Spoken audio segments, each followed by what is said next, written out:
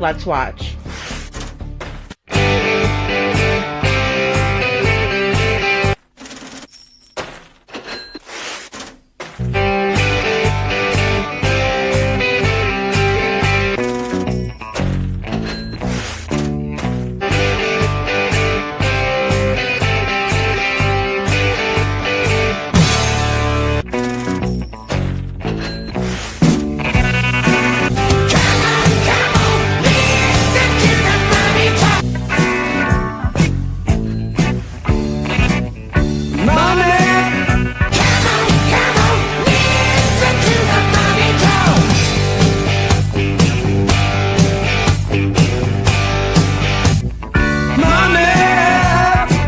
Don't get me back to good bullshit.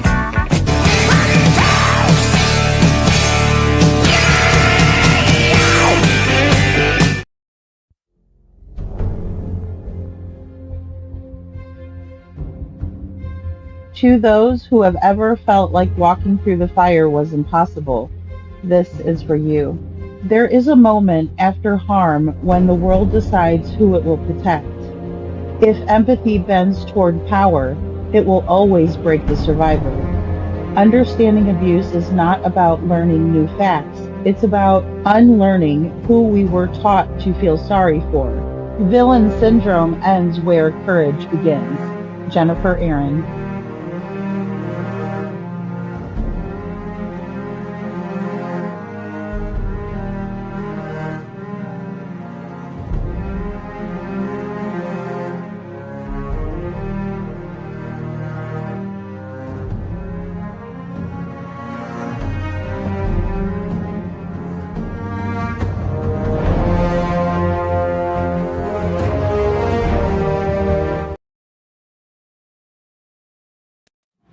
Hello, everyone, and welcome back to my channel. This is Lady Freedom here, coming at you with another raw narrative.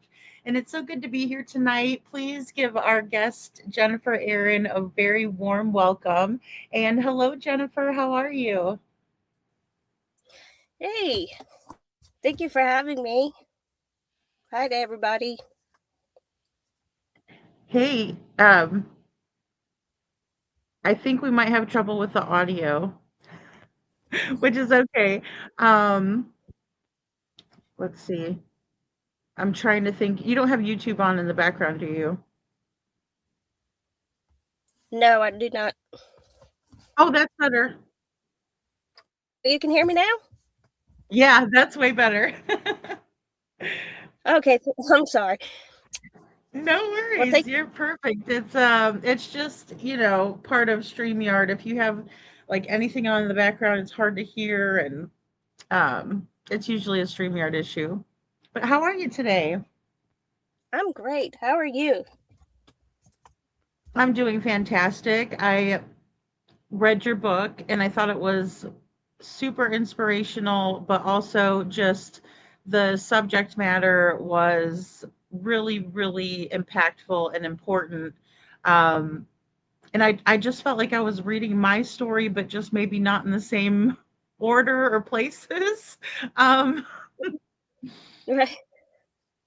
so yeah, I just want to thank you for writing that because it really means the world to me, and I think anybody that reads it, it's gonna mean the world to them.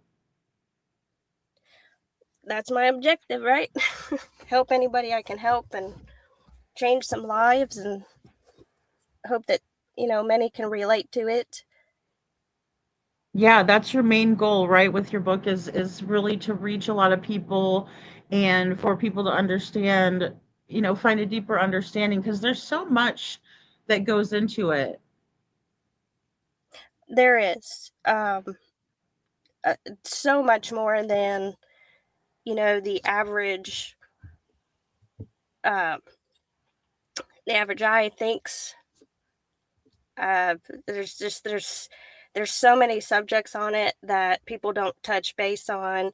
There's just a lot that goes into it. That's Yeah, never and the healing process is what really brings you to that kind of clarity that you're at, I think. Yeah, healing. Yeah, and it's a process, and there's a lot that goes on in life in general. Like that's what I liked about your book was getting to know you through the book, just learning about and seeing the pictures. So Jennifer has pictures in the book of, herself when she's younger with her family, which is very near and dear to me, and I did find that really endearing. The biggest person who stood out to me was your grandfather. So I wanted to ask you to just tell us about your grandfather, and I understand he was a private investigator. Yeah, so he was a strong-willed man, my hero. He wasn't just a man of integrity, he was a man of emotional intelligence. I really feel like he made me the person that I am today. Um, he was a command sergeant major in Army intelligence, and then he retired from that after 30 plus years, and he went in to be a private investigator with his own firm, and retired with that when he was probably about 80 some years old. So he was my hero.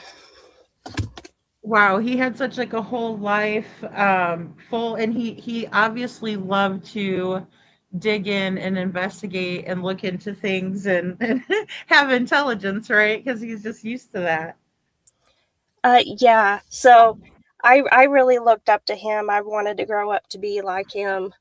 Growing up as a little girl, and even through my teenage years, I was like his shadow, and I was always at work with him, or he was always giving me advice. And so, me seeing that growing up, that made me want to become a private investigator as well, and to help people, um, and change lives like he did. Yeah, you get to see it firsthand how he was changing people's ways of thinking because hope is a big factor in that. And I think when you can witness, a family getting, closure, whatever that looks like, justice. But you said the cases, justice, discipline about the way the world really was. Um, and you said that he would cover it with steadiness and integrity. And I thought that that was like a really beautiful sentiment. Yeah, he wasn't somebody to ever raise his voice when you did something wrong. It was always with love, lessons with love.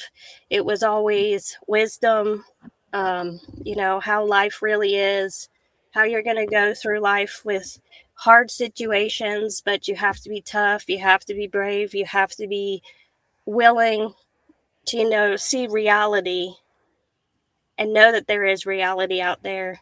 And sometimes life might get a little bit rough. Oh, it does. Yeah, because I don't think anybody doesn't go through a hardship. So a lot of times I think that's what connects people if even if they haven't gone through the exact same hardship, in life. Um, Hmm. Another awesome quote that I found from the beginning of your book was that you said that your grandfather was a real man, not loud in ego, but loud in example. And that really stuck with me too. So I thought that was something I just wanted to ask you about as well. Yeah, my grandfather was, you know, we live in a society where I think men aren't really men anymore. Like, I don't want to say Mhm. all men, but a majority of men aren't how they used to be. And my Right. grandfather, he was an amazing father. He was an amazing husband. He was an amazing father to my dad and my aunt. He was just an overall really good man. Full of integrity. He was very moral. Um, Made sure that he raised me on that moral propriety. Um, just overall, he was just a true man in my eyes. And I kind of went through life putting every man on that pedestal. you know, Yeah. Tough act to follow, right? it is, yeah. And I wish everybody had another grandfather like that, or a father like him. because the world would be just a beautiful, perfect place if they did. Yeah, exactly. Well, and I mean, it's just like you were saying in your book, it's not something that skips around like to social class or to people who are, in a good home versus come from a good home versus, a horrible home. Like, if, because people would think, and I'm sure statistically speaking, more people do, but not everyone. And it's not, it doesn't discriminate, I guess is what I'm trying to say. Yeah, I think a lot of people perceive that people who go through abuse of any type, that they must come from a bad background or a bad childhood. And yes, a lot of people do, but not everybody. And I was one of those that fortunately grew up in a really loving home that was stable and just beautiful. There was no dysfunction. So abuse doesn't, you know, it doesn't have a demographic. No, it doesn't. And I think a lot of times we try to blame ourselves for that, or we'll get into more of the conversation later. But as we talk about the villain syndrome, it does make it easier for people to kind of side with or something because they don't want to think that they did anything wrong. Like your parents might think, oh gosh, what do we do that she would get involved with someone like that, or there's just a lot of guilt and shame involved in it. There is. And I don't know why.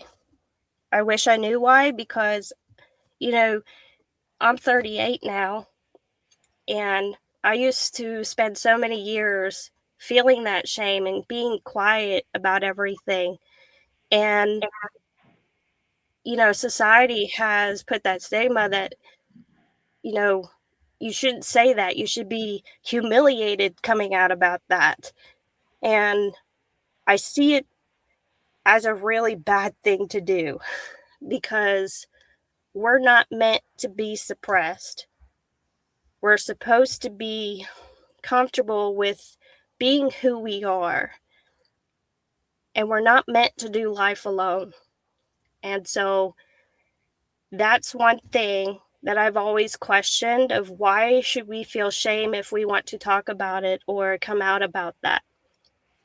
And I just hope like my book touches lives and proves to people that you should not be shamed and you should just speak out if that's what you feel you need to do, because it's a testimony and it can help so many lives and change so many lives, because so many people who go through these things, they spend their lifetime being silent and suppressed from coming out about that, and a lot of people don't come out of it alive.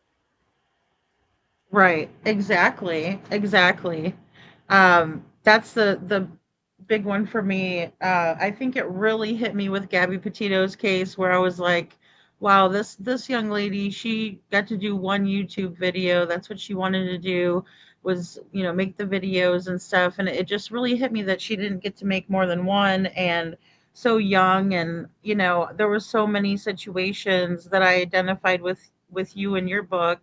And I just thought to myself, oh my gosh, I've been through so many instances where I shouldn't be here, but I am. And so finding my purpose was a big deal for me as well, going on that journey, if you want to call it that. Yeah, and it's funny that you bring up Gabby Petito because I was thinking about that earlier. Um, I related to a lot. When that first came out, um, and I saw those videos, I just remember going, "Wow, there were a lot of red flags in that one video where she's in the vehicle with him." And I'm like, "This girl needs help." There, Yeah. I think there was some injustice in that case as well. You know, Oh, our most definitely. our law enforcement and stuff, they need to be trained more of, the behaviors that abuse people, hide, like certain emotions and certain words and demeanors. Oh, absolutely. It's like you said too about, being really great, like it frightened you to be so good at, hiding your pain in plain sight. And I think those are things like accommodations that we don't even realize we're making at the time, but we are, because it's just like a reaction, and you're just trying to survive the situation. So, um, Yeah, yeah. I think there's fear too. If you like Gabby per se, I could tell she was absolutely terrified in that moment to even speak what was actually really transpiring. Oh, And a lot of definitely. us, yeah, a lot of us who have been abused, we will, I don't want to say lie about the truth of what's going on, but we're so terrified that if we say a certain thing, our abuser might actually do worse. Oh yeah, if they find out about it. And I think too, she definitely was taking the blame, and I think that's a big red flag too, even though you can't always go off of that, but a lot of times, the one that's being abused is going to take the blame for it Yeah, because, well, there's a couple reasons, but yeah. absolutely. Yeah. Yeah. That's like the biggest red flag to me is when a woman or a man, cuz like I don't want to sit here and say that men don't get abused because they absolutely do. Um Right. Statistically Yeah. women are more in domestic violence than men, but she just had every red flag that I could see that she was just absolutely terrified to say what was actually transpiring, and then she took the blame for it, I think, you know? Oh yeah, big time. I mean, and he was also so jovial, and it surprised me that the police did not pick up on that. When she mama says that it really ticked her off so bad when she went to jail and he got free hotel room, and because she didn't want to stay by herself. So they might as well have sent her to jail. But they let her take her van, and then but she was scared to death, and they ended up meeting up later that night. Obviously, Jennifer, you probably expected that plot twist that not a lot of people would understand, but like I understand that they ended up back together that very night. Yeah, I think a lot of people do kind of know that, women and men tend to go back and forth. One minute they're together, the next they're not, the next they're making up, and that's typical. Yeah, That's absolutely. there's many reasons why people do that, but, yeah, she definitely had all the signs of abuse, in my opinion, and Yeah, he she he did. just seemed like he was making up, story after story. It was so typical. Yeah, I can't believe they let him get away when he was being watched at the house. Like there was a lot of things that the police, like in multiple areas and jurisdictions, dropped the ball on. Unfortunately, you wouldn't expect that, but they were supposed to be Like, watching him, and they let yeah, him get away. even his parents, that fathomed me. I was just like, law enforcement should be looking at his parents, because they acted all Yeah. fishy like they're hiding him. And oh yeah, Oh, definitely. isn't Dog the bounty hunter who found some things or something? He went out searching for him. Yeah, he went and banged on the laundry's door, which I can't lie. I wanted him to do that with Chris and Katie Proudfoot too, and I thought he might, I Yeah, but me he too. didn't. I have to be honest, I thought that was gonna happen too. I was sitting there watching actually an episode and I was like, "Come on. We gotta get this going. You gotta do that. You gotta do that." Yeah, Yeah. I was expecting it at first. It's like, is he gonna knock? You know, but then he didn't. I was envisioning, Dog and the Bounty Hunter and his crew, just slamming Chris down to the ground. Okay, I should probably watch what I'm saying with this, but So does Chris trigger you? Because I know he does me, and I know a lot of the audience. I know they would what they would say. I probably should do a poll, but I think Chris is very triggering, and he reminds me. And I hate to say this, but of my ex-husband a lot, and so that personality is just spot on. Not if you looked at the two of them, it wouldn't be anything based on looks. It would just be their attitude, their personality. But is he a trigger for you with what you've gone through? yeah, um, there's a lot in both of those two that have bugged me since the very beginning of it happening. I'm only Yeah. probably about 3 miles where poor Sebastian went missing, and I remember the helicopters like day and night hovering over my house, and I was just laying in bed, just mortified. And I just remember like the news breaking that day, and Mhm. I just something in like inside of me was just like this is something is up with the mom and the stepdad. I never ever ever and I never ever will believe that Seth had anything to do with any of it. I Yeah, just I know just can't see it know in either. my I know it in my heart. Um, I just for me, I don't understand because 'cause I'm a mom myself, and the things that I have gone through in life, how a mother can sit and be so calm and laugh. It Oh, I just would be a mess. I'd be a mess, Jennifer. They probably have to put me in jail myself. I mean, he handles it so well. He really does. yeah, I sit and I just the strength of Seth is inspiring in a sense because I don't know how I get through if that were my one of my children. I'd probably be in a hospital. You wouldn't be able to get me to eat, sleep. I probably wouldn't even Well, be able to. and that's why, like with Katie, I wondered if she was taking medications or something like that. And that's why she was acting weird, but she was acting very strange from the beginning, but I was also always wondering about her if she was being, you know, treated well by Chris. And we kind of found out no, that, you know, they weren't. So no, his parents did not Still, drive him. still Mm-mm. though, it's your child. That's your child. Like you bared that child for 9 months. You you should have some sort of emotion, even if like Chris were treating her a certain way. Yeah. She's just she has no emotion whatsoever for me to even sit and trust her.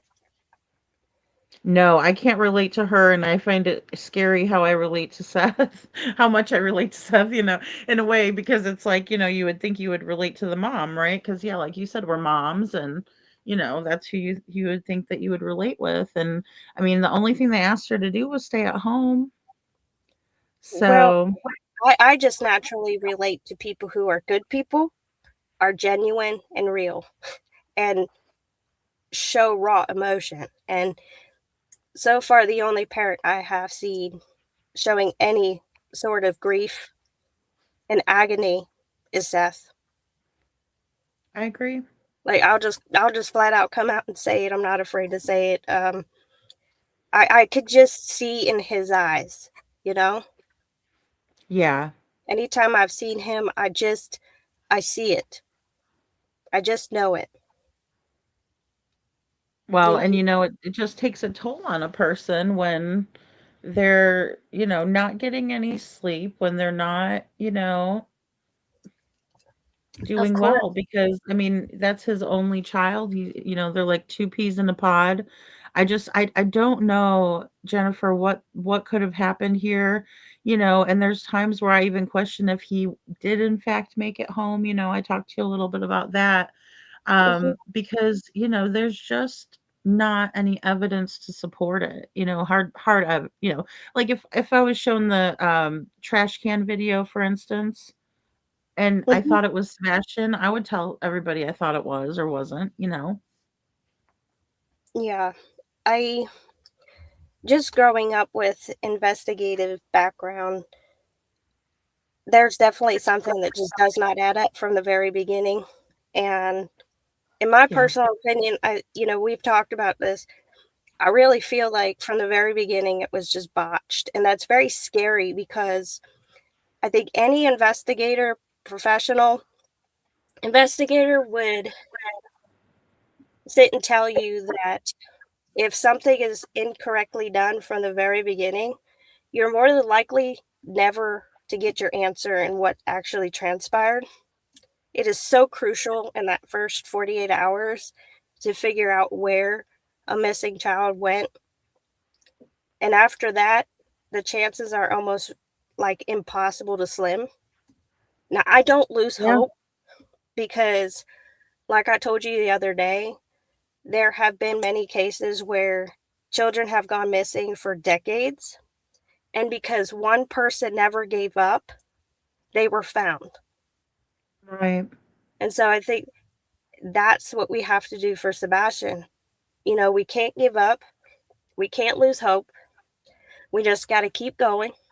We got to keep helping every way possible that we can, looking at Yeah. every angle. And I really, like I told you the other day, I feel like we have to go from the very beginning. We have to start from scratch and figure out A to B. Yeah, and I mean that's why I think it's so important with the CPS stuff because that was going on since the fall of 2022, and that's right about when they moved into the neighborhood, and something definitely shifted. I'm not saying it was all peachy keen before that because I don't think it was. I mean, all that happened with Sebastian in California and Katie and Seth's divorce and stuff, but I think that period is super important to look at. And, there was a lot that happened in the month before he even went missing that we were kind of late to find out about. Understandably so, but Well, I think that CPS needs abolished and there needs to be a new system in line. I have a yeah, really, really bad relationship with trusting CPS.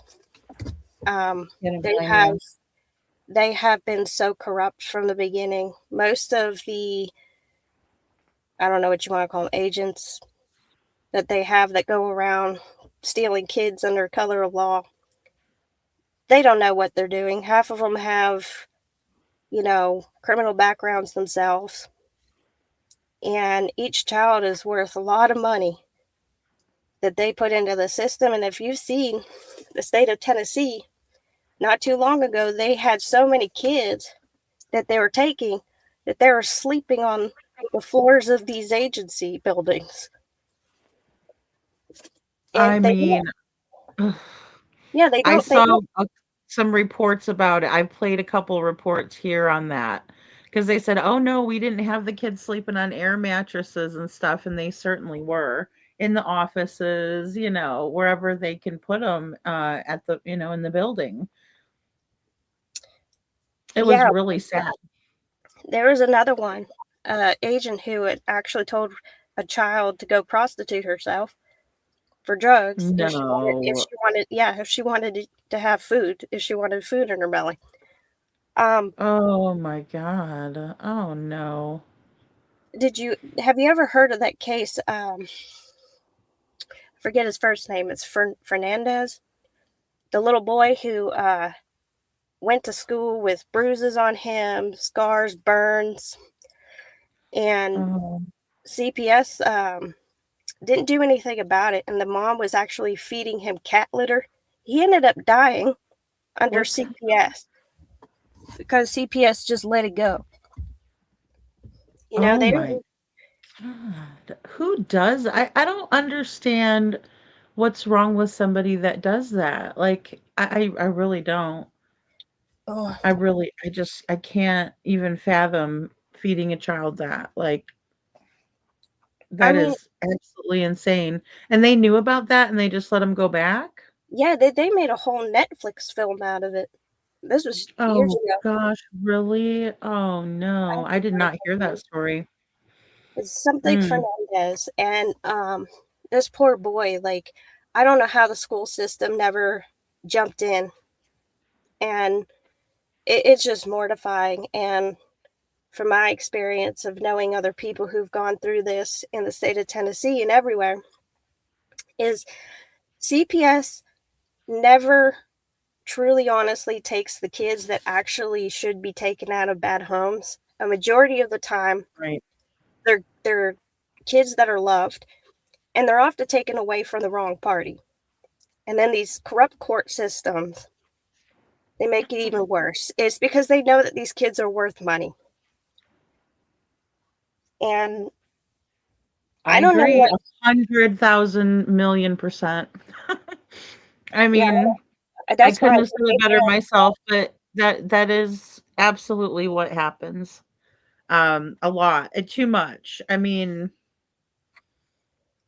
far too Is much. that is this question for me by Valley Gal 85 that how do you feel about the Yeah, DA? yep, I didn't know Well, if you could see it. yeah, I'm sorry. I haven't been looking at the comments No, it's until now. okay, I I'm was so just sorry, talking. everybody. Um, No worries, no worries. how do you feel about the DA, sheriff, and or all the others in charge being at the house day one? Uh, yeah. Um, well, I here's the thing about me. I don't trust any government system to begin with. So I certainly don't trust the DA, and I didn't trust the DA that was originally on the case. Sheriff Craddock, don't get me started. Uh, Yeah. as a I think he's not survivor a fan with myself, the ladies because of his comment, which, I mean, it's hard to get over it. For me it is anyway. I just don't. well, I'm just gonna come out and say it, and if I get beef for it, that's okay. I'm an honest person. I don't hide. The whole rape is a snuggle struggle. Me as a survivor, that's the probably the most offensive thing that you could ever hear from somebody.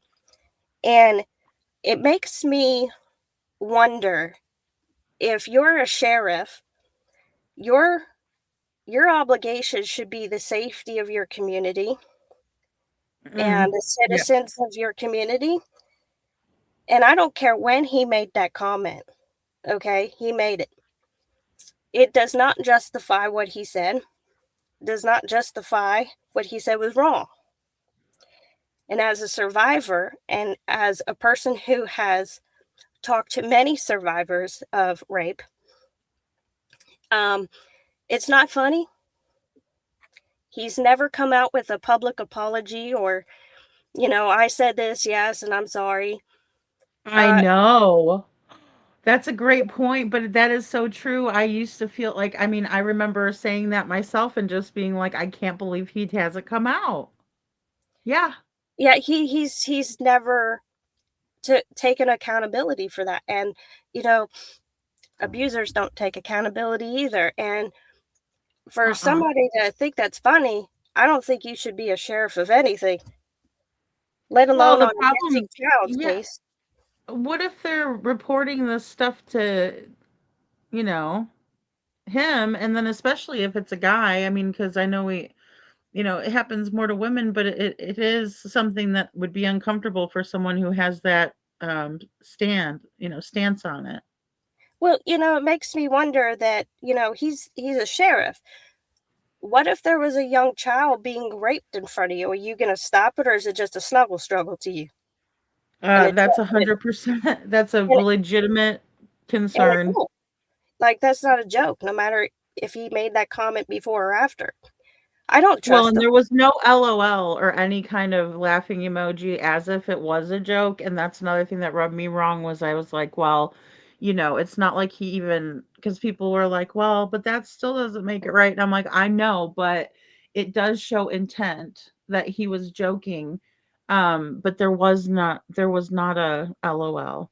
or a, laughing emoji. It doesn't matter what the context was. It's not an okay thing to say, and especially if you're a sheriff or if you were, you made the comment before you became sheriff. Don't go apply for a job to be a sheriff if you think that rape is just a joke. Because Oh my goodness. I sure as heck Yeah, don't trust anybody, let alone being on a case with a child missing. And he just right. keeps proving that he just doesn't care. And my question is, why don't you care? Yeah, I know.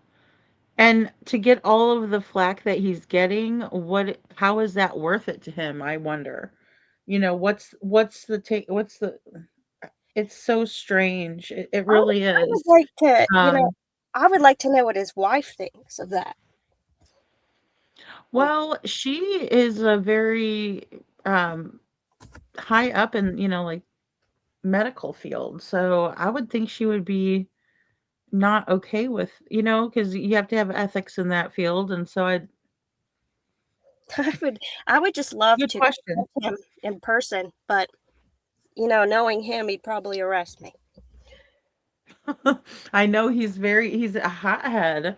He goes for, because you could tell he's very like chill and mellow when he was being interviewed by the channel here with the Republican Freedom Caucus, and Oh, he was like super relatable and nice. Like if I had known him like that, I would have thought that he was a nice guy, what a good sheriff for such a nice area. But then knowing him how he is in Sebastian's case, it's like night and day. well, I attended the local meeting when he was asking for a raise. I was there for two other things that were that was on the agenda, and I see him, and he's shaking hands with all these local politicians and high up, powerful people, if you want to call them. And Mhm. I'm Yeah. sitting there like, don't you even dare come over and shake my hand because I won't shake it. I won't even look you in the eye. That's how disgusted I am. So, if that explains anything, and if he wants to Yeah. come after me. It's okay. Well, I mean, I don't blame you. I share the same level. I mean, because I wouldn't have driven all the way there to, do the demonstration. And anytime I'd second guess why I was doing it, it just something would come along to solidify why, and Seth needs people to search. I was talking to Jennings today, and you know, we need people to come out and search and look for Sebastian still. Yeah. It's just a must. We have to. We really Yeah. do have to. Yeah. I mean, we need to do more than searching. We can't lose the army. You Yeah, know, that too. people have got to stick with this. I know that sometimes, it's been 2 years or whatever, and some people might just get discouraged or let down, but you can't, you know. I think when you give up like that, you're saying, I give up on Sebastian. I give up on Seth, and you can't do it because they need people. They need a community, and they need people to still believe and hold on to that hope. Because without hope, you have nothing, and then you're just you're you're letting Sebastian down. Oh, absolutely. And I would be worried if I had young kids in the area that they wouldn't do the same, to the I mean, because what makes Sebastian different than any other kid out there? I mean, I think they did. I think you're right. They did botch the investigation.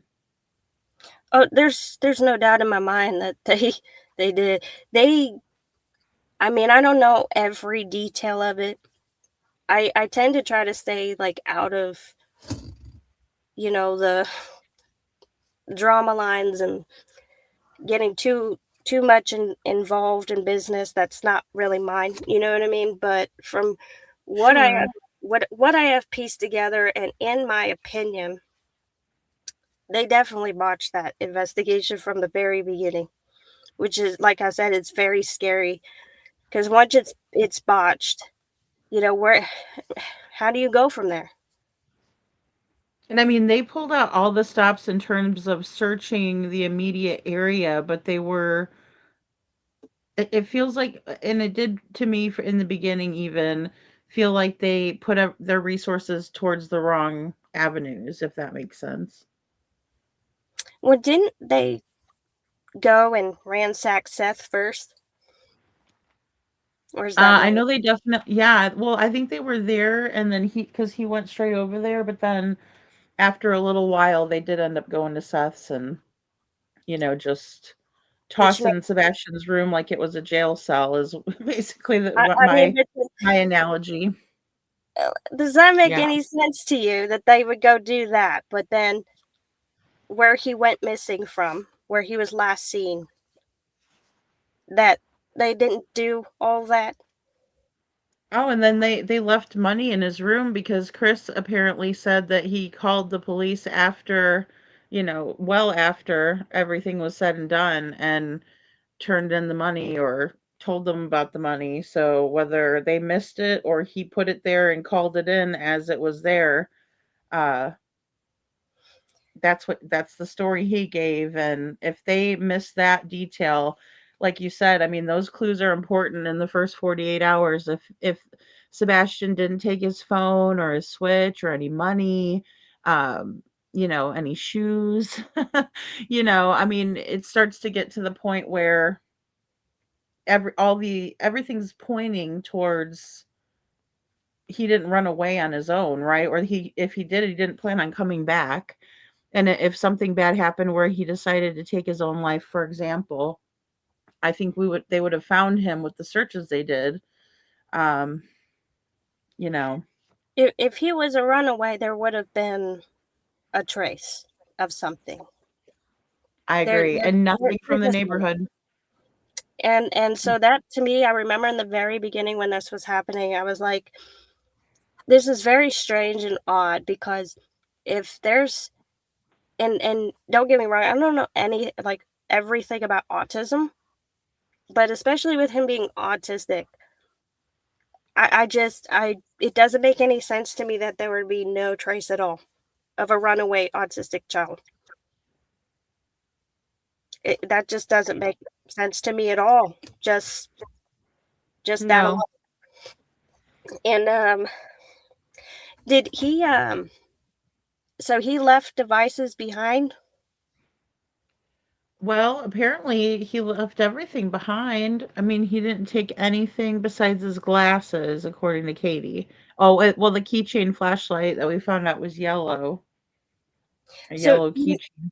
you know what that reminds me of? It's kind of scary. Is the Watts case?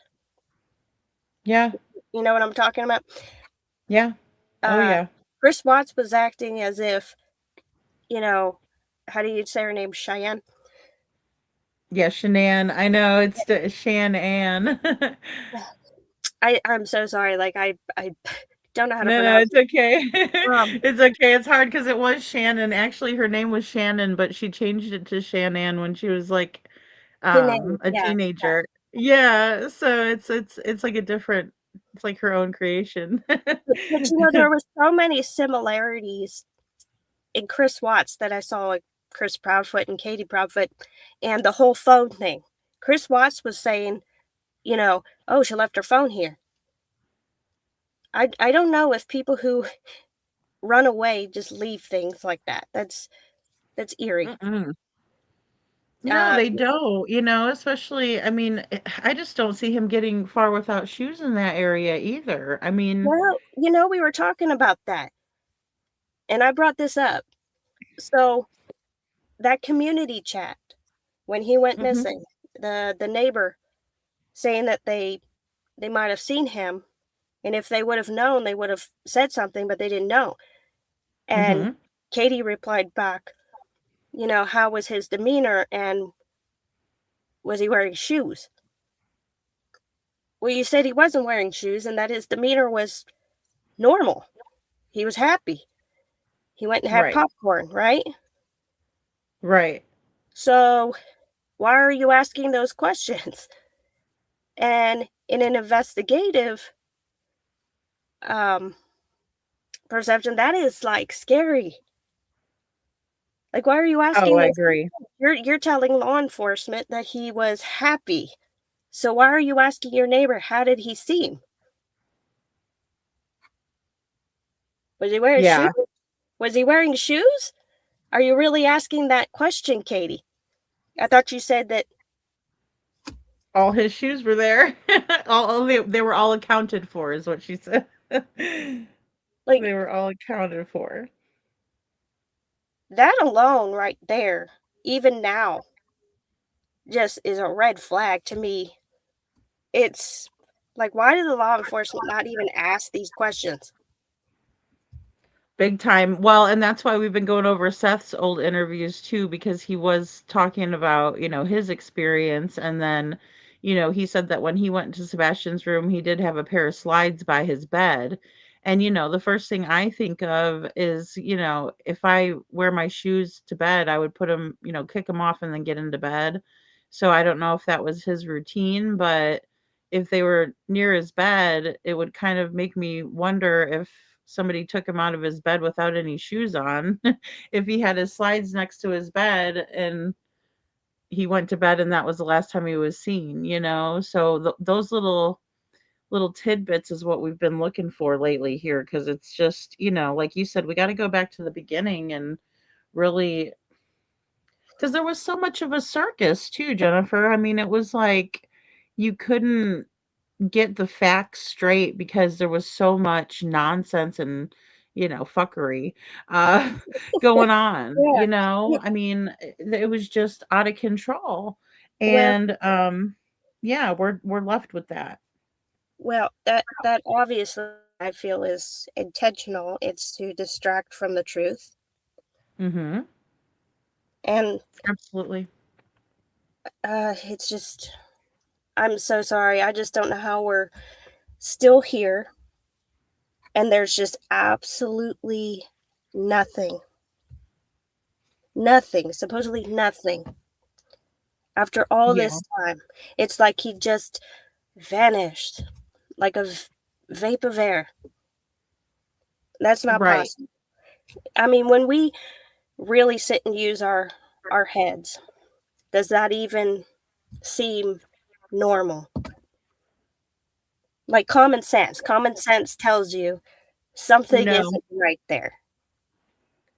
So my And question, I've told the story, to a lot of people, and I really have, and I just told them, the facts of the case. I didn't share any of my opinions, how I felt about anybody, and they're always like, "Oh, well, what about the parents? It sounds like the parents have something to do with it." Everybody. I mean, it's like it's mhm, mind-boggling. The only people literally that don't believe that are the internet trolls. yeah, I I just the whole thing is so, I've been so frustrated sometimes because I want to say common sense tells me there's something there, but we're just missing it. A majority of the Yeah, time, reality is just right there in front of your face, but you can't see it. And what is that? What is that something? Because there's an answer out there somewhere. I But what agree. is the answer and how do we get the answer? How do we find Sebastian? Yeah, it's hard to know where to look. It's hard to know where to start looking. Like I said, I feel like you just have to go back to the very beginning. Start over if you can. And Yeah, then, I've been collecting a lot of data for it, just kind of putting everything together. And I have a good friend that's been looking for me too for a little different, like you were talking about with the shoes. I mean that those posts and things from Katie, those are the things that we need because there's always going to be some little leakage type, situation going on, or where they're telling the truth, half truths, and we need to figure out what's the truth. That's what's so hard about this. Um, they've said so much, and even, you know, when Katie didn't think it was gonna get out, the way that she was talking to Heather Cohen, which I'm not a fan of Heather Cohen, but she was the PI at the time, and you know, um, but and I was a fan of her at one point, but I didn't like the way that she handled the case here. But I don't think Katie thought that was going to get out, and the way that she was acting was really showing her true colors and talking about how Sebastian might be in a basement somewhere, and then she also mentions the dark web. There's a lot of strange things that woman has said. She has said a lot of, yes, and then the Texas Roadhouse video for me is huge, even if no one else is involved besides Katie, but just the fact that she was trying to tell us all that they had a great day, that they were laughing and joking and carrying on and, just on their merry little way. And then we look at the video and then it's anything but. Yeah, there's just red flag after red flag and lie after lie. And you know, I went to school to be a private investigator. I had to reach a certain, score to earn my diploma. And there's just too many lies from the very beginning out of her mouth and Chris's mouth. And I know they're probably listening to this. I don't care. They are, if not on the replay. If they I find anything good they want to somebody tells them to go listen. just why are you lying? Well, then if they want, can you just tell me why you're lying? Like, why are you, from the very beginning, why are you lying? That's my question. Yeah, I Why agree. lie? I mean, I think it's a legitimate question because they have lied the whole time.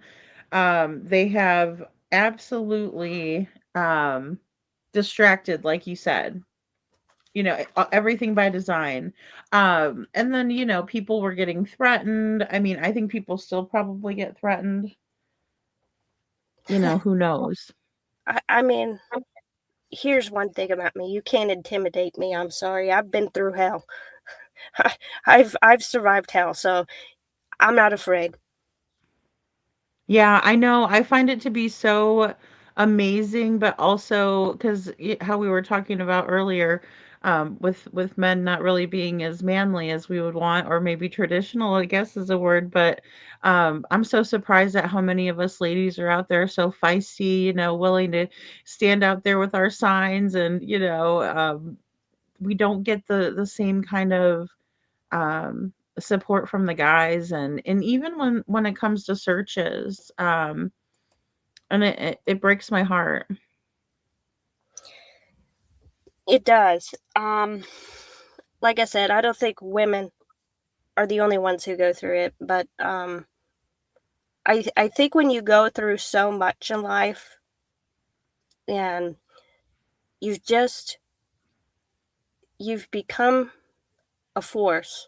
It's made you stronger, and it makes you really not afraid of anything at all after a while, you know? Yeah, yeah. So you're not afraid to say what you want to say, you're not afraid to do what you want to do. And that was hard for me too, the assertiveness, because I would go from zero to bitch really fast, and I'd be like, whoa, I don't need to do that, right? I could be nicer. But I didn't know how to, like, I went from, not taking shit from anyone to taking shit from everyone, and so it was just funny because but and that's why I want to get into more of these elements in your book too, because it's important. But yeah, you're right. Once you've gone through such something, so great like that, it changes your perspective completely. Yeah, it hardens you, but like not in a bad way. You know what I mean? I mean, don't get me wrong, some people get hardened in the wrong way and don't make it out alive. They don't they don't know how to harden their heart in a good way, you know. But there are so many women and men who take that pain and they harden with truth and integrity, and they don't want to see other people go through it. So they find their voice, they find their strength, and it inspires them to be a force. Yeah, it does. It really does. It has inspired me a lot. And like I told you, I was so happy to have you because it's a great big part of what I've always wanted to do on the channel and a good passion of mine that I want to continue on with because I think it's just not talked about enough and it's also so taboo, but you know, there's a lot of shame associated and yeah. Yeah, like why should we feel shame about that? Like, do you feel shame? Do you know why you should feel shamed? You know, I did, but I don't anymore, but I did at first. And I think one of the things that made me feel really shameful was that, you know, I put up with it for so long. Um, that was one of the things. And then also once I started realizing that all of w- um, you know, Walter's behaviors were textbook. I kind of felt stupid because I was like, wow, how did I not see it? But when you love somebody, it's easy to accept some of Yeah. the behaviors like you were saying. I mean, and like I really want to get into a lot of um those situations. Like you said, I loved deeply, forgave too easily, and gave the best parts of my heart to people who were not worthy of it. And that really resonated with me too. I wrote it down. Um, so yeah. Yeah. Um, I think it's partially because the abuser or a narcissistic person feeds off of that vulnerability. So Mhm. they know how to manipulate that and make you feel bad and make you feel like the problem and make you feel bad that you're not strong enough to let go yet. But they feed off of that. They know that they could take that weakness and vulnerability and do what they want with it. And they think they have this control over you that you're never going to see reality because they make you blocked from reality. Because what a lot of people don't understand is there's so many different types of abuse. Mhm. I often feel like people jump to when they hear the word abuse, they think like physical abuse and sexual abuse, right? And I don't know if I'm allowed to say that, um It's all right. They won't have too much of a cow, I don't think. but they don't focus enough on psychological abuse, um, and emotional abuse and the effects that it can have on people psychologically. It can damage the brain just as much as, you know, a veteran can get PTSD from war.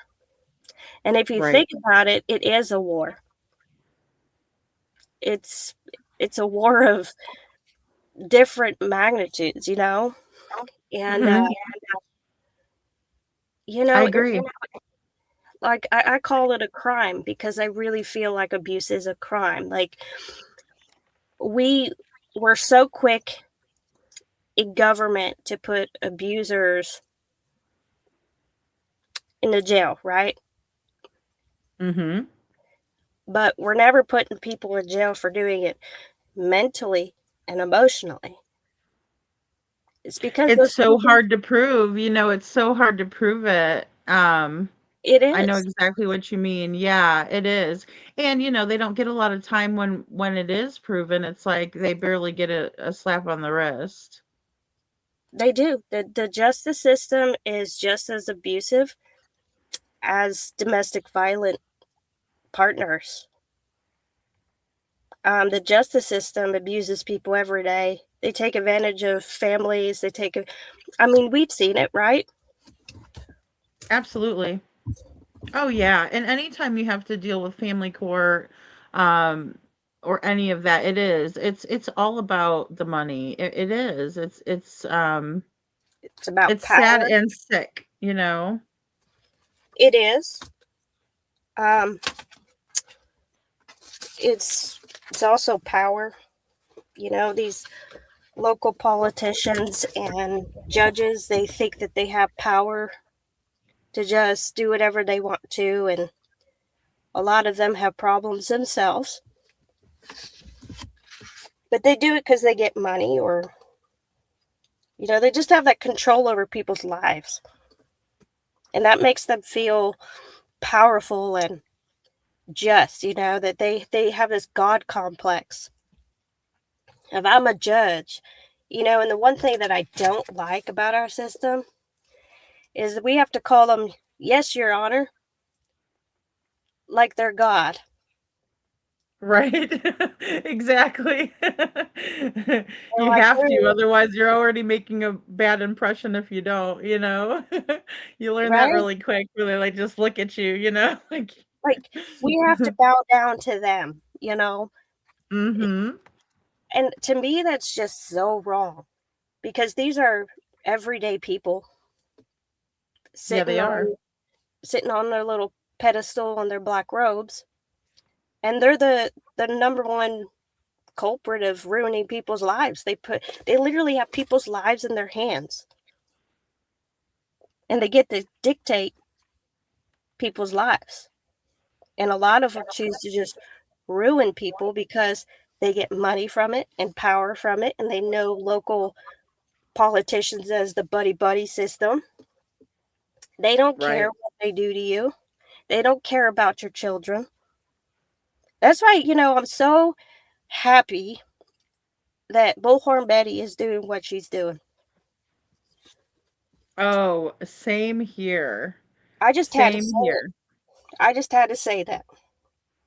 I've been wanting her to do that for so long.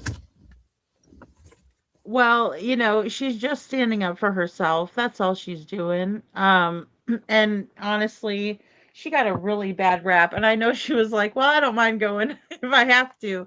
But, it just shows her dedication. You know, and with the gathering, it was just, we could really see her in action, for what she does and how she puts things on and gathers people together. And yeah, it was really nice to see all that. It is, and I wish the best for her. I really do.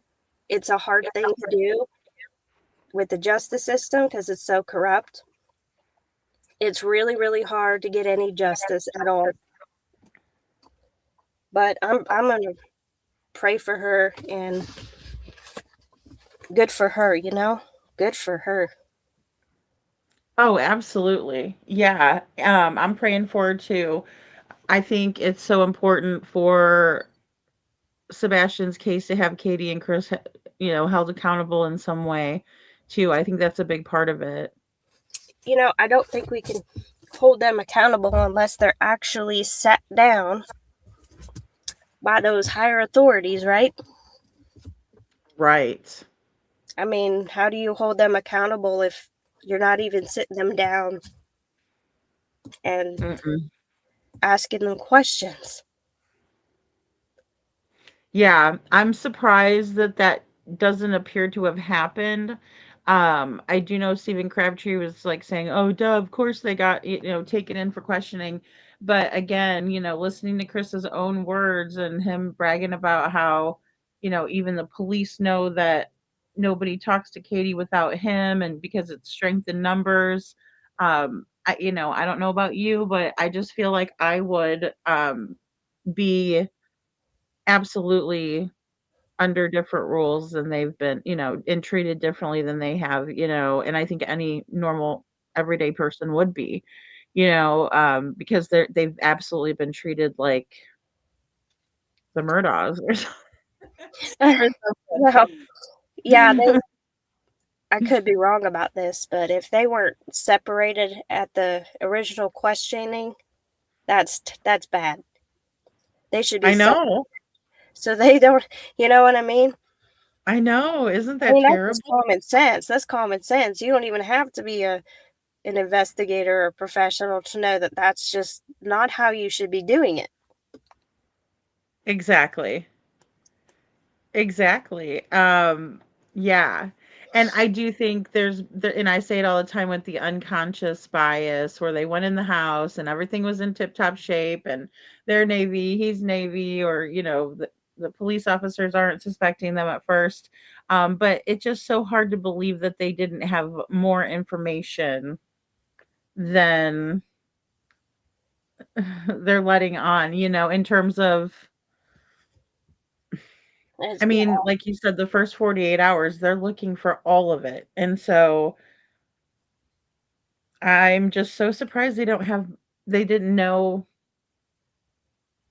and because, yeah, I mean, if there's no camera footage of Sebastian leaving the neighborhood on his own, then you would have to just back up and say, okay, well, then how did he leave? And if you still don't have any information, then he must not have made it home, would just be the logical next conclusion. I mean, and I'm a regular person. That's the way my brain works.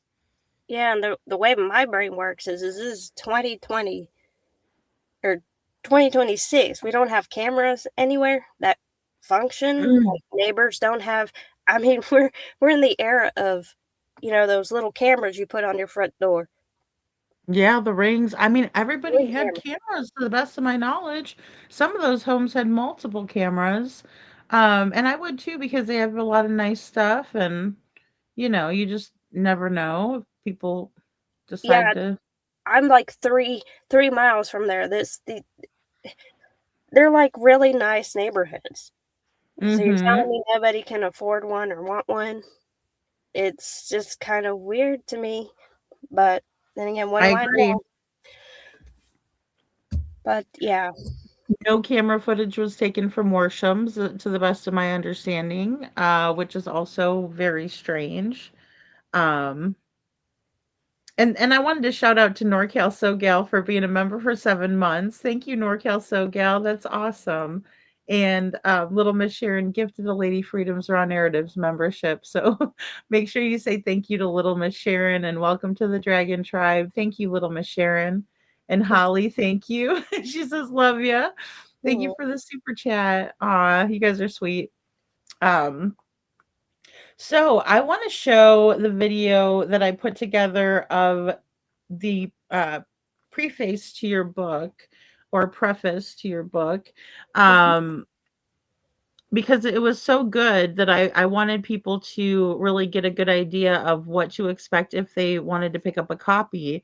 And so I wanted to do that, and then I've picked a couple of excerpts that I wanted to go over with you, that I just found to be really brilliant or that resonated with me. Mhm. Um, and that kind of paint the picture for the story. But really quick first, do you just kind of want to tell me a little bit about like just yourself, like, or tell us, because I know from reading the book, but like, do you want to do like a little brief summary on yourself, like a back history, and then I'll play that video. Sure. So I'm a mom first and foremost to three beautiful children.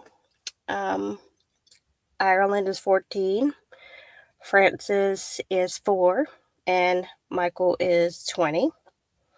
And that's the best decision I ever had made in my life, the most beautiful gift that ever came out of anything. Um, I'm a Christian.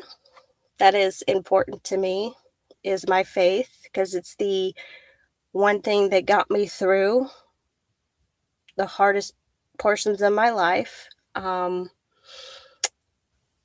So, I mean, I'm not a very interesting person here, lady.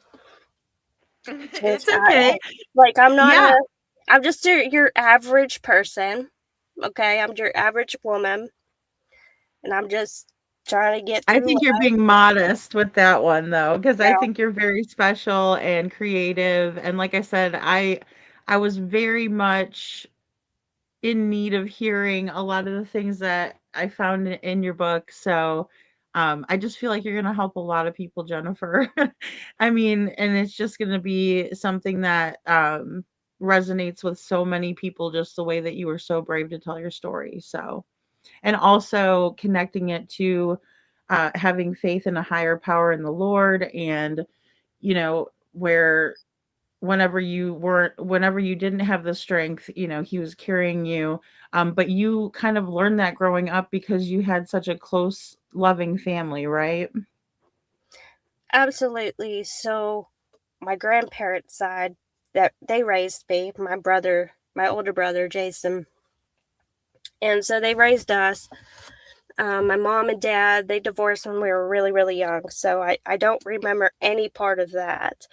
But growing up, there was never this dysfunction between, you know, fighting between who gets to see dad and who gets to see mom. My grandparents were like the stability, right? But, I would go see my father on Saturdays after church and stay the night. And then Sunday, it was catechism at like 6 o'clock. And then Friday nights was with my mom. So, and my grandparents weren't that type that was like, you can't have Jen and Jason this day or that day. We were allowed to see both parents whenever. There was no fighting, there was no dysfunction.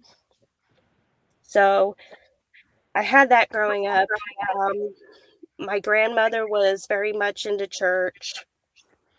So I grew up in the church, the Catholic Church, may I say. I'm not Catholic anymore. I'm just non-denominational. I'm just a Christian. I believe in God, and my relationship with God is special. Um, Oh but gosh, very much so. I could tell in the book that was another thing that was just very, very special that, came through, and the way that you incorporated scripture, because I think that also helps when you have, again, just a higher power in general. But because I'm a Christian too, or consider myself to be a Christian, and also Catholic, but because I grew up that way, so I'm familiar with catechism and all that. um mhm, but it's different. It's like, when you're younger, you have to go, you have to yeah, you have to do all of those things, right? But then as you get older, you realize the importance of it, going through life, and realizing that you can't do it alone, you know. no, and you're not meant to. Um, Right, yeah, exactly. there were good things about the Catholic Church that I take to heart, but other than that, when I was little, I hated it. I, you know, you'd hear the priest doing his singing thing. I don't know what it is, what you call it, but it would creep me out. Right, it is kind of It creeped scary. me out. Yeah, it'd give me nightmares. Just you know, I don't know what they call it, but it sounds like cult music or something. I don't know, but Yeah, I then know what you mean. they take that thing and walk down the aisle with the smoke coming out of it, and I'm like, what is this? What is this? Yes. But Yeah, uh, I was an altar server too, so it's very strange, like the whole rituals of everything. It's very ritualistic for sure. yeah, I mean, not to down people who are Catholic. Whatever, that's your thing. But I'm just a Christian. I love God. I've met God many times, and I have a relationship with Him. I try to do the best I can to live out of my Bible and just be a good person and be there for others and help others because I feel like that's your job. That's your duty. We're not here for ourselves. So I agree. I think we all have a gift too, that God gave us all something to contribute to the greater good. And, I think it's really important. But yeah, I thought that that was a great part of your book. And then also when you were younger, you had caught, kind of an infection that kind of made you more resilient also. And that's going to kind of come into play. Do you want to share a little bit about that? Yeah, so I was about 7 years old and I got really sick. Um, at first, they thought it was a urinary infection. And of course, when you're like 7 years old and things are happening to your body, they're kind of embarrassing. You kind of just wait on that and don't tell anybody what's going on because you're scared. Well, I waited a little Oh too yeah. long. And, I was at my dad's. I was visiting my dad, and I just started to have a fever.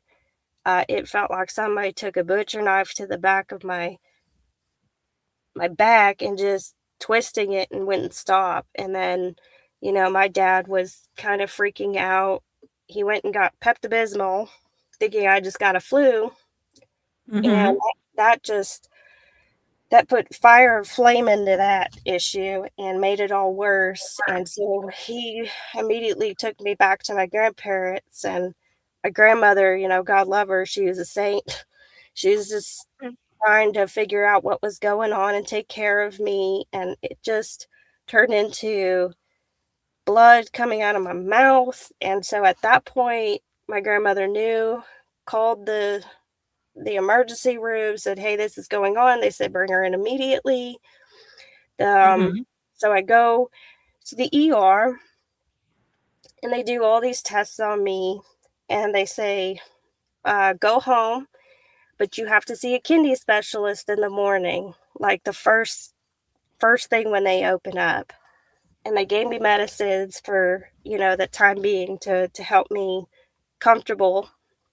And Mhm. so next day I go to my kidney specialist and like I'll never forget it. Like you think that I don't remember it being so young, I will never forget the fear inside of me. Um the doctor said I had a 50-50 chance of surviving because it was sepsis and it was killing my kidney. It sent me into stage 4 renal failure. Oh my And that I goodness. needed to get in there as soon as possible to remove that kidney in order to survive because what would happen is the infection would continue to go and shut down all of my organs and kill me, essentially. So she said, My. if you get in there right away, it looks good. But if we wait on this too long, there might not be a chance. And so hearing that as a child is not what you want to hear. But thank God I had my faith. Thank God I believed in Jesus because I think that's what kept me stable and being able to cope at such a young age of hearing that. And also the strength of my grandparents, the love that they had for me, the faith that they had, the prayers, it just calmed me. Yes, I was scared, but it calmed me. And I just remember walking back to get prepped for surgery, and I was terrified. And I knew that my grandmother couldn't come back with me. My grandmother was like my angel. And I know it Mhm. was killing her inside just as much as me, but she was so calm and so collective that it really, really helped me. And so I went back and I remember all these doctors and surgeons coming in to talk to me, try to calm me down, try to promise me everything was going to be okay. Um, for Yeah, that's scary. it is, it's very scary.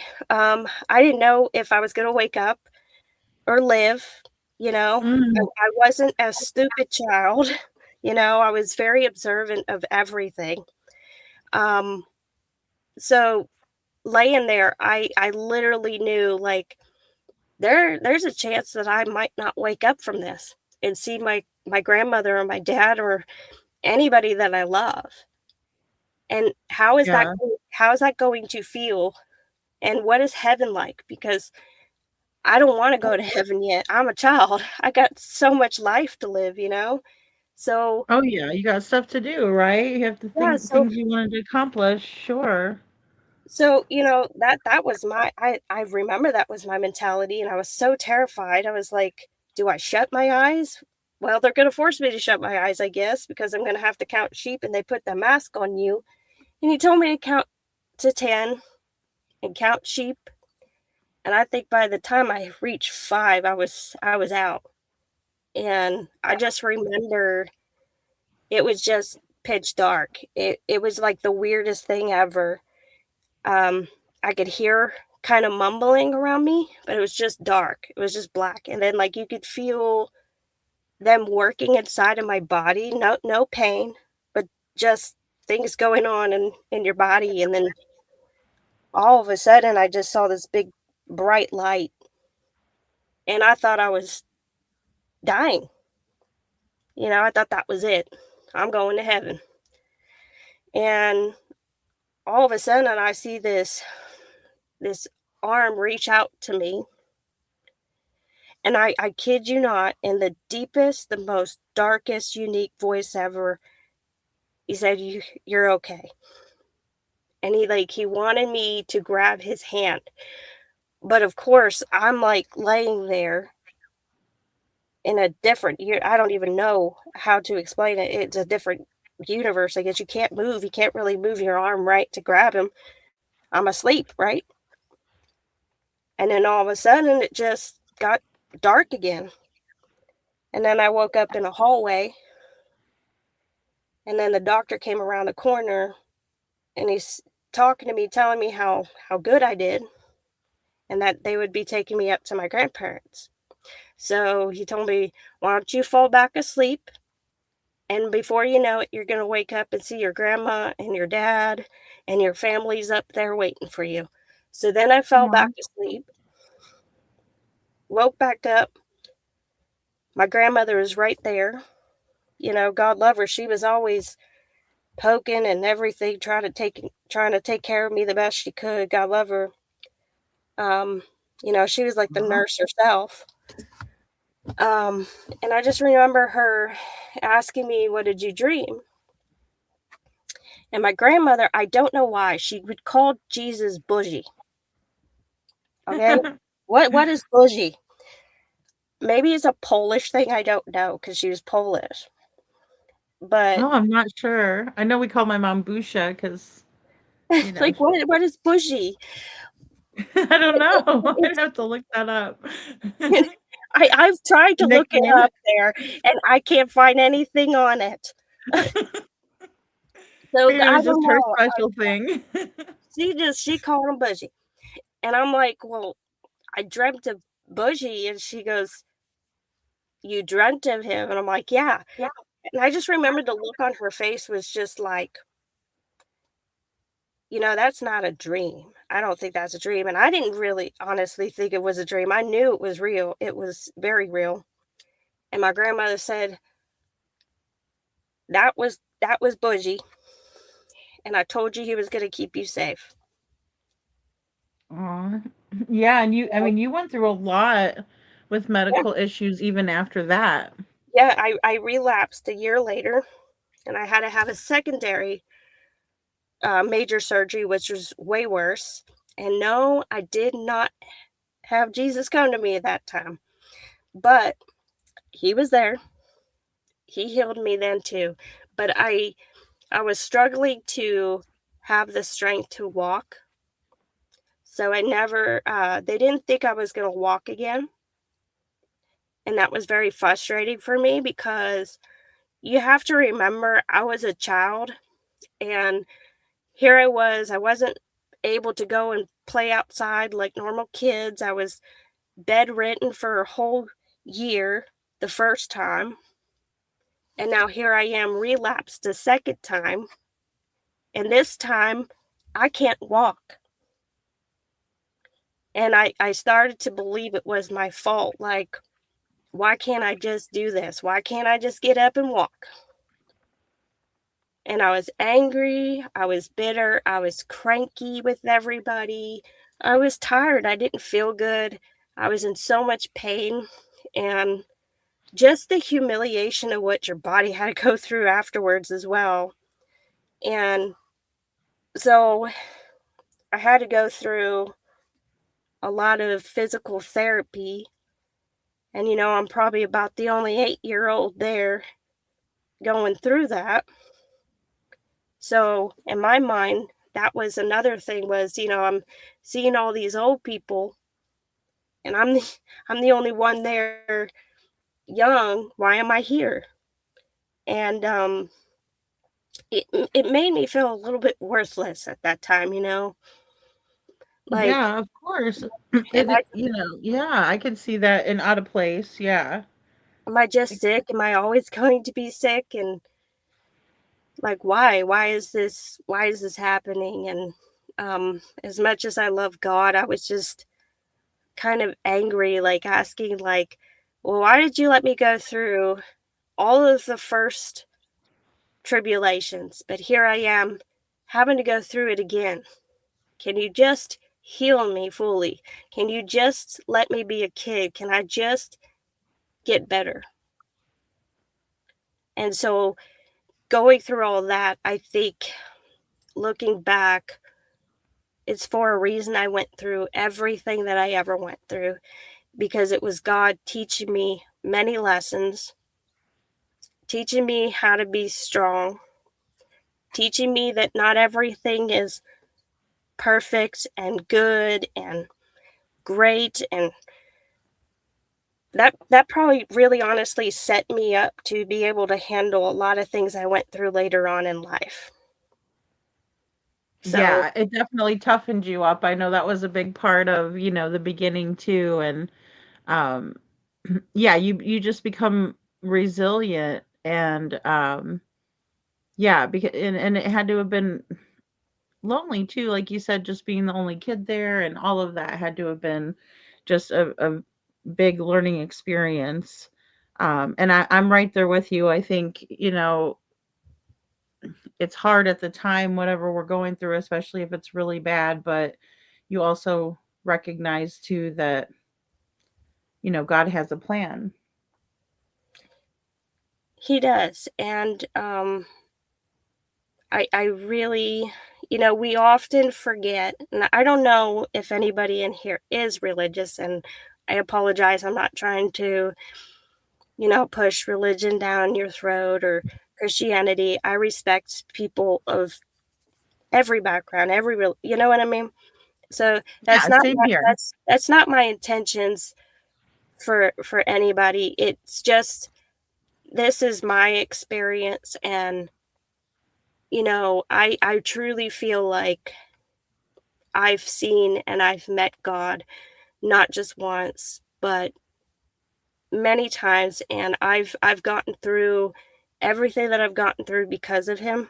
And so I would never abandon him for that. And Yeah.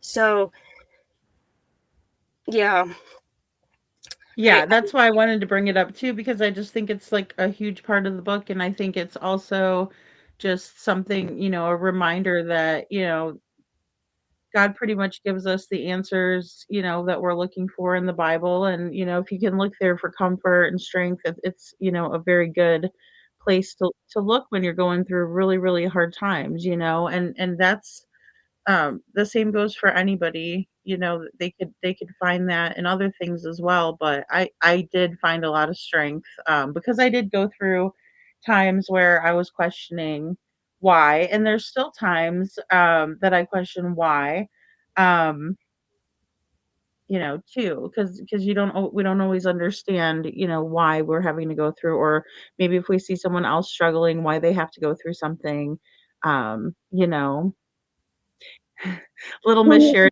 I'm not religious, however, I would not never judge a person for being religious. Exactly, that's where I'm at too with yeah. things. Mhm. Um yeah, I'm certainly not going to sit here and judge anybody for not being religious. This is just my like I said, my personal experiences through things, and that's what has helped me get through. And in my book too, I also talk, if people aren't religious, I give perspective through um, people who aren't religious. Oh, Um, that's what I wanted to say too. How your book is set up is that it has tips and things to look for in the different categories, as well as kind of like it's kind of a workbook, which is very important for people in the healing process. In my opinion, it helped me a lot to ask myself questions that I maybe wouldn't have asked or identify things that I wouldn't have before. So do you want to talk a little bit about that too? Because I mean, I would have put all of that in a video if I could have, but I want people to buy the book. So, but I think that was like a really valuable tool that comes with your book. yeah, so I didn't want my book to be all about me, right? This is a book that, yes, I tell you my experiences because I really want people to relate. Because if you relate, that's going to help you. Because um, I want you to know the red flags. I want you to know the psychological parts of the book. I want you to be able to journal throughout my book. So Mhm. there's Yes. not just checklists. There's also parts in my book where I let you journal. I ask you questions, and I think that's therapeutic. I think this book isn't, like I said, for me. It's for you. It's for people. It's for survivors. It's for people who haven't even been through abuse. I kind of challenge people who aren't being abused or have not been abused to kind of learn about abuse so Mhm. they can help people as well. And Or I'm what if they're like with someone who has been abused and then they don't understand them? I thought that was a really interesting point that you brought up towards the end as well. Yeah, so like I said, it's for everybody. It's for everybody of every background. So if you're in a relationship or even a family member and you've never understood it, or you have known that somebody you love is being abused, how to properly help them and help them heal. Because, Mhm. from my own experiences, family has, not all my family, but some of my family kind of made it very hard for me in life because they would see one side of the reality, right? What they saw they thought was the truth, but it's not. And Right. if people can sit down with that person and genuinely say, this is how I see it, but how do you see it, and how do you feel about it, and truly listen to that person, then I feel like that could change. That could change a lot of lives because, like I said, family members don't always understand. Your friends don't always understand why you feel the way you do or why you are the way you are. And so my book breaks it down for those people. It asks them questions as well. Yeah, that's fantastic because I think it's really important, and I'm definitely going to do the workbook stuff myself, because I was just making sure I was prepared, with everything that you had said and things like that. But I thought that that was really awesome, and I wasn't expecting that, so it was a really nice surprise because it would help. It does help, and people have a huge misconception about how just get out. Everything's going to be fine after that. It's not. And I thought that that was a very big point in the book too. And like I said, I'm going to play the video. But really quick before I do, I would like to hear your thoughts on that as well. Yeah, so it I'm sorry, I couldn't hear you. What was the question? No, it's okay. I was just talking about how, you know, in your book, you talked a lot about how there's a lot of misconceptions about how once you get out of the relationship, like Oh, many people, like even say, for example, family members, because I did have that happen with me, that knew about it, or friends, and they'd be like, "You just get out, get out, get out," but then they don't realize that the aftermath is still going to be the aftermath, and that there's sometimes when there's stalking involved, or there's mhm, or yeah, just yeah, the fact that you have to see each other because the kids, or it doesn't just end there, unfortunately. yeah. You No, can it get out. doesn't. It doesn't. It doesn't because number one, you have to learn yourself how to love yourself again. You have to learn that you're not at fault. You're the things that you have gone through are not caused by you. It's caused by the other person. And Right. so it doesn't end because often what happens is your credibility because of that other individual may have diminished to people who don't really understand everything that you had gone through because Mhm. that person made you act a certain way in the relationship, made you say certain things in the relationship. Um, and so that gets twisted. And Yeah, it does. um, yeah, so there's like you just said, stalking, you know, the person that has abused can sometimes because they're so controlling, and once they lose that control of having you and they feel defeated and like they can't be defeated, so they will do everything they can to keep doing that and abusing you after the fact that you've either left or you've gotten divorced. And so, they'll do everything they can to manipulate reality to other people and turn people against you. And Right. so you're stuck Your there with, campaign your campaign time, right? mhm, yeah. And like I said, the justice system is so bad for victims. Um, I talk about like PFAs, orders of protection. It's just a piece of paper. These Right. people know that they could come around and maybe hurt you or make you feel intimidated. So a lot of the times when you leave, it's not over yet. You still have all this psychological healing to do.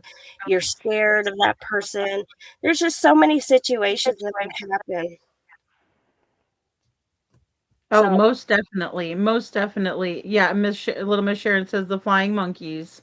Yeah, yes. they have people to do their dirty work, right? Mhm. Yep, they also know other people as well sometimes, and those people will help do everything they can to destroy your credibility, and it's damaging.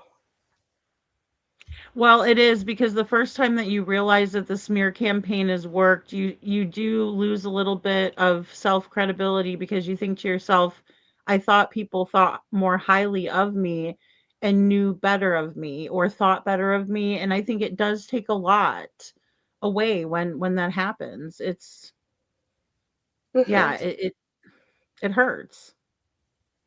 It does, and like I said, you're when you leave, you're trying to heal yourself, you're trying to love yourself and forgive yourself even, and to just wake up to reality because, in a way, you've been blinded that whole time, and so now you're put into the real world, and you have to relearn and rewire everything, and that could take a very long time.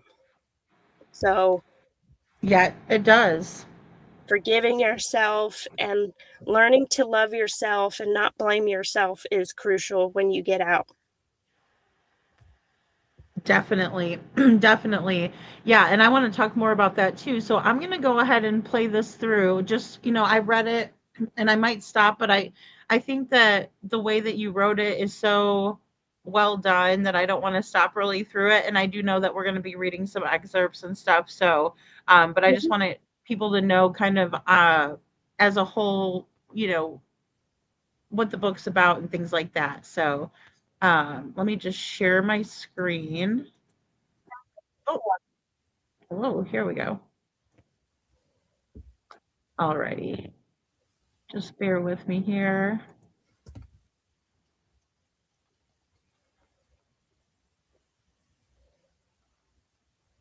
To those who have ever felt like walking through the fire was impossible, this is for you. There is a moment after harm when the world decides who it will protect. If empathy bends toward power, it will always break the survivor. Understanding abuse is not about learning new facts, it's about unlearning who we were taught to feel sorry for. Villain syndrome ends where courage begins. Jennifer Erin. This book was not born from theory, it was born from survival itself. I write this not only as an observer of injustice, but as someone who endured abuse and escaped it. I know firsthand how harm does not end when you leave. It follows you into how you are perceived, how your reactions are judged, and how quickly your pain becomes an inconvenience to those who were never harmed by it. Leaving abuse does not automatically grant safety. It often initiates a new trial in the court of public opinion. I have watched truth be rearranged in real time. I have watched my boundaries be labeled cruelty, my clarity mistaken for bitterness, and my survival reframed as villainy.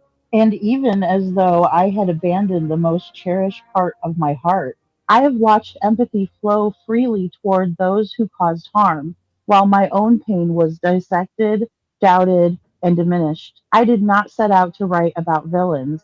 I set out to understand why the wounded are so often made into them. Villain syndrome is the name I give to that pattern. A collective failure of empathy so normalized that it rarely feels like justice. It is the moment when a survivor's reaction becomes more offensive than the abuse itself. When people demand grace from the harmed, but excuse accountability for the one who hurt them, when silence is called peace and endurance is mistaken for virtue. For a long time, I wanted to believe this was ignorance, that people simply did not understand abuse. But survival teaches you otherwise. Understanding is often available. People just choose comfort over courage. Because to truly understand abuse means confronting power, questioning familiarity, and standing with someone whose pain disrupts the narrative everyone else has agreed to keep. This book is for survivors like me, those who were asked to explain themselves while still bleeding, who were told to be calmer, quieter, more forgiving, more spiritual, more palatable, while their abuser was granted complexity, privacy, and endless benefit of the doubt. If you recognize yourself here, know this: your pain did not make you difficult, it made you honest in a world that prefers denial. This book is also for those who have never experienced abuse but want to understand it without defensiveness. Abuse is not always loud, it is often subtle, cumulative, and strategic. It rewires the nervous system, it shapes behavior, it teaches survival responses that are later judged by people who never had to learn them. If you have ever been confused by a survivor's anger, distance, or strength, this book will help you understand what those responses protected. I do not write this to seek pity or to claim moral superiority. I write it because survival gives you insight, and with insight comes responsibility.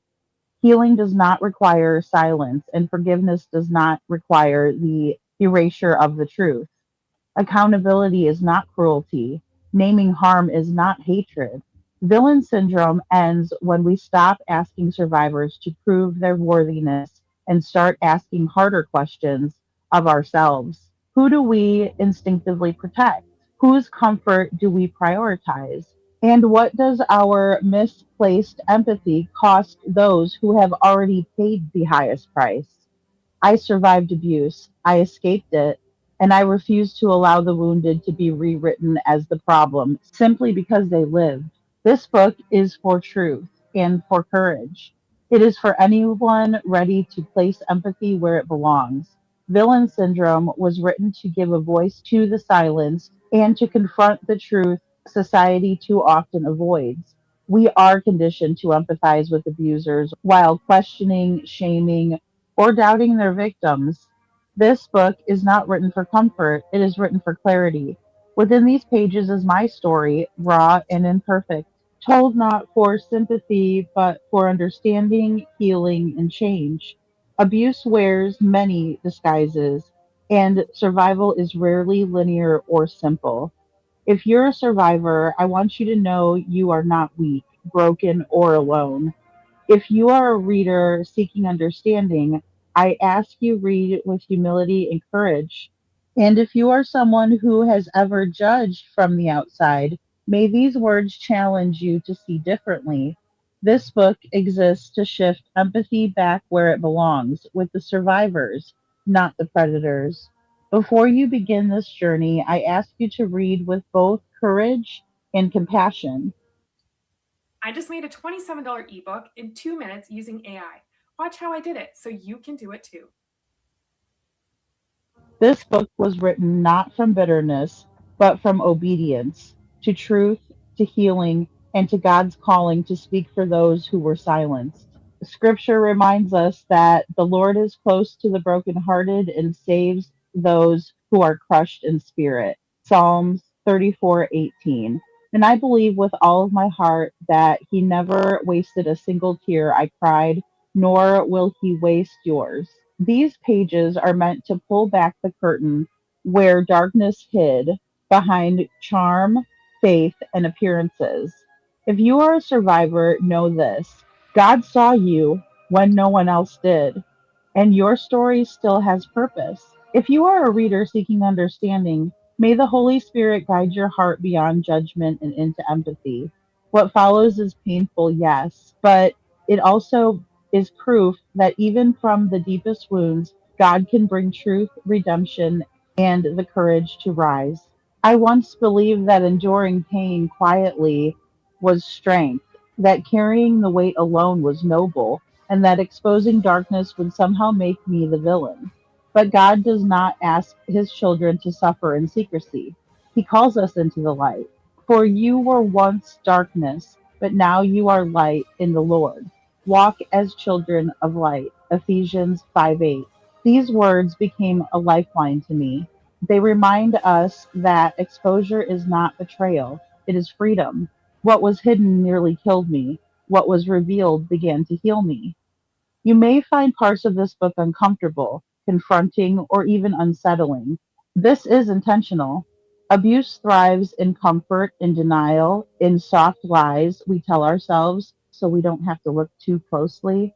This is not a book meant to entertain, it's meant to awaken, to challenge the reflex, to empathize with the abuser while questioning the survivor, to dismantle the narratives that excuse cruelty and spiritualize endurance at the expense of safety. If you feel convicted as you read, I invite you to sit with the feeling and ask God what He is showing you. Conviction, when guided by Him, leads to transformation, not shame. Above all, this book is a testimony of God's faithfulness. I did not survive because I was strong. I survived because God was. When I could not see a future, He was already preparing one. When my voice was stolen, He was preserving it. And when I believed I was too broken to be redeemed, He proved that what the enemy meant for evil, God meant for good. Genesis 50:20. My prayer is that as you turn these pages, you will encounter not just my story, but God's heart for the wounded, the silenced, and the overlooked. May this book remind you that no chain is stronger than his power, and no darkness can overcome the truth. Jennifer Aaron. To those who have ever Got felt like walking through the fire.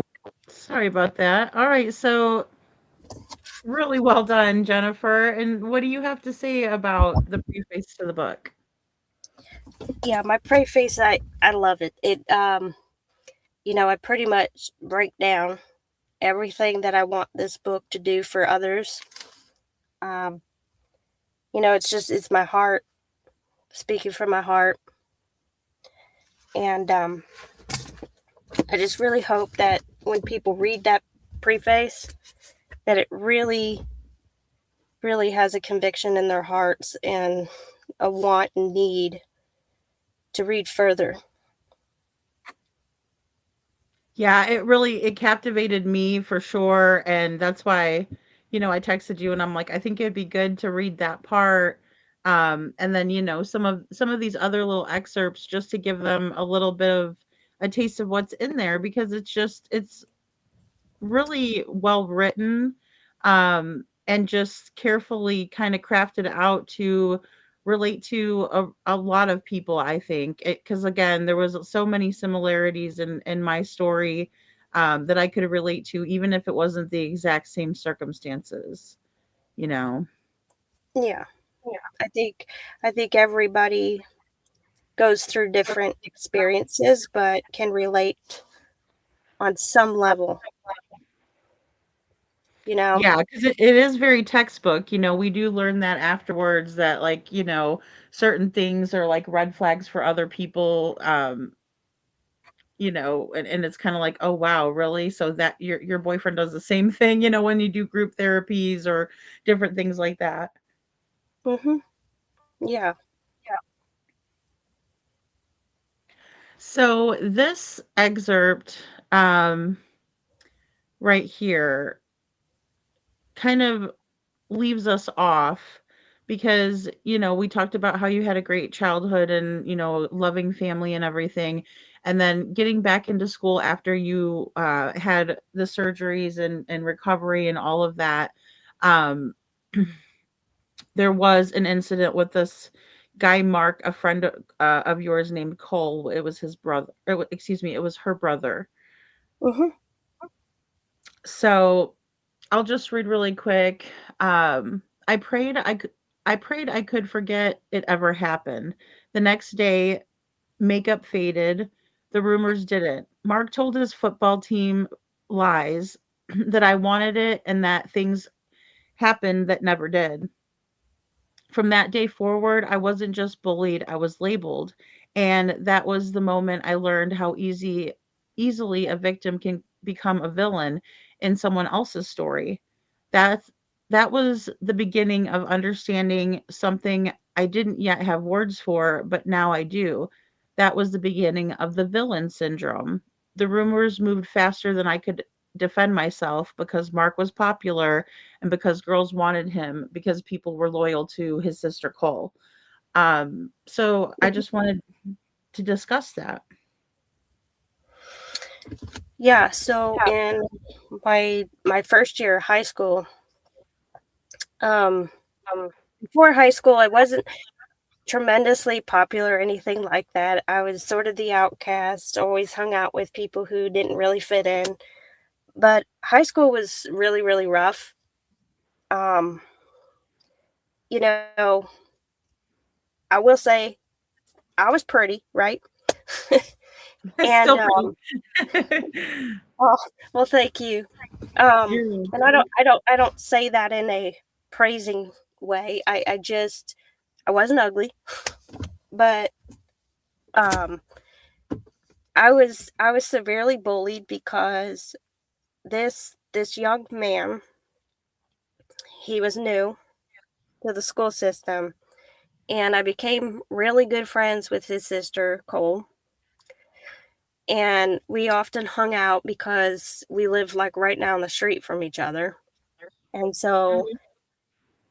he would, he was praised because he was, the football star. He was attractive to girls, and just very popular. And so, one day I went to go visit Cole, and her and I were just sitting there doing our hair and doing homework.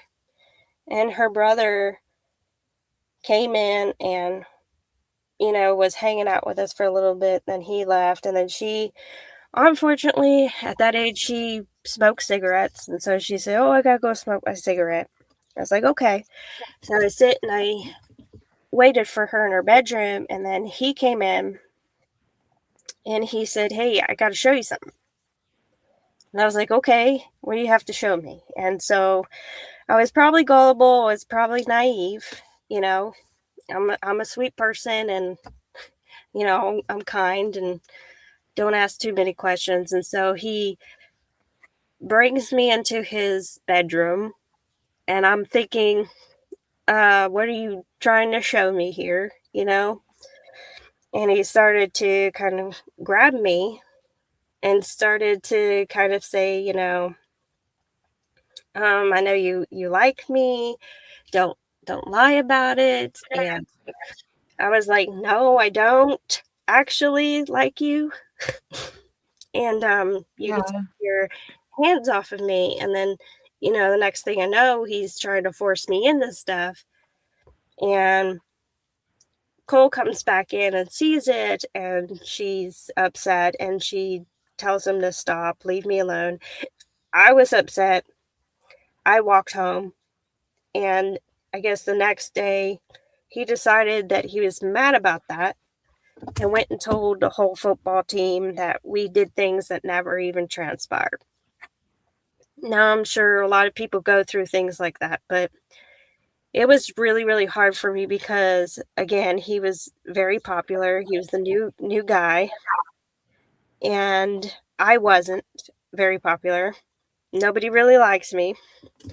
Um, and so his friend started to come into the lunchroom when I was having lunch, and he would say like really vulgar things in front of the whole cafeteria, taking food off my tray, throwing it, just Ugh. really, really trying to humiliate me. And I'm a tough person, even though at this point I really hadn't gone through anything like that before. I still, had this strength to me. And I think it was my grandfather's love that I was just tough, and I tried to push it aside and just kind of ignore it. But eventually it just got worse. And um, just people I didn't even know would start making things up about me and bullying me and threatening me. And so Ugh. eventually, at that time met another, I had a boyfriend. Um, Mhm. and I didn't say anything to anybody, and not even him, that this was going on. And my mom, like, got on a phone call with me and my ex-boyfriend and could overhear this conversation of me talking about that with my boyfriend at the time, saying, "This is what's going on." And that boyfriend was starting to say things like, "Well, I guess you liked it because he was jealous." And I was crying, and I was like, "No, no, no, no, I didn't ask for this. I didn't even do what he's claiming that he says that was going on." And my mom Yeah. overheard that, and she said, "Hang up the phone," and came downstairs, and she said, "Why didn't you tell me this?" And I said, "I just tried to brush it off. I don't think I could brush it off anymore. It's really interfering with my school. It's interfering with me wanting to even go. I can't think. I can't emotionally, like, I'm not emotionally stable because of this, and I'm trying so hard." And so then my mom took me to a crimes victim center, and it turned into this whole thing where I sat down with that bully, his friend, the one from the cafeteria, Mm-hmm. and I had no idea that this guy was adopted. And I had the crimes victims unit there. I had the school officer. I had my principal. And, I was really upset. And they said, if she wants to press charges against you, you're going to probably be taken away and put into another foster care system. And this guy started crying and sobbing and like begging me to not do that. And so Yeah.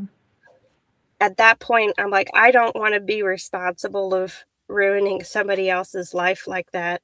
Um, so I chose forgiveness, and I told him, look, uh, use this opportunity to be a better person. I don't want to be your friend or have anything to do with you, but use this as your opportunity to be a better person and to not do these things. And Right. Yeah, and the you other, recognized in that moment that he was probably doing a lot of that because he was so broken and had so many issues, and you chose to be compassionate and forgive him for taking that out on you, when you didn't deserve any of it. yeah, and it's kind of crazy because back in 2007, I want to say, um, Cole's brother actually reached out to me on Facebook and he apologized and was like, I know I ruined your life. And I'm like, you didn't ruin my life. You just ruined my high school experience. And, Yeah. that's essentially the first time I ever even, felt villain syndrome because I literally had his gal pals and like groups threatening to come kill me. So Mhm. I had to Yeah. leave. I had to leave. I had to leave high school and go into homeschooling because it was so bad. And so, but It's that takes a amazing lot. how that mob mentality starts to come about as well, and that goes right along with the villain syndrome, in my opinion. Yeah. So, yeah, because, they think that you're the villain because all these rumors are going and spreading around and oh, he's so dreamy and he's on the football and he's so sweet and she's the sister and she's so pretty and she's so cool, like we have to defend this guy. And so I'm the villain, right, for pressing charges or almost pressing Right. charges. So, But yeah, really, you were within your rights and doing the right thing. But then when you found out that he was having so many issues, you showed grace, you know? yeah, I think religious or not, you have to have grace, you have to have forgiveness, and it Yeah. helps you. That's part of the healing as well, is you can either spend your whole life holding a grudge against people who've done wrong to you, or you could choose grace and forgiveness and heal yourself. And, a lot of people think, oh, yeah, sure, I have to forgive that person. That person's evil. But like what they don't understand is that you're not obligated to have a relationship with that person that did you wrong. You don't have to talk to them. You don't have to defend them. But forgiveness is for you. Yeah. When you let go of that, you're not bitter. You just That's right. you Mhm. forgive, and I'm not saying like there's people who do so bad, so much bad to people. They murder people, they just do the most heinous things. But Mhm. the forgiveness is not necessarily for them, it's for yourself. Yeah, because you're carrying it around, whether and it does affect people. It Well, does. yeah, because if you're gonna sit and hold a grudge and if you're gonna stay bitter and really, really be angry about what they've done to you your whole life, you're going to be miserable and, maybe never even heal from that. And you're going to miss out on so much. Oh, absolutely. I agree 100%. Um, yeah, and the thing is too with your story, um, so you went through this or you were going through this horrible situation at school, but then you were also seeing Joe, and he's the first villain in the story. And you Mhm. started to get some red flags off of him. Yeah, absolutely. People don't understand that people can spend years charming and being somebody they're really not and be very, very good at it. Mhm. Oh, yes. Oh, yes. But that's the tactic. That's the they bring you in and they act like they love you. Oh my gosh, this is like my high school sweetheart. We're going to get married and have kids someday and this is just great and wonderful. And this Mhm. is just, I mean, seriously, they act like they're God send to you. And Yeah. it's romantic and sweet. And then when you're that age, you've got hormones that are not, you know, you're not you're not mature enough yet, right? So you don't even understand. All you know is you think you're in love and you think these sweet things are like, you see it in movies, romantic movies and stuff. And you're flabbergasted. But Oh, then absolutely. but then like a few years after you start seeing these things that are like, well, that's odd. Why are they yelling at me about this? And why are they jealous about that? And then Oh, you start jealousy is a big one. It really is a big one. it is. Yeah. And And people think it's only like, okay, people who were nerdy or something in high school or they were awkward, but sometimes it's because 'cause you're the pretty girl at school and the other girls don't like you and they can be vicious, like really vicious. oh Um, yeah, yeah. And yeah, yeah, the mask, the mask fall. like little Miss Sharon here said, yep, the mask. It is. It's a mask, and I'm telling you, they absolutely can spend even 7 years pretending to be somebody that they're not, and that's, like, pure Mm, narcissism, and I'm you know, that the outside world that has never been through that, they don't grasp that. They think, "How can you not see that? How can you not understand the red flags? How could you mhm, stay with that person and not know that they're a bad person?" Because I'm telling you, there are so many bad people out there who literally know how to do that and how to act, and they have no problem doing it. They love it. They enjoy it because that's what their tactic is. They don't care. the They will feel supply, they get the yeah, supply off of it. Mhm. but Yeah. when they start feeling threatened, then they can't hide it no more. But then at that point, they have you so like entwined in that relationship and the manipulation and the abuse that they know that they have you and they know that it's going to be hard for you to take that credibility and that strength and to just leave them. It's a control. It's and so Joe seemed like he was the sweetest thing ever, right? Um Yes. I know, yes. Mhm. and so, it's like this movie almost like to me that I'm living in a movie. It's like the first serious relationship.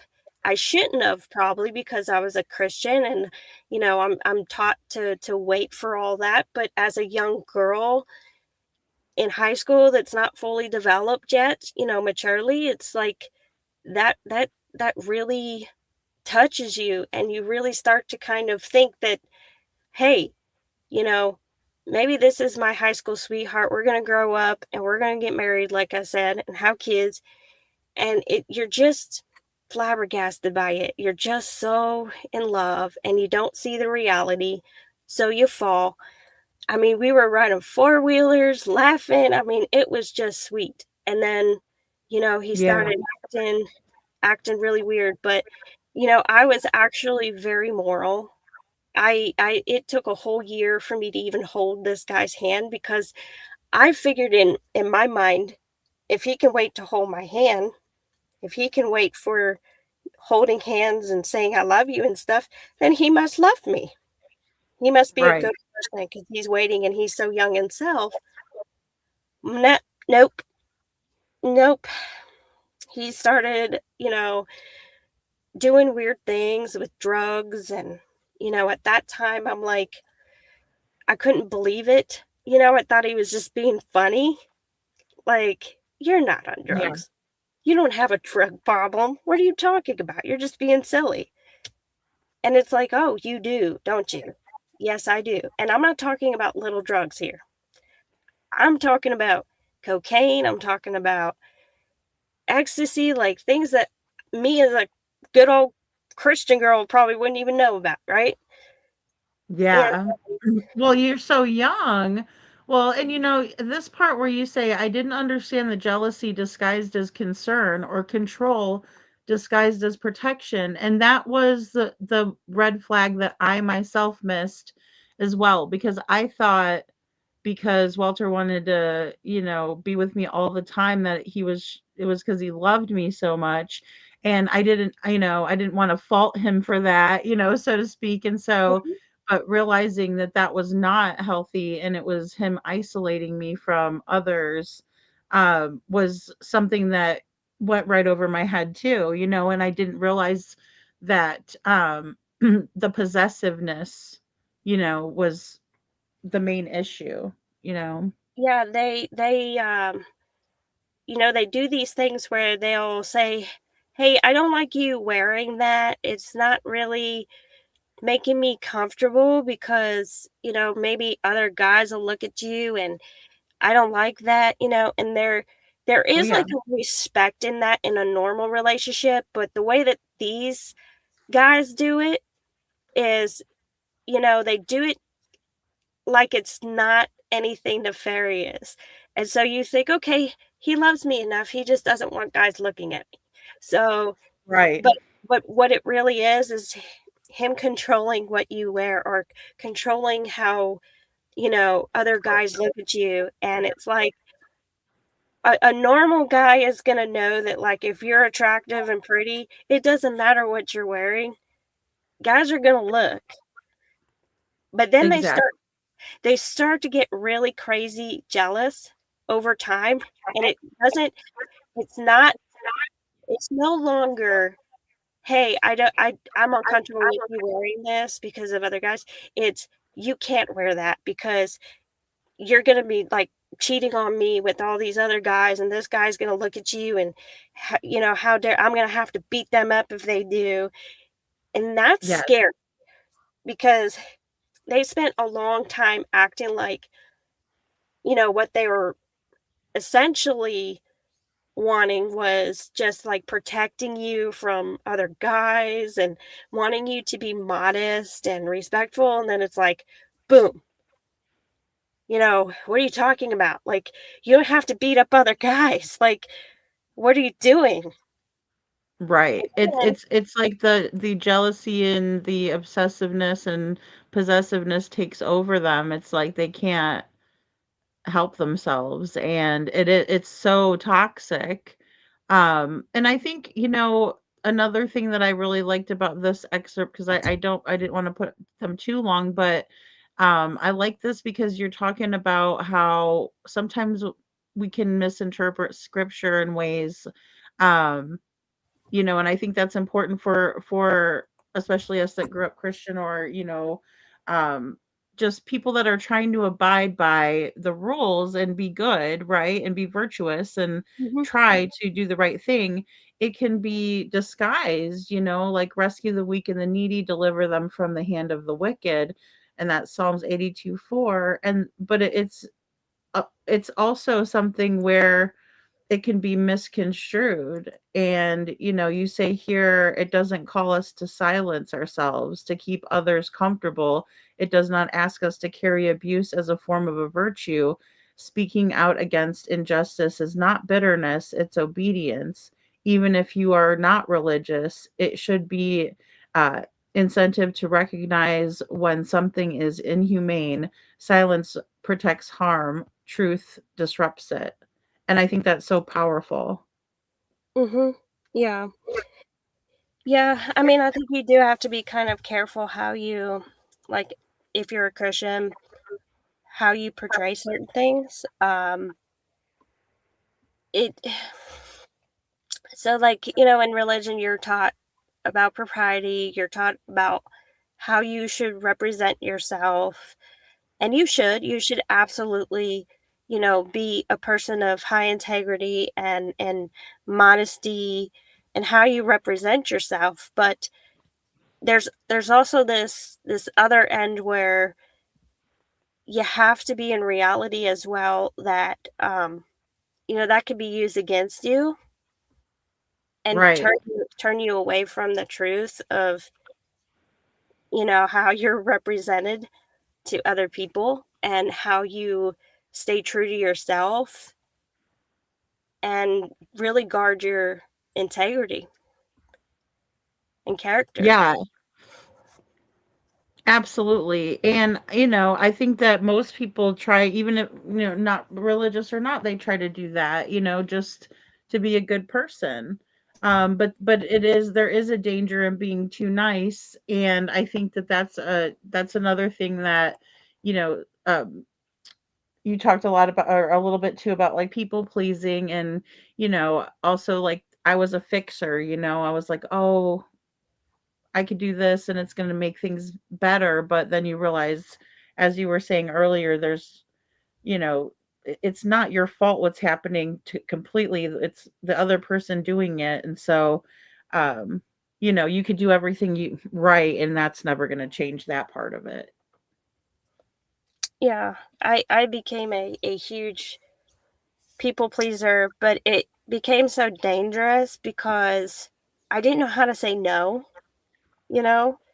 Hmm. Um, I I took a lot of my discomforts and when I should have set boundaries for sure, and that Yeah. took me so long to realize that, like, maybe I'm too much of a people pleaser and I need to really start putting myself first and just, set boundaries. Um, I think that when I really understood all of that was after my first abusive marriage. Hmm.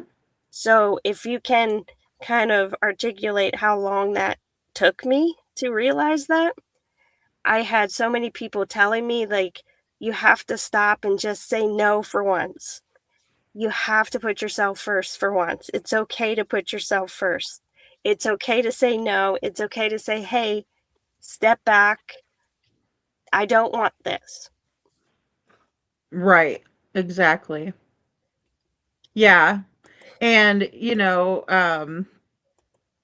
it's not as easy as people would think, especially like what we're going to get into later on here, with how things can progress very quickly without anyone realizing it, and then before you know it, you're in that cycle. But you talk about this is the season where you learned how easily compassion can be weaponized against you, and how the villain syndrome starts to make a knock at your door. When truth is inconvenient, the survivor becomes the problem.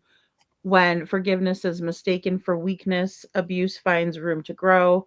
And I didn't know it then, but it was the beginning of the hardest lessons of my life. And, you know, I can tell you've done a tremendous amount of healing, and work at that to come to that conclusion, because it is tough, because you do want to be, you don't want to change your personality either. Um, and it's so weird because it's a good thing to be sweet and kind and nice. Mhm. It's good thing. So it's confusing as hell, in my opinion. Yeah, it is, but it also gets you taken advantage of, and so I think you have to come to a reality that you could be nice and you could be sweet, but that has to come with, like I said, boundaries, and Mhm. you can't let people walk all over you because, like I said, when you're a people pleaser, they do it because they know it, they sense it, and they're going to do it, no, because you're blind. And as long as you're staying blind to that, people will take advantage of you. They will lie about you, and you can't let that happen. I So, agree. and that was one of the hardest lessons for me because it, like I said, it was just so hard for me to say no. Will you Yeah. do this for me? Sure. When I really didn't want to. So, learning how to say no, you can do this. You don't need me for that. Or no, I don't want this. It was extremely hard. Harder than a lot of people think. Oh, yeah. Well, and especially when it's, your partner, you try to make them happy, and then you realize you know, that you Mhm. can't please them all the time either. And sometimes, and especially with a narcissist, they set up very unrealistic expectations, setting the person up for failure, and then they like to watch the aftermath of that. Mhm. Um, so, oh, thank you, Blue Love. She says, listening in and really enjoying the topic. Thank you, ladies. Oh, she just did a wonderful job. Jennifer did, Blue Love. Mhm. Yeah, Yeah. I feel really really humbled to be on here right now. Oh, I'm just so glad. Like I said, I really um just feel like this was like a perfect timing for your book and everything, because like I said, even if you're out of it for a very long time, there's still elements that still exist. Um and then, with these cycles, we have all these cycles, right? And one of them is this honeymoon phase. I want to talk about this. So you say, looking back, I understand now what the honeymoon phase really did to me. It eroded my sense of safety, made me question my instincts. Ooh, that's a big one. And trained me to tolerate chaos in the hope of love, right? Because like that's what we're really wanting is love, but we're Mhm. tolerating like a lot of crap for it. So I just wanted to hear your thoughts on that. So yeah, so if I can, the very last part in that, Mhm. um, it was a mask for control, and it took years for me to realize that saving him could never come at the cost of saving myself. So Yeah, what you have to learn is like you're living in this honeymoon phase. Everybody goes through a honeymoon phase. And trust me when I say this, my husband currently, I'm still in the honeymoon phase with him. And I don't think we'll ever get out of the honeymoon phase because he's the one for me, right? He's healthy, he's good. But yeah, in these past abusive relationships, that honeymoon phase is sort of a delusion, and it's dangerous. totally. It's so dangerous because they know it and they make you believe, like I said earlier, this honeymoon phase is just so cute. It's so fun. It's so thrilling. And it's so like you're just in cloud nine. And that, Right. It that makes you feel blinds you. great. Yeah. And so Yeah. you eventually come to a point where, like, that's such a delusion. And depending on how long you've been in that abusive relationship and how abusive it is, and the types of abuse that is going on, it's dangerous. It's so so dangerous because you're not seeing reality, that this is not just a honeymoon phase. this is bad, this is toxic. And so you end up catering to these people and thinking that you can change them because you're such a good person and you love them so much and you love them unconditionally, right? Yes. But Yes. you're never going to be able to save yourself. Um and you're not going to be able to save him. So like if you spend your whole life thinking you could save him, you're never going to save yourself. You're never going to, how do I explain it? So you lose yourself. You really do. Mhm. Yeah. And Yeah, and that pleasing and getting them trying to get them back to that person that you know that that's the person you met and fell in love with, but they never go back to that person because the mask is dropped and yeah.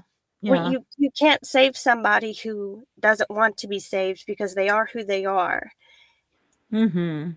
Very true. Very true. So if you're stuck in this honeymoon phase and thinking, because you know movies and TV shows, they do it to people. They make you fantasize that like you can change people, and sometimes you can, but for really bad people like I've been with, you're never going to be able to save them. So, save yourself. Right. Yeah, and there's a lot to be said is if you're feeling like, your emotions aren't validated and that you're not being heard or seen, because it is it steals a lot of confidence because it hurts really bad, to not have that acceptance. I mean, that's just the basic human need is acceptance, love, and belonging. Yeah, rejection is, I think, really hard for anybody to cope with. It really is. It's Mhm. a Oh and yeah. we all go through it, we all feel it. And so, but there's a dependency when you're in abusive relationships. You start to depend on that person.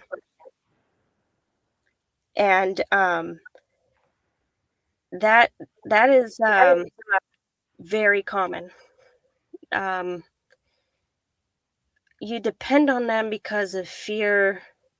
You depend on them because you might be afraid that if you leave them, you don't have anything and you don't want to be left Exactly. They with make nothing. you think that too, though. I don't know if that was a big part of it for you, but they do. Maybe it was subtle too, but a lot of times they'll tell you flat out, you're never going to find anybody. No one's ever going to want you. And, they Oh make you, yeah. yeah. Oh gosh, it's terrible, the things. Yeah, but you know what? I heard that so much with Joe that and this is kind of crazy because like when I went into my first marriage, and that was so bad. Um, there were the same things that they both would say, like, "Well, you're nothing without me, and if you leave me, where are you gonna go? Because you don't have money, you don't have a job, you don't," you know. And so I knew in my first marriage, hearing those things that like that's not normal. But again, people don't understand the cycle. So very often, a person who's been in one abusive relationship, they tend to go jump into another one. Oh, absolutely. And again, that goes back to what we were saying earlier is that even if you get out and that doesn't mean that it doesn't mean anything really. I mean, because then you're vulnerable. So yeah, it's Well, certainly not easy.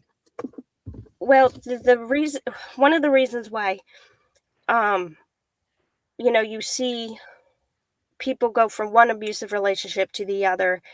There's multiple reasons why, but one of them is that you tend to attract the same type of person if you're not healed yourself from that very first abusive relationship, because you're still not seeing reality, because your immune system and the way that your brain processed that first abusive relationship, you don't quite understand what a healthy relationship is. You need so much time to heal from that first abusive relationship. And if you're jumping right in, you're attracting somebody who sees that. They see that you're vulnerable, and they know that they could take advantage of that. So often women or men will think, the second one, how can they do that to me? They're not going to do that to me. I already went through this before. This is the person who is going to heal me and know that, like, whatever I've gone through before, they're going to be the good person. But that's not how it works. Yeah, You you know, would think they would show some mercy and not, ever do to you, but you're right. They're listening, they're taking notes, and they're figuring you out your know vulnerabilities. they, Yeah. they can tell, they know.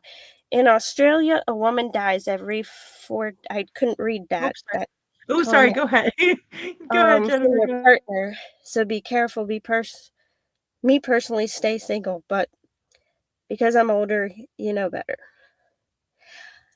I see that a lot, and I went through the same mentality after my first marriage.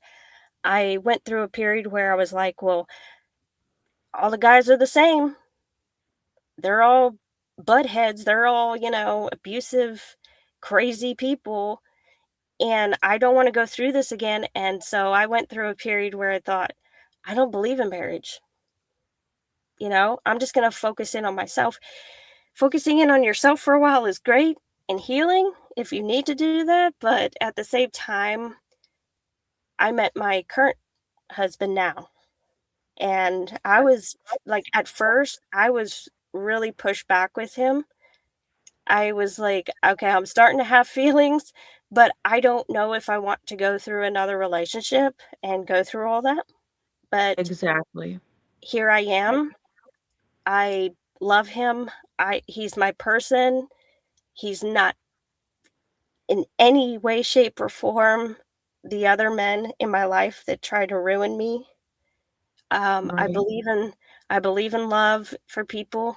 I I know that it's easier to stay single probably for some people, but I know that there's good people out there too that could love you, treat you right. And so I hope people don't lose complete hope. Well, everyone deserves that, especially our little Miss Sharon. She's a wonderful person. So, but I know how she feels, and with the marriage thing, that's exactly where I'm at too, because I not only got divorced in, the regular courts in Missouri Family Law Court, but then when my daughter was graduating high school, my ex-husband took me back to court through the Catholic Church to Mm, divorce that's me there. And we were divorced in like 2012, I think, and then in 2020 he did it through the Catholic Church. Luckily, they sided with me completely because I had so much documentation. But that was because I was documenting everything and saving everything, and I never wanted to let anything go because I was always hanging on to it in case, I mean, even down to mhm, like letters that people had written me and sent, or said to me and things like, I mean, I have it all. that's So, awful. I'm sorry, yeah, that's awful. But you know, yeah. I think people and you even, I don't know your current relationship status or anything like that. But I think you tend to forget your worth and your purpose, and you're worthy to be loved. And I truly do. I believe that even if you have to go through a couple bad eggs, there's a good egg out there. But That's but a then good again, that's a good attitude to have, though. That is a good attitude, Jennifer, to but have. yeah, but then again, sometimes, and don't get me wrong, like, even a biblical stance. If you're not wanting to get married or um, be with somebody, then I guess so be it. There's nothing wrong with that. It's not a sin. So, whatever makes you happy, and if you're content with yourself, then hey, I don't see anything wrong with it. Yeah, absolutely. I don't judge at all. I mean, everybody knows what's best for them. And and you're welcome, little Miss Sharon. But yeah, and it's hard too when you have kids and little Miss Sharon has an autistic teen daughter and she comes first, she says, and I completely Mhm. understand that. That's Oh hard, yeah. right? Because you're a mom too. You understand with kids and Oh yeah, yeah. your kids have to come first, absolutely. Mhm. And if Oh, somebody you're seeing doesn't like your kids, then no way, no way, Jose. Exactly. That's like a huge one, right? But sometimes I think even women find themselves in a situation where they are choosing between, and then sometimes, if they're not financially stable enough, and then, that really, it can, but yeah, again, I don't know how. Witchy Mama Yeah, says, is it you attracting them, or is it predators can smell and see right away, therefore increasing the chances you will be love bombed by bad guys? That's a good uh, question, Witchy Mama. well, Very good my question. opinion, I think it could be both, maybe, because if you're not fully healed, then yeah, you can absolutely attract them. But at the same time, I think the predators, yeah, can smell and see it right away. Like I said, because there is a way that people act, and they may not understand they're doing it or see it themselves, but they are very vulnerable, and the predator really, really knows vulnerability. They, like, study people. It's crazy. Like, if you read more into it, yeah, they literally it's freaky. Yeah. So, Oh, but I it is weird, isn't it? It's like, what do you do with your spare time, my friend? Like, what is wrong with you? well, I Yeah. think that's mostly narcissistic people who, you know, they love that. Oh, 'Cause yeah, if they 'cause, do. It's a the normal supply. yeah, a Mhm. normal person isn't going to spend their lifetime dwelling on how to do that. They're absolutely narcissistic because, I mean, how else do you explain enjoying that? Oh, exactly, and they do enjoy it a great deal, and many people would be like, "Well, there's no way that that's true," but it is, it's definitely recognized in the DSM-5, which is the diagnostic manual, and there's definitely criteria, and, you don't even have to be a psychiatrist or psychologist Mhm, to um pick up on the characteristics and recognize them, which is a great thing because once you recognize those traits, like you were saying, that's only something a narcissist would do, maybe even borderline personality, that they kind of mirror like that. We talk about the dark triad here a lot, um but they get off on the pain of others, and they're always plotting and scheming something. mhm. Yeah, yeah, I agree. Um, Seth says, "What the F is normal?" yeah. Seth, I don't know. You tell me what normal is. I think just somebody that wakes up in the morning, wants to have some coffee, check out current events, and not try to ruin anybody else's day, and maybe even try to make the other person's day better. That's what I Mhm. consider normal. I don't know, Jennifer, what do you Seth Hey, wants to I'm know what I'm the with you. normal is. I'm gonna agree with you, okay? You said it pretty good. Thank you. Well, we were talking about something the other day, and I said, "Why can't people just exist?" And Jen said that part. I said, "Oh my Hey, maybe I goodness." don't even know what normal is anymore. This world's crazy. It But has turned upside down, hasn't it? yeah, I mean, I don't know. That's pretty funny though. I would just keep my mouth shut on that part. He always comes and says something. I didn't even know you were in the bushes tonight, Seth. Good to see you. Yes. Always. So with this part, I love this right here too, because especially if, I'm reading this as, someone who's going through this or has gone through it and survived, and or even someone who's trying to understand. Remember, abuse is about control, not love. This was one of the hardest lessons for me, is that I had to resign myself to the fact that I'd never, even though I felt in every way possible that this was true love, it was not love. That was hard for me, Jennifer. I don't know, because I did, marry my high school sweetheart too. So, but Mhm. was saying that, what are your thoughts?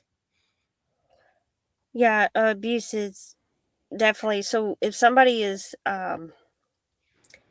using control, that you should automatically know that that's not love. That's not true love because love does not control. It does not manipulate.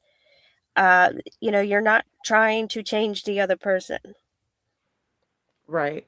and you don't own the other person. So, the red flag would be if somebody is sitting there trying to change you and makes you feel bad about who you are, you should just know that that's not love. Exactly, exactly. And then also recognizing this pattern early helps you trust your instincts and protect yourself before the cycle repeats. And that's a really difficult one, but it's easy once you can figure, once you know what to look for. Yeah. Not a lot of people, I mean, nobody's perfect, and a lot of people fall into this, me included, obviously. But Yeah, same, over same. yeah, over time you learn, you know, if it doesn't feel right, it's usually not right. You know, somebody who loves you, you're going to be able to be you with without control, without feeling like you have to change yourself so much to please the other person. Yeah, that's huge too. Like it's good to know that you can't change others, they have to change themselves. But it's also important to recognize that if you feel like someone's constantly trying to change you, then that's not love either. You Yeah. know, because maybe you're the way you are because you would let, maybe there's intent behind that, right? And a lot of times, I mean, there's people that just absolutely love doing their makeup, and there's no reason whatsoever behind it. They're not thinking, "Ooh, I hope I get a hot guy when I go out." No, they just genuinely love doing that, self-care, however you want to put it, or they just enjoy doing the makeup part of it. But when you're with somebody who's abusive, they can be really, really tough on your self-esteem Mm. when you're just liking to do makeup and they say, "Well, what are you getting all dolled up for?" And that's a direct quote that I've dealt with. Or you look like you're a whore, and all these mean things that they would say to you, and it's just because you like doing your makeup and you want to look nice. Yeah. Yeah, you're absolutely right. That's obviously control, and so Yeah, they change it yeah, around on you as if you have some ulterior motive for wanting to look nice other than just wanting to look nice, yeah. or that I you like, mean, yeah, you maybe should you just like be. V-neck shirts. You know what You I'm should, saying? Like, yeah, you should just be able to look the way you want to look. Yeah, and they should just love you the way you are. I'm not saying go out in a bikini and thong to a nice little romantic dinner but yeah, yeah, absolutely. And I love how you put little like pieces of scripture in here to help out, with kind of the journey through the book, because there is a lot of tough subjects, but it's also there's a lot of loving, heartfelt moments in it as well. But I love this that you put in for strength and protection. The Lord is my rock, my fortress, and my deliverer. My God is my rock, in whom I take refuge, my shield and the horn of my salvation, my stronghold. And that's Psalms 18:2. And we're going to get more into, because at the end here of the slides, we're going to talk more about, you finding so much strength from God, and how everything Mhm. kind of comes full circle from your preface, so Mhm. Yeah, this the picture you just put up. That's my favorite. I Um, love that picture. Do you want to read this one because it's your quote? yeah, sure. I just have to say this. I'm getting over a cold, so if I sound a little scratchy right now, I'm so sorry. No, Um, you sound great. You sound great. Everybody's enjoyed. We've gotten all positive feedback in the chat, by the way. that's great. Okay, so the story of Scripture and the story of healing is not about how powerful the villain is. It is about how persistent grace is, about light entering even the most shattered places. It's about identity restored, about a survivor who refuses to let accusation become identity. In the end, the Bible does not close with the villain triumphant, it closes with restoration. Boom. Yeah, I boom, right? mean, that's beautiful. I'm telling you, like I said, just that quote too was another piece that really gave me strength, from what I mean, I don't want to say I'm going through so much horrible, right? Because it's not about me, Mhm. but just it was just amazing to me how much that resonated with me, and so I know it's just going to resonate with so many other people.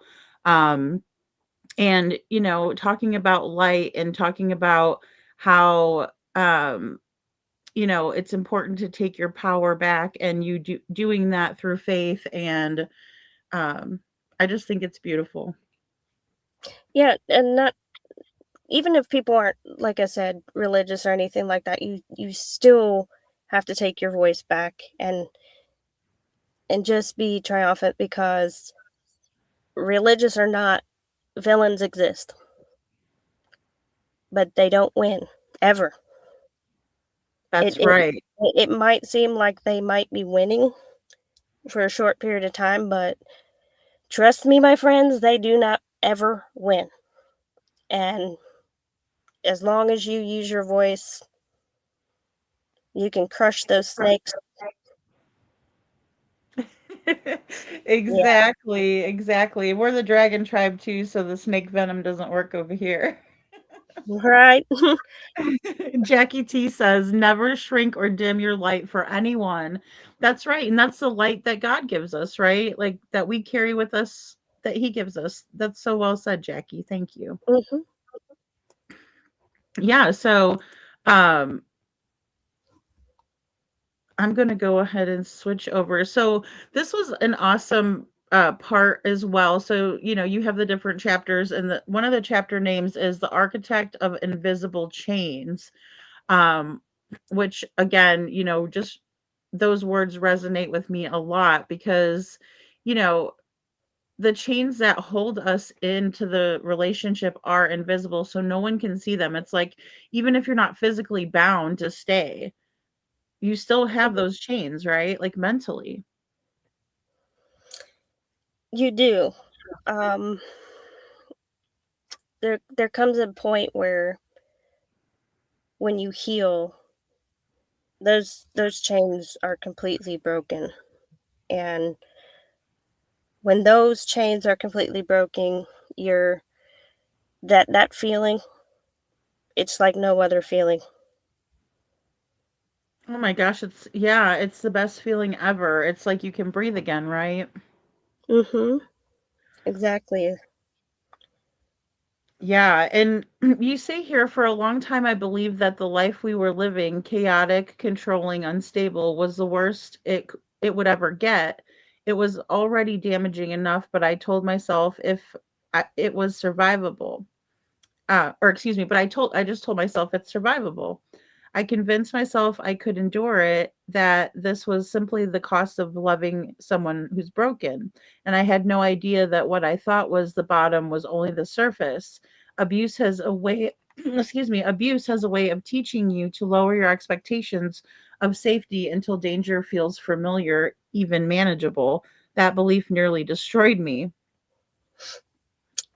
So Yeah. again, wow. Um. So yeah. So I convinced myself I can endure it. So basically, what I'm saying here is that you get to a point where you think you're being a great unconditional person, loving a broken person for who they are, and just loving them for who they're always going to be. But at the same time, it damages you in the process. You lose a part of you piece by piece, Mhm. and that just doesn't work.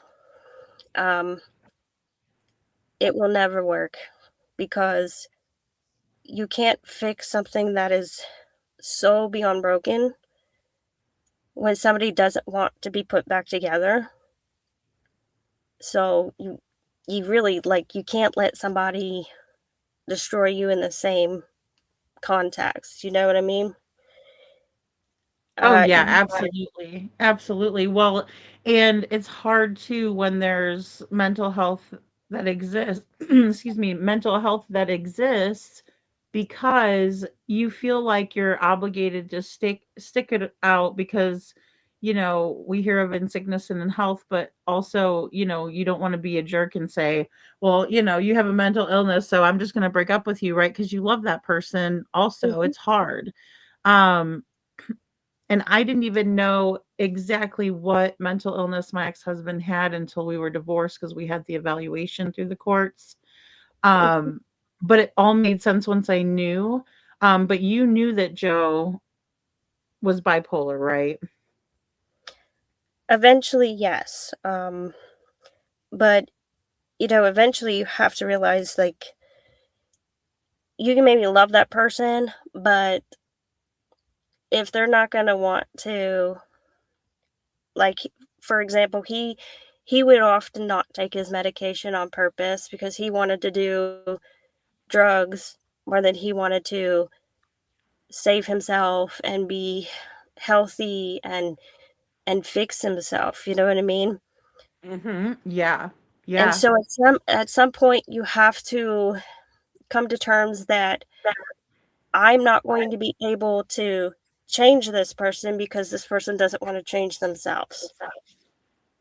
And Exactly. Yeah, it just goes back to that, huh? and you lower your expectations, so you spend your life thinking I can, like I said before, I can change this person. Um, they'll eventually wake up and realize how good they have it, and they'll want to take their medicine and want to be a better person because sometimes they do play that, you know, false character of I'm going to change, I promise you. I'm going to take my medicine. I'm going to be a better man for you. And so you really truly believe that, so you lower your expectations of, maybe he's lying, you know? You Yeah.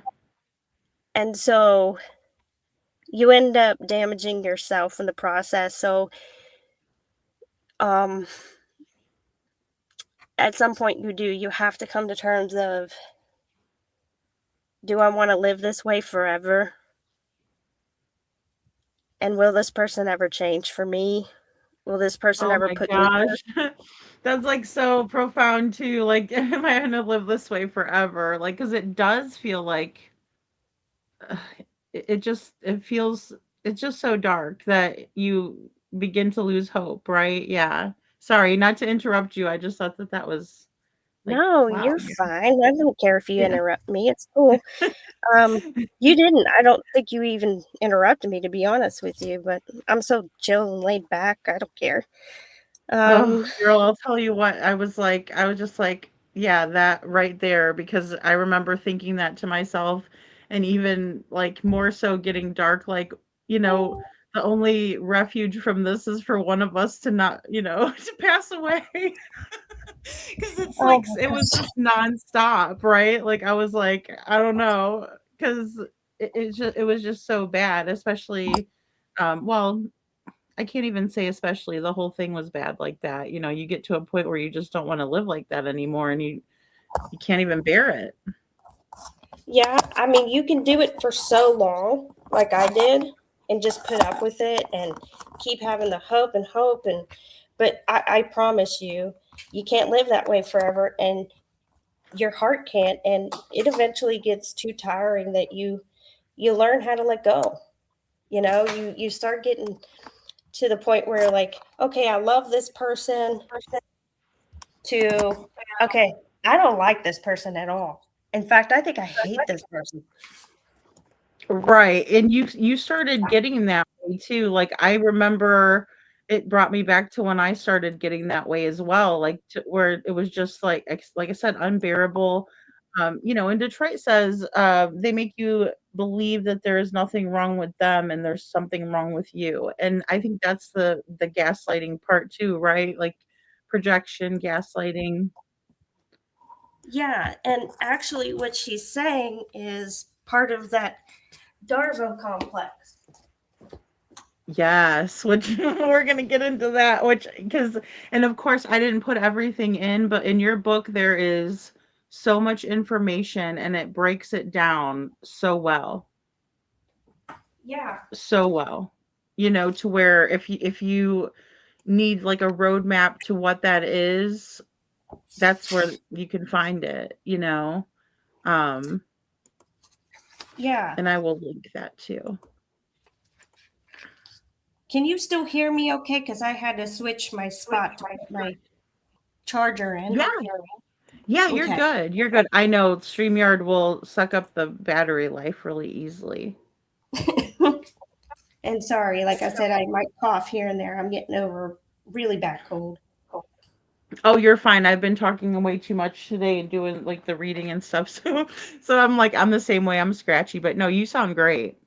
So, like, this is a really good segue into what we were just talking about, how, the love begins to kind of start either abruptly going, like there might be an event, or in this case, you're saying the boy I once loved, the one from high school, the one who laughed with me, rode four wheelers, and felt harmless, ceased to exist in that moment.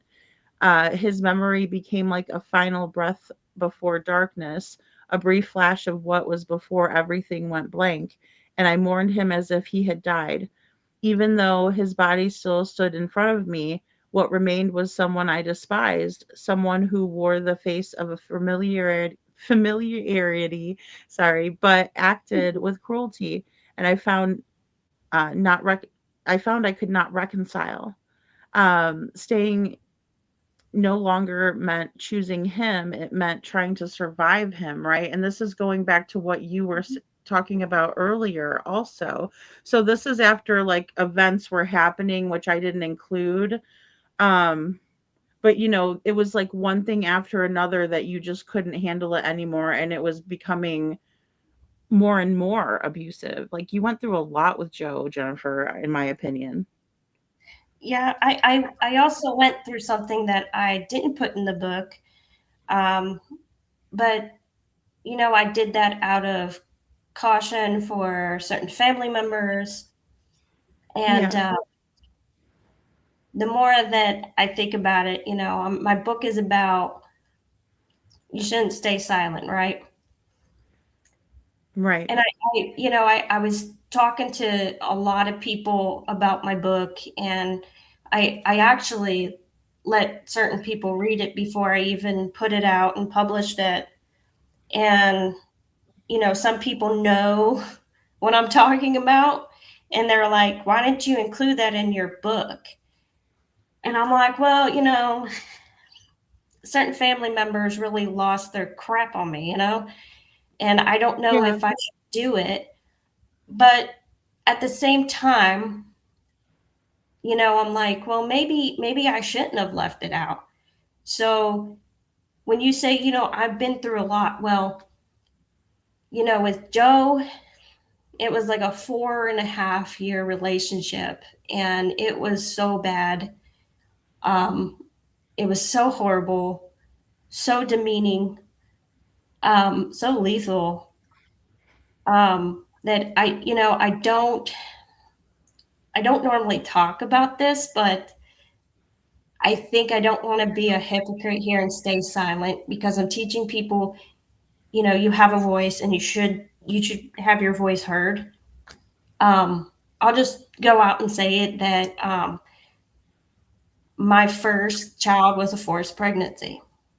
And what a lot of like family or friends don't understand is that they see that you're in this committed relationship, right? Hmm. So everything they see and everything they hear must mean that you wanted everything.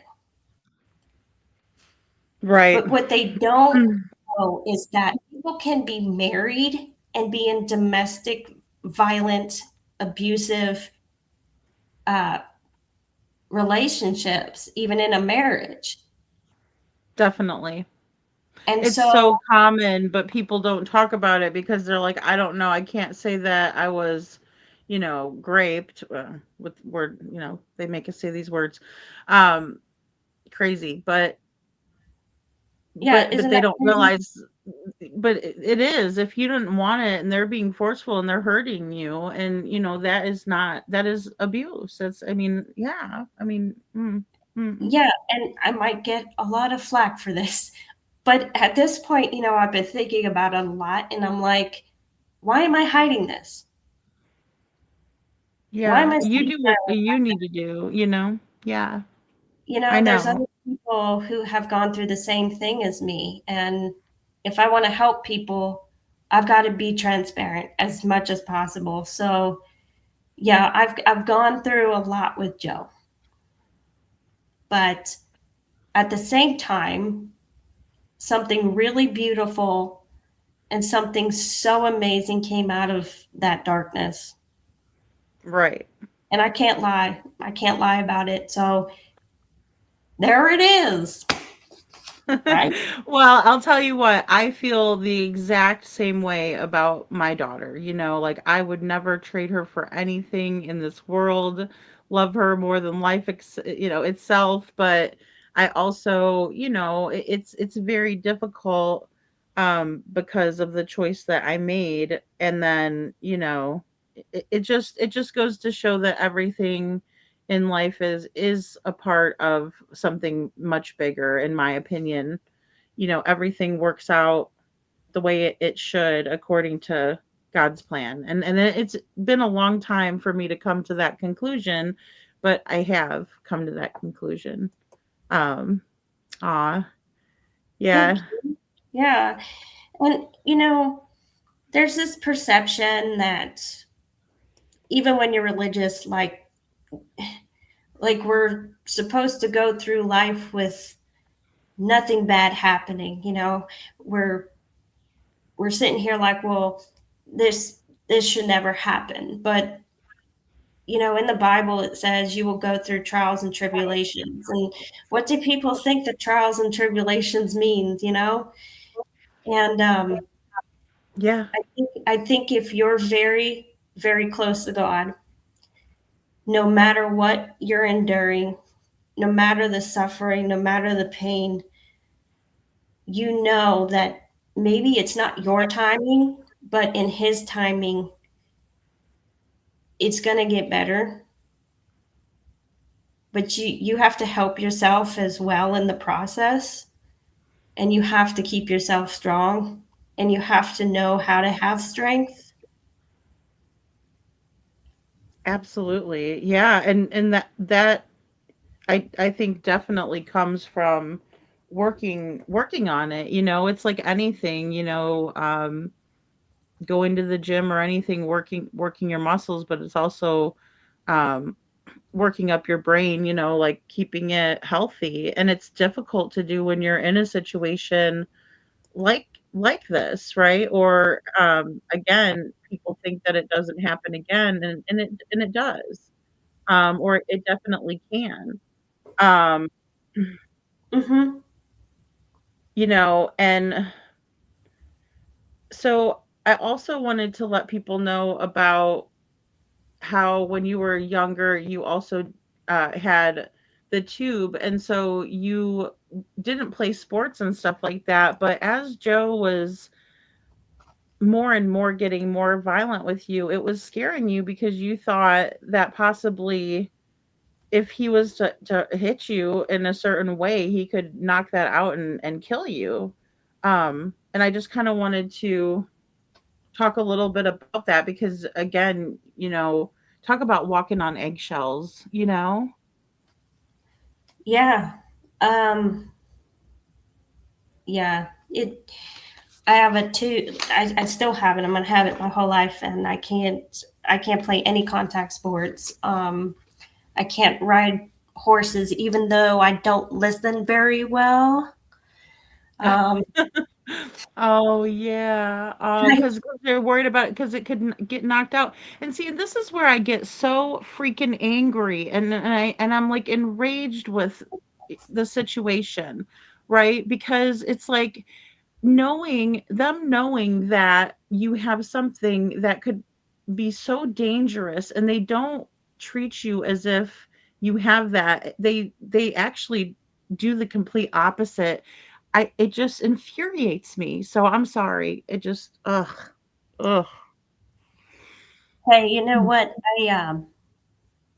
I have to say, when you say sorry, I love that, but I just like I want to be clear that I don't feel like a victim. You know, I feel like Yeah. Oh God, no, you're not a victim, girl. You're a warrior. I feel like a survivor, and I want to see a society where people are saying, "I'm a survivor, not a victim," and Right. reality, yeah, you're considered a victim. Start calling yourself a survivor, and that's going to be really healing and powerful for you. So, if you've ever been abused, if you've ever been hurt by other people, or you just feel so worthless inside, or like you're not beautiful enough, you're not worthy enough, no matter what it is, you look in the mirror every day and you say, I'm a survivor. That's what I want people to do. I'm not saying that in the context that I'm upset that you said that to me. I'm saying that, the word victim, I get it. It's a word, and there's no shame in it, right? But I No, just no, want not at I want to empower people to be more inspired to see themselves for what they are, and they're survivors. They're strong. Um, the abuser is usually the one that wants you to stay a victim, right? So right. let's stop being the victim and let's be the survivor. Let's be the warrior, you Yeah. know? So we Yeah, don't let definitely. Yeah, I do. I just get so infuriated though. I'm just like, ah, because it just, well, and I also had the same feeling like what you're saying here, um, that, you know, even layered over that was the fear that was really dark, that you believed that if something happened that no one would truly care. And I've had a lot of those times where I've felt that alone. And I think that there's many people right now feeling that exact same way, like you said, and don't realize that they can get away from that situation And there are people that care. There are people that love them, and but it can be so isolating. It is. Abuse is isolating, and the abuser wants you to feel isolated.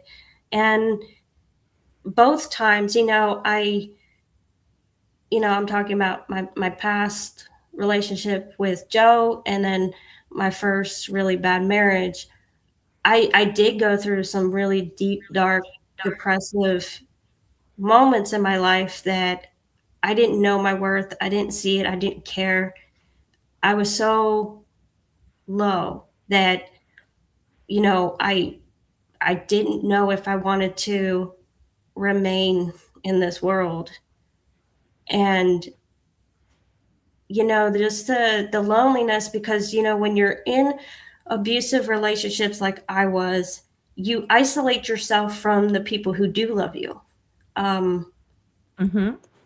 Yeah, and the shame, yeah, or well, one reason.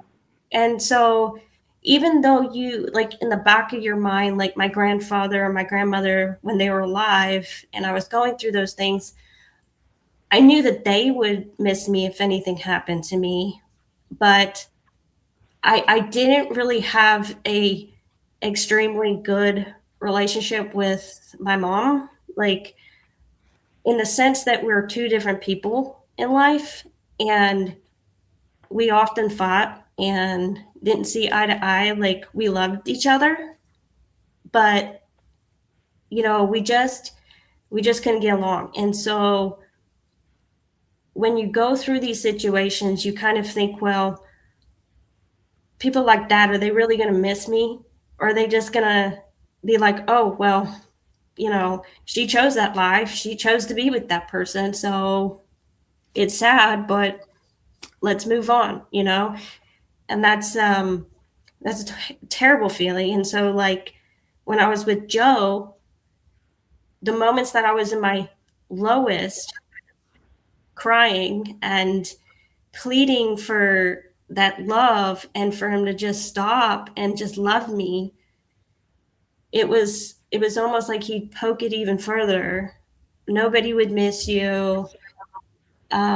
You're stupid, all this stuff. And I Yeah.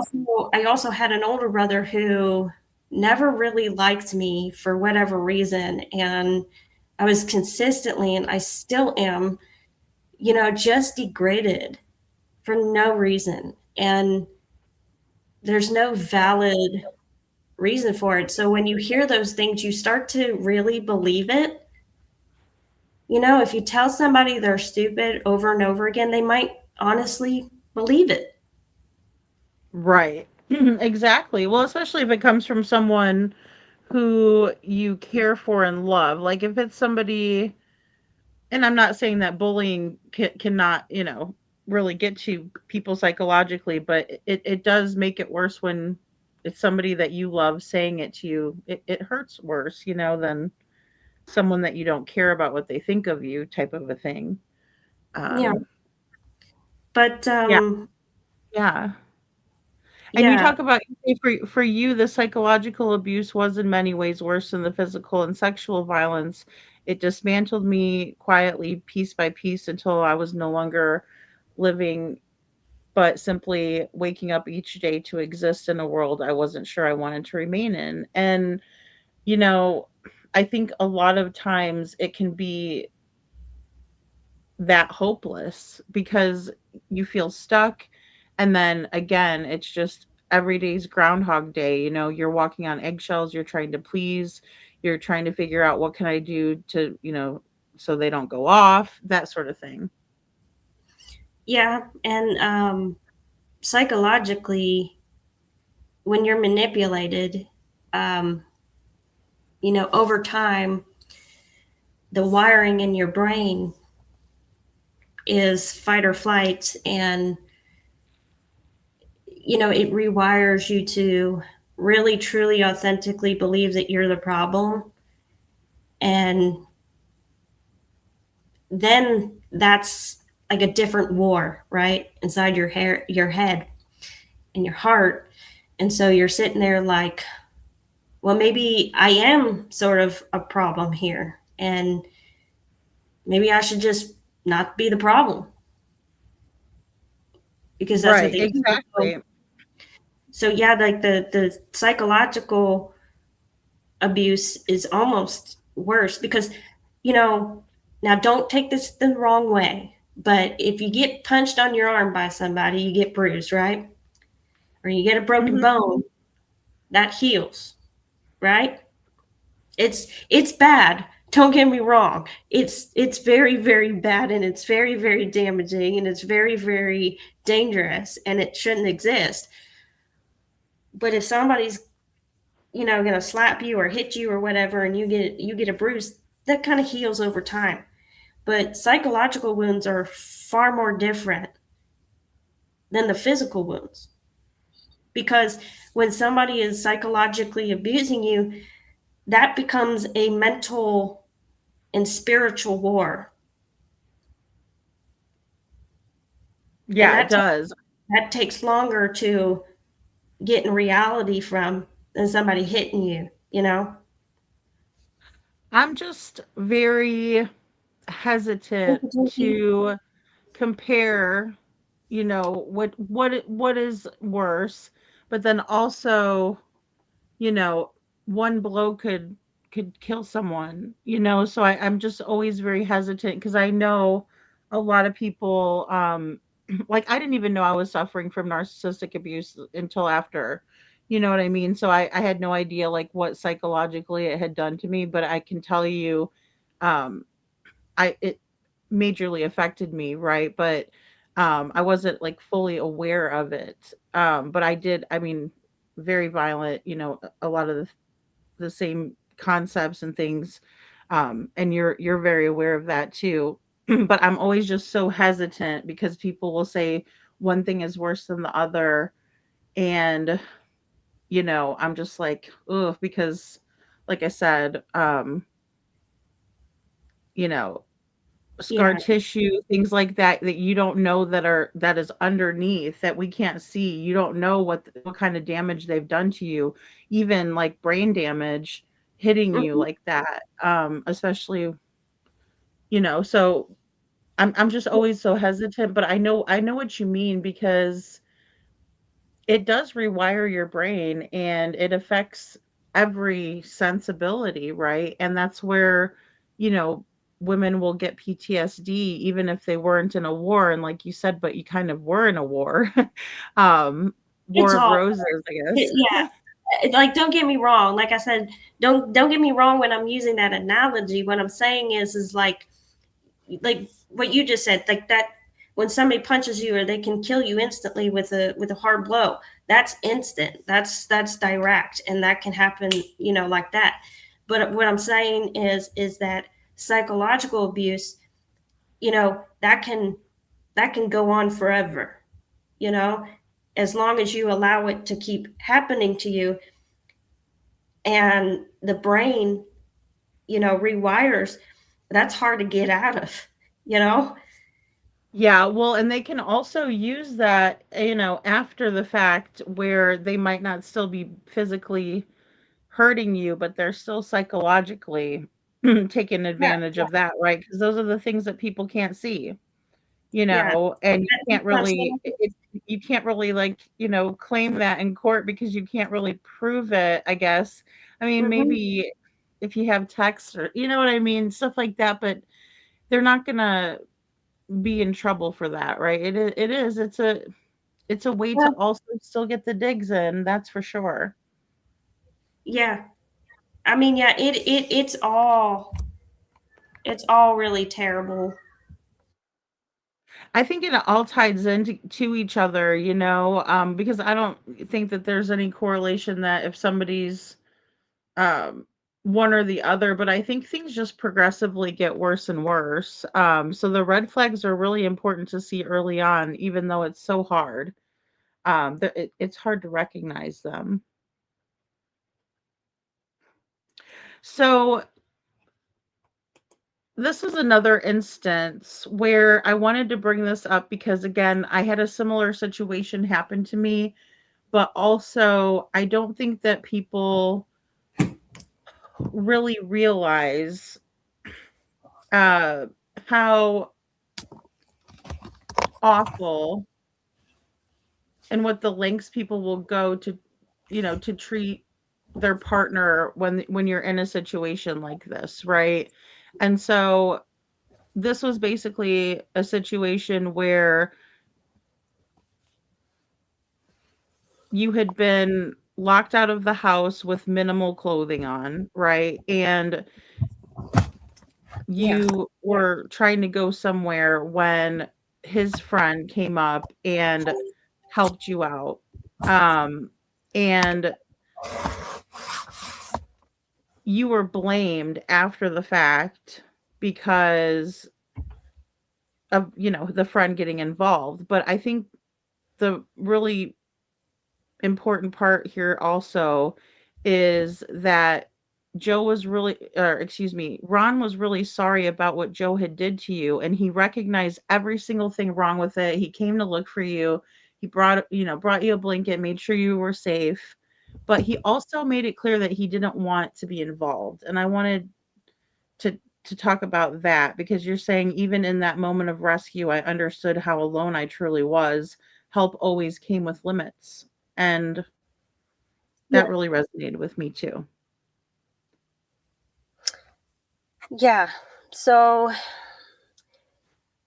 sometimes reality for people who are in abusive relationships, they have to come to terms that they may not have a knight in shining armor to come rescue you, even when they see it happening.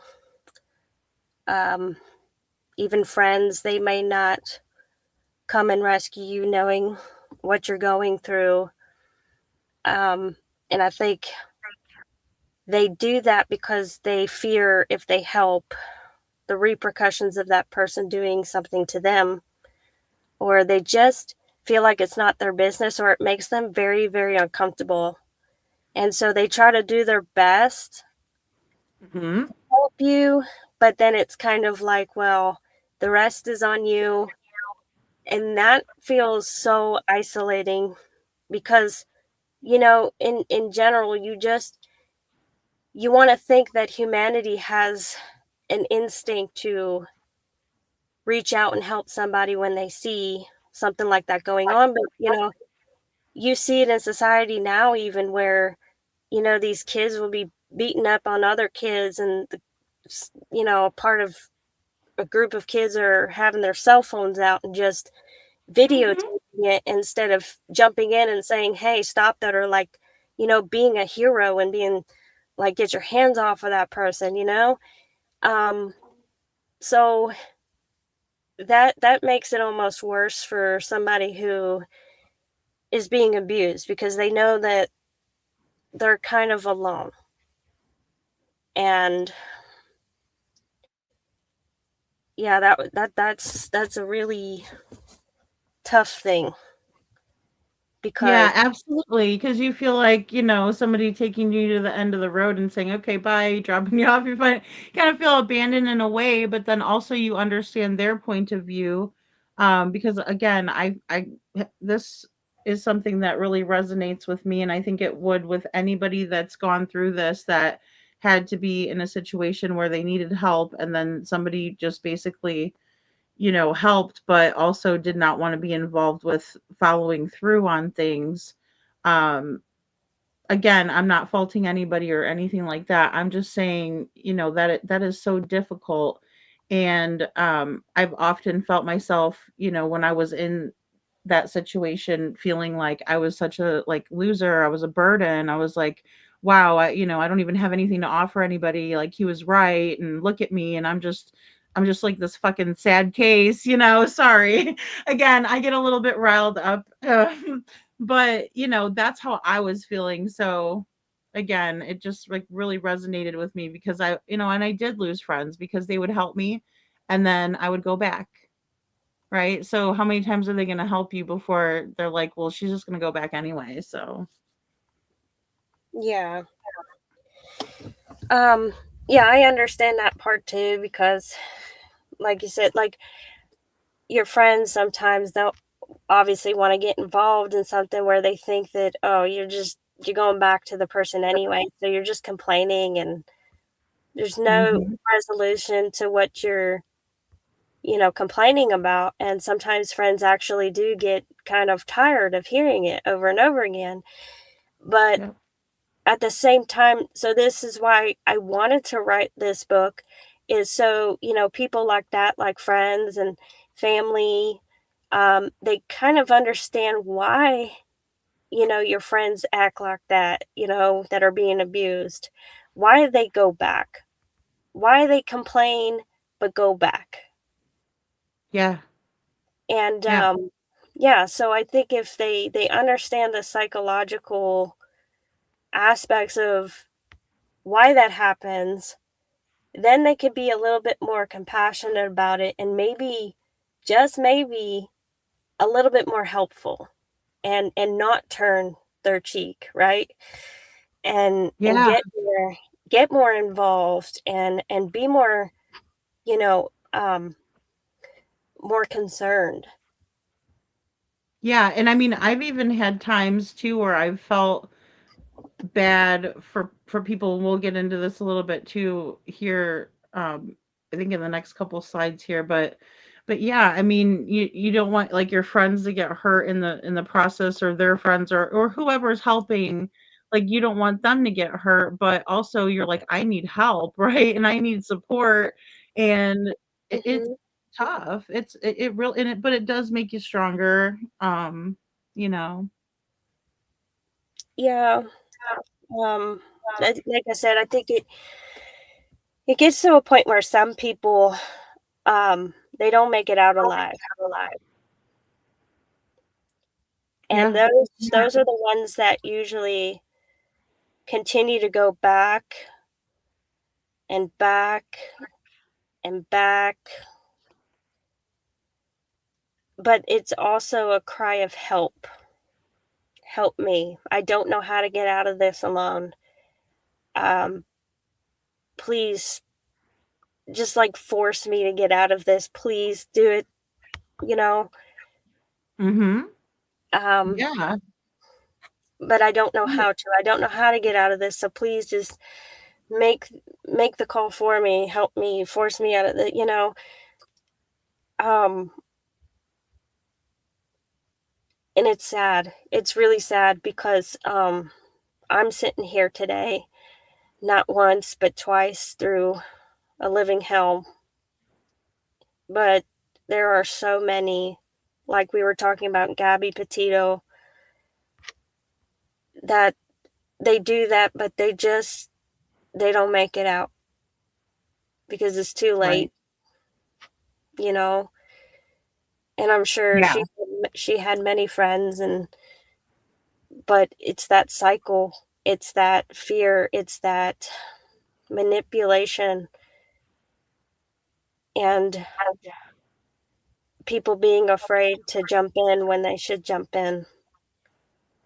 Yeah, and people can be harsh too, like Jackie's saying. A friend of hers said, "Put up or you either put up or shut up," and it made her feel alone. And I could Why it's totally see terrible. that.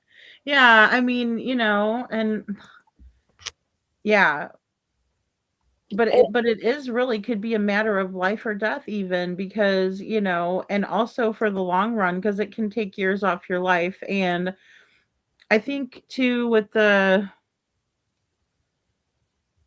pressure and everything like that, and just like what you're saying here, every single insult would chip away at what little sense of self I had left, so it really hurts your confidence, like especially when you're being called things like worthless, ugly, stupid, which is not true, by the way. If anybody is telling you that out there, you are not worthless, you're not stupid, you're not ugly, right, Jennifer? I mean, that's the hardest part, is that you hear that, like you said, all the time, and then you believe it.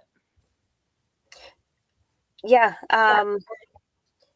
it's a psychological, it's it's damaging. It's literally damaging. It the same with children, we're talking about adults here, but you know, For example, when children have an abusive parent and that parent is consistently telling them they're stupid or lazy or worthless, they believe it. They might not believe it at first, and they know, oh, that's hurtful and that's wrong for my mom or dad to say. But Yeah. eventually, the more they hear it, it's because it literally damages the brain. It rewires the brain, it rewires your immune system and how those both interact with each other. And it sends you into a fight or flight. And I mean, it's just so damaging.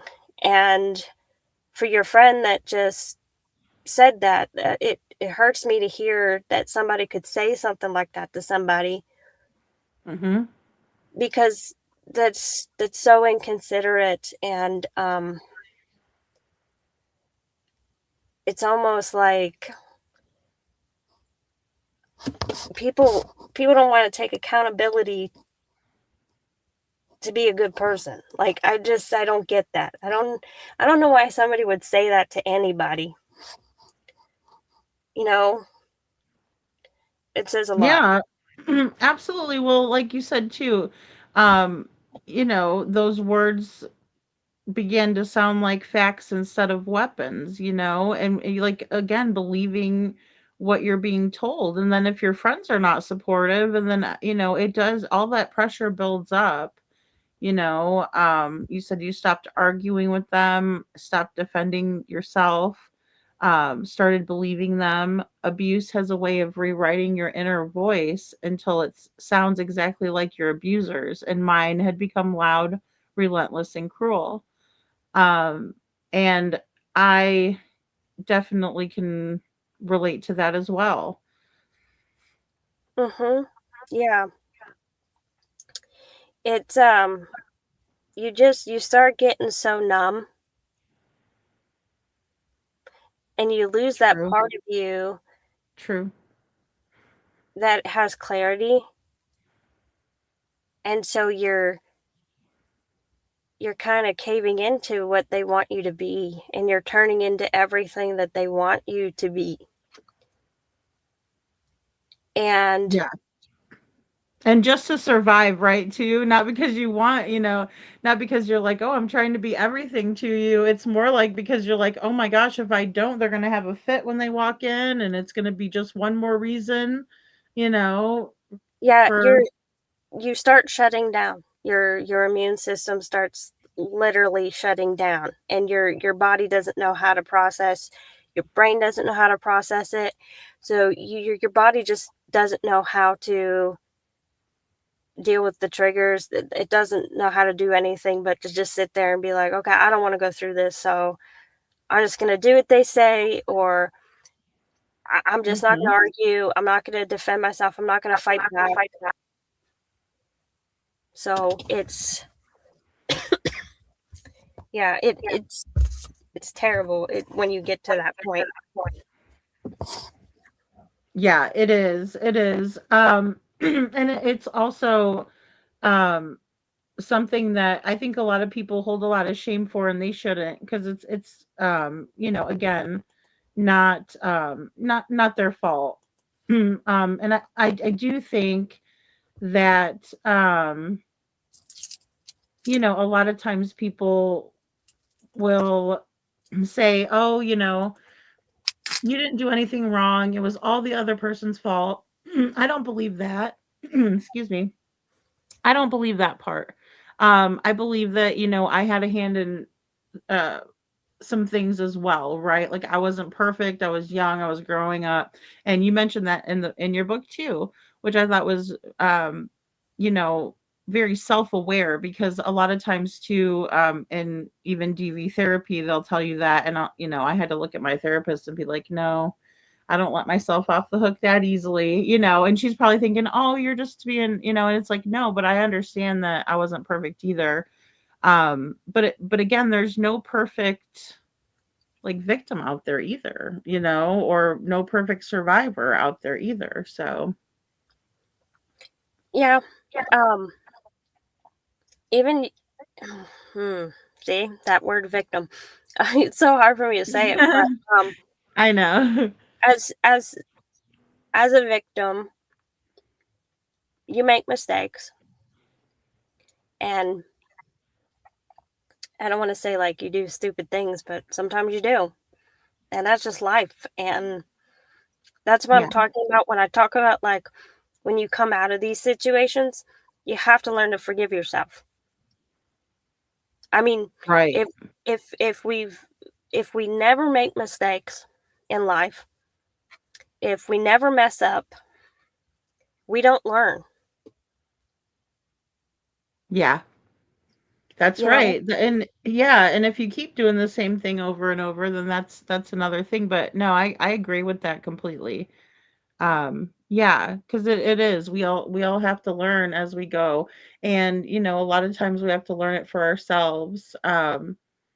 Which is tough, but it's not it makes it harder. And I do think, I do think maybe victim is appropriate as long as you're referring to yourself when you were going through it, but when you get out of it, it is a good thing to recognize, like, and be grateful and also proud of yourself, even though it's hard, because that takes a long time, as we've been talking about that and as you wrote in the book.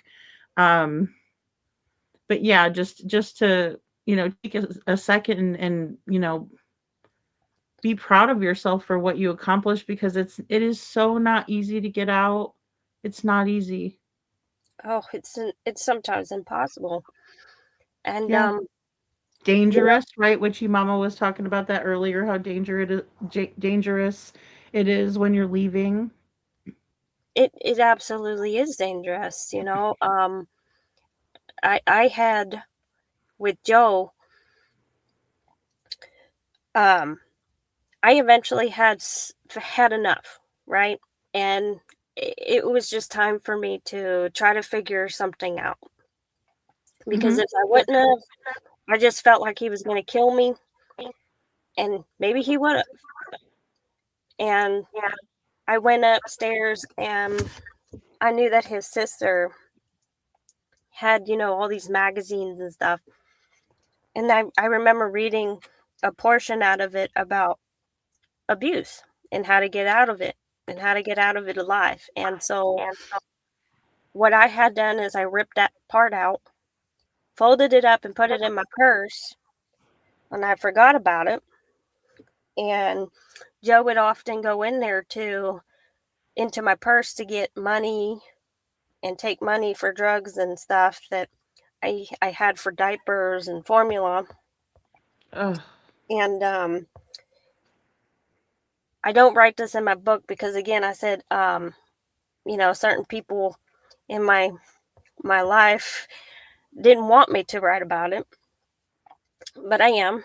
Um, I understand that. I went in the bathroom and I did. I had my baby with me because we were in the bathroom and getting ready for bed. And I guess he found that article and he just lost it. Came banging on that door, screaming at the top of his lungs, "Oh, you think I'm going to kill you? I'm going to kill you." And then he went and got a butcher knife and was stabbing the door with a butcher knife. And I thought that was it. You know, I thought that Yeah, was, but in my mind, my instinct was my child, you know, definitely. protect Yeah, him. So I got out of that alive. Thank God. I don't want to ruin everything because, I mean, that story is in my book, but it just doesn't mention my baby. But yeah, yeah, it's so hard for people to get out of these situations alive. It's so dangerous to stay. But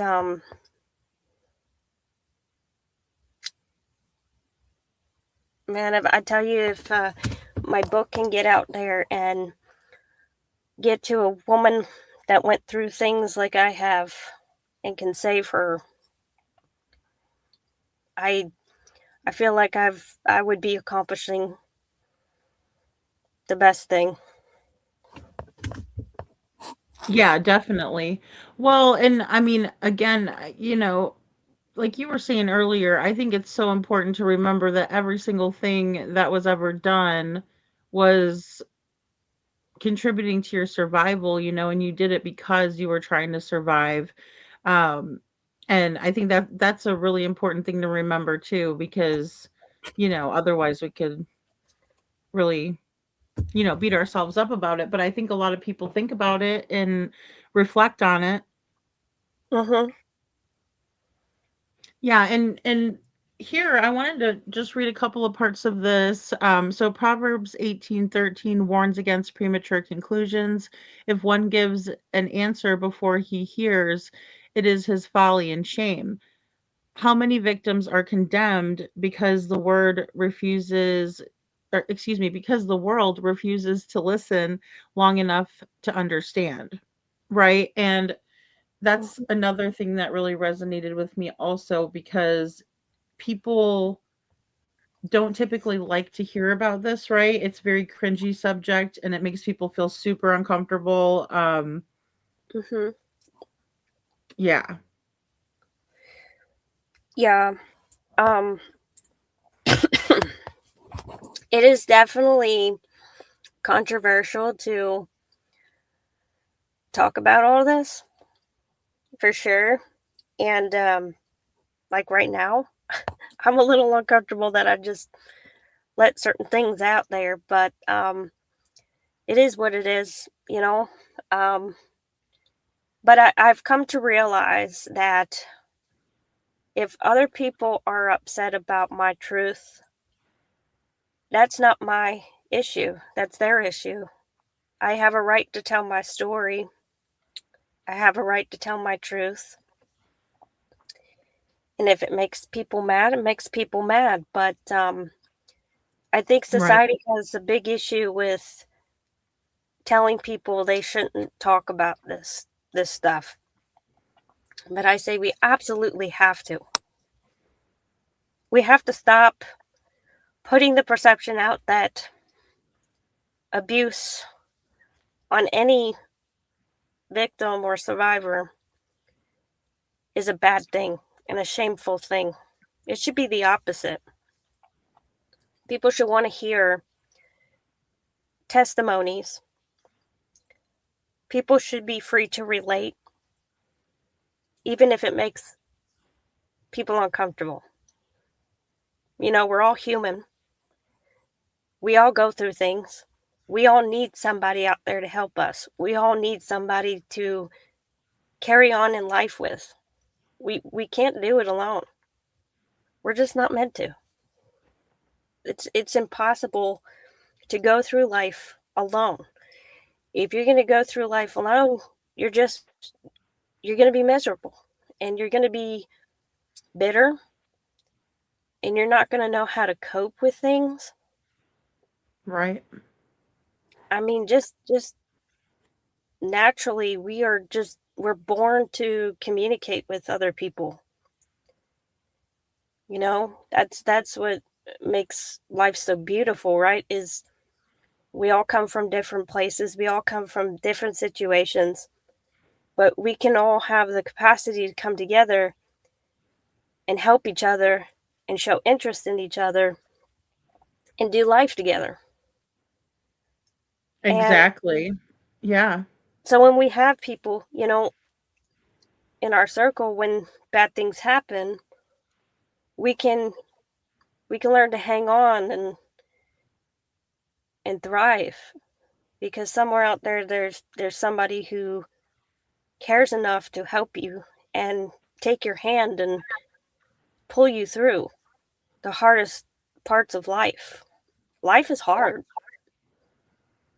you know. Yeah. Um, Life is hard. Life is hard for all of us. Like we all go through stuff. That's right. That like is so true. I just want to be serious right now. I'm sitting here talking about my book, which is great, and I've been through things that are unimaginable, but at the same time, I'm sitting here and I keep thinking about Seth, and I'm like,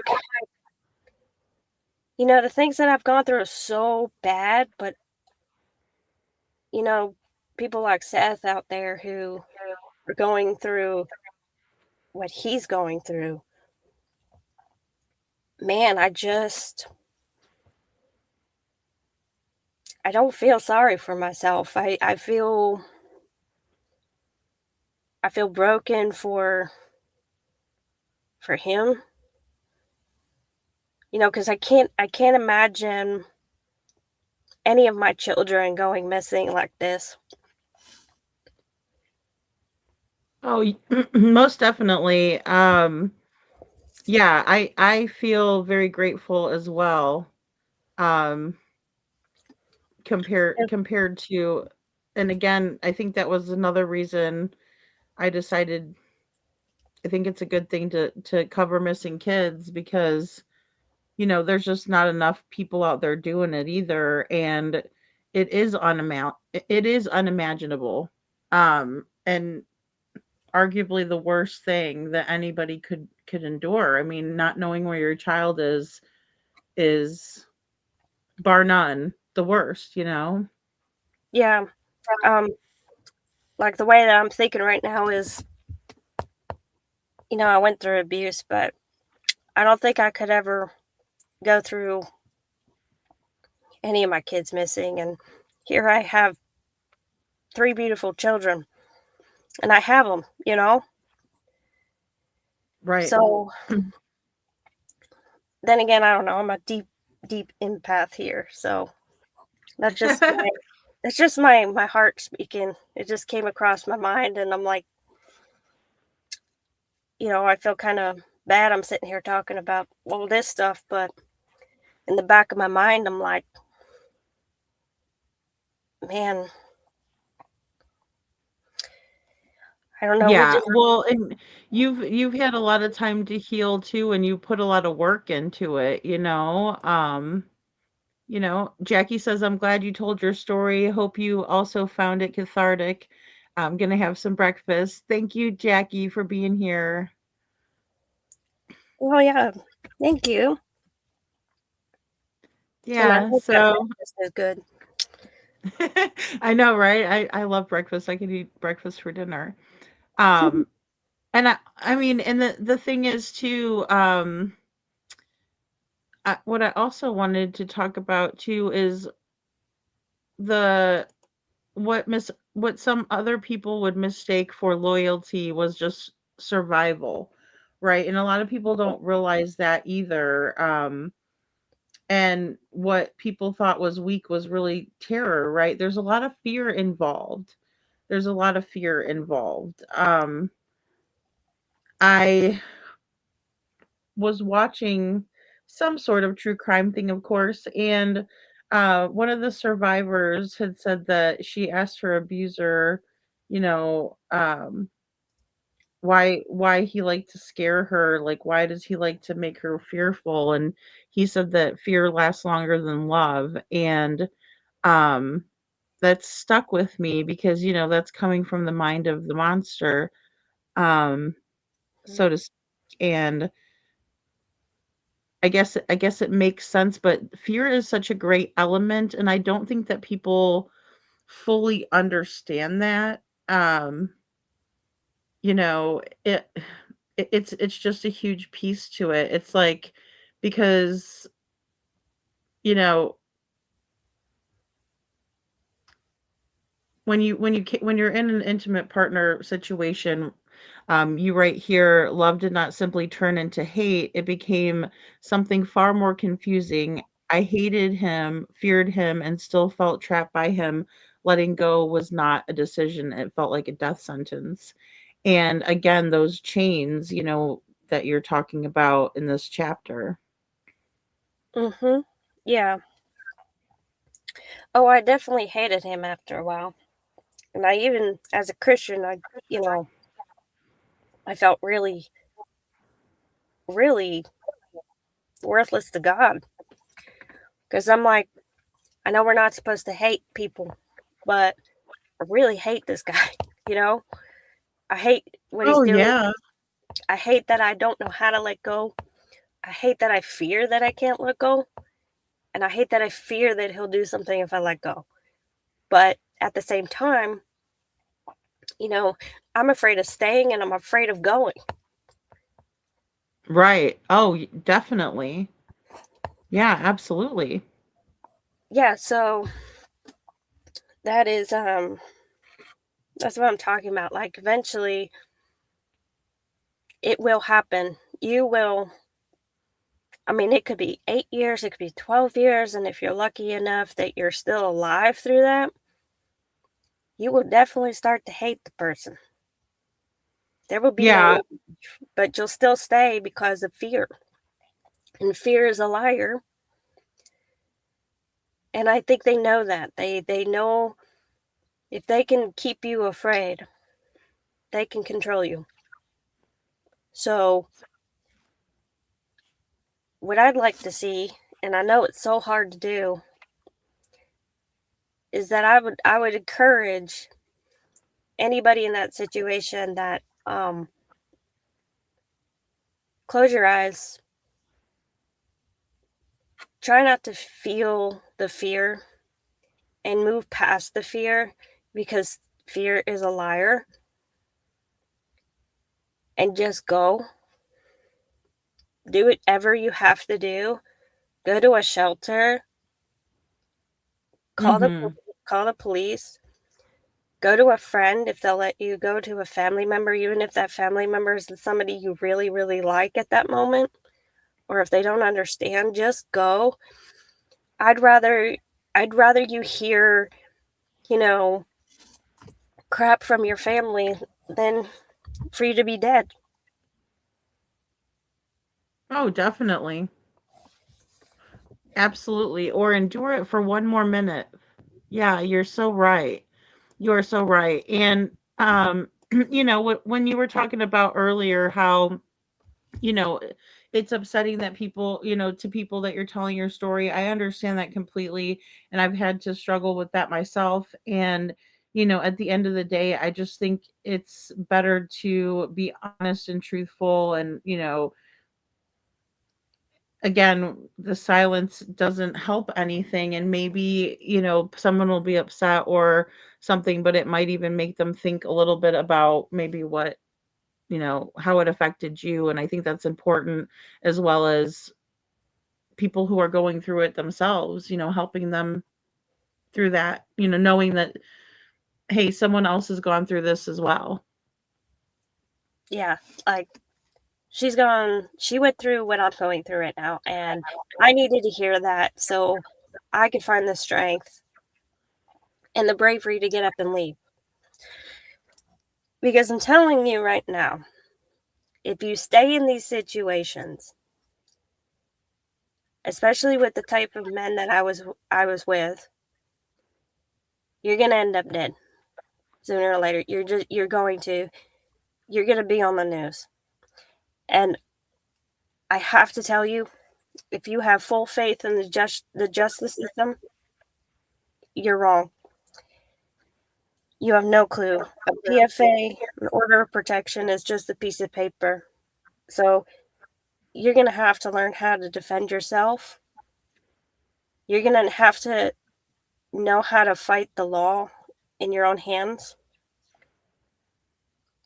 And you're going to have to learn a lot of things that you don't want to learn. But if you don't figure something out sooner or later to escape that, you're you're not going to be here. And I don't want that for anybody. Right. Yeah, and that's the real talk of the situation. It's that serious. Um yeah, that's absolutely spot on. So you write here, manipulation rewires perception, not just for the victim, but for everyone watching. And that's the greatest weapon. It isolates, confuses, and silences. It convinces outsiders that the danger isn't real and convinces the victim that the escape is impossible. I wasn't staying because I didn't see the fire. I stayed because I was standing inside of it. Right. And again, I can't say it enough. It's just very true that it's easy to know what to do when you're outside of looking in, but when you're inside of it, when you're going through it, it is nearly impossible to navigate. It is. It's for me, you know, for example, like my family would find old love letters or little stick figures, Mhm. when you're young and you're in love and you write those little love letters or you write little stick figures like, oh, we're going to have a family someday. They see that, and then to this day they perceive it as, oh, that's what you want. But they never ask, did you do that because you really wanted that, or did you do that because you were manipulated or forced? Because Yeah. what abusers do in a lot of relationships is, they know that who they're abusing, their family members or their closest people are going to eventually find out what they're doing. So they force the victim to look happy, seem happy. Mhm. Yeah, a big one in the South is be sweet, and Yeah. that one really always bugged me because I'm like, I am sweet, but you just want me to be sweet because somebody's being horrible to me, and I can't reconcile that in my brain, especially working on assertiveness. Yeah. I mean, it changes you.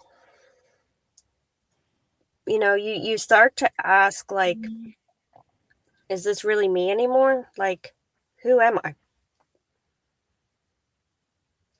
And then when you get to that point, family or friends might look at you like you really are that person, aren't you?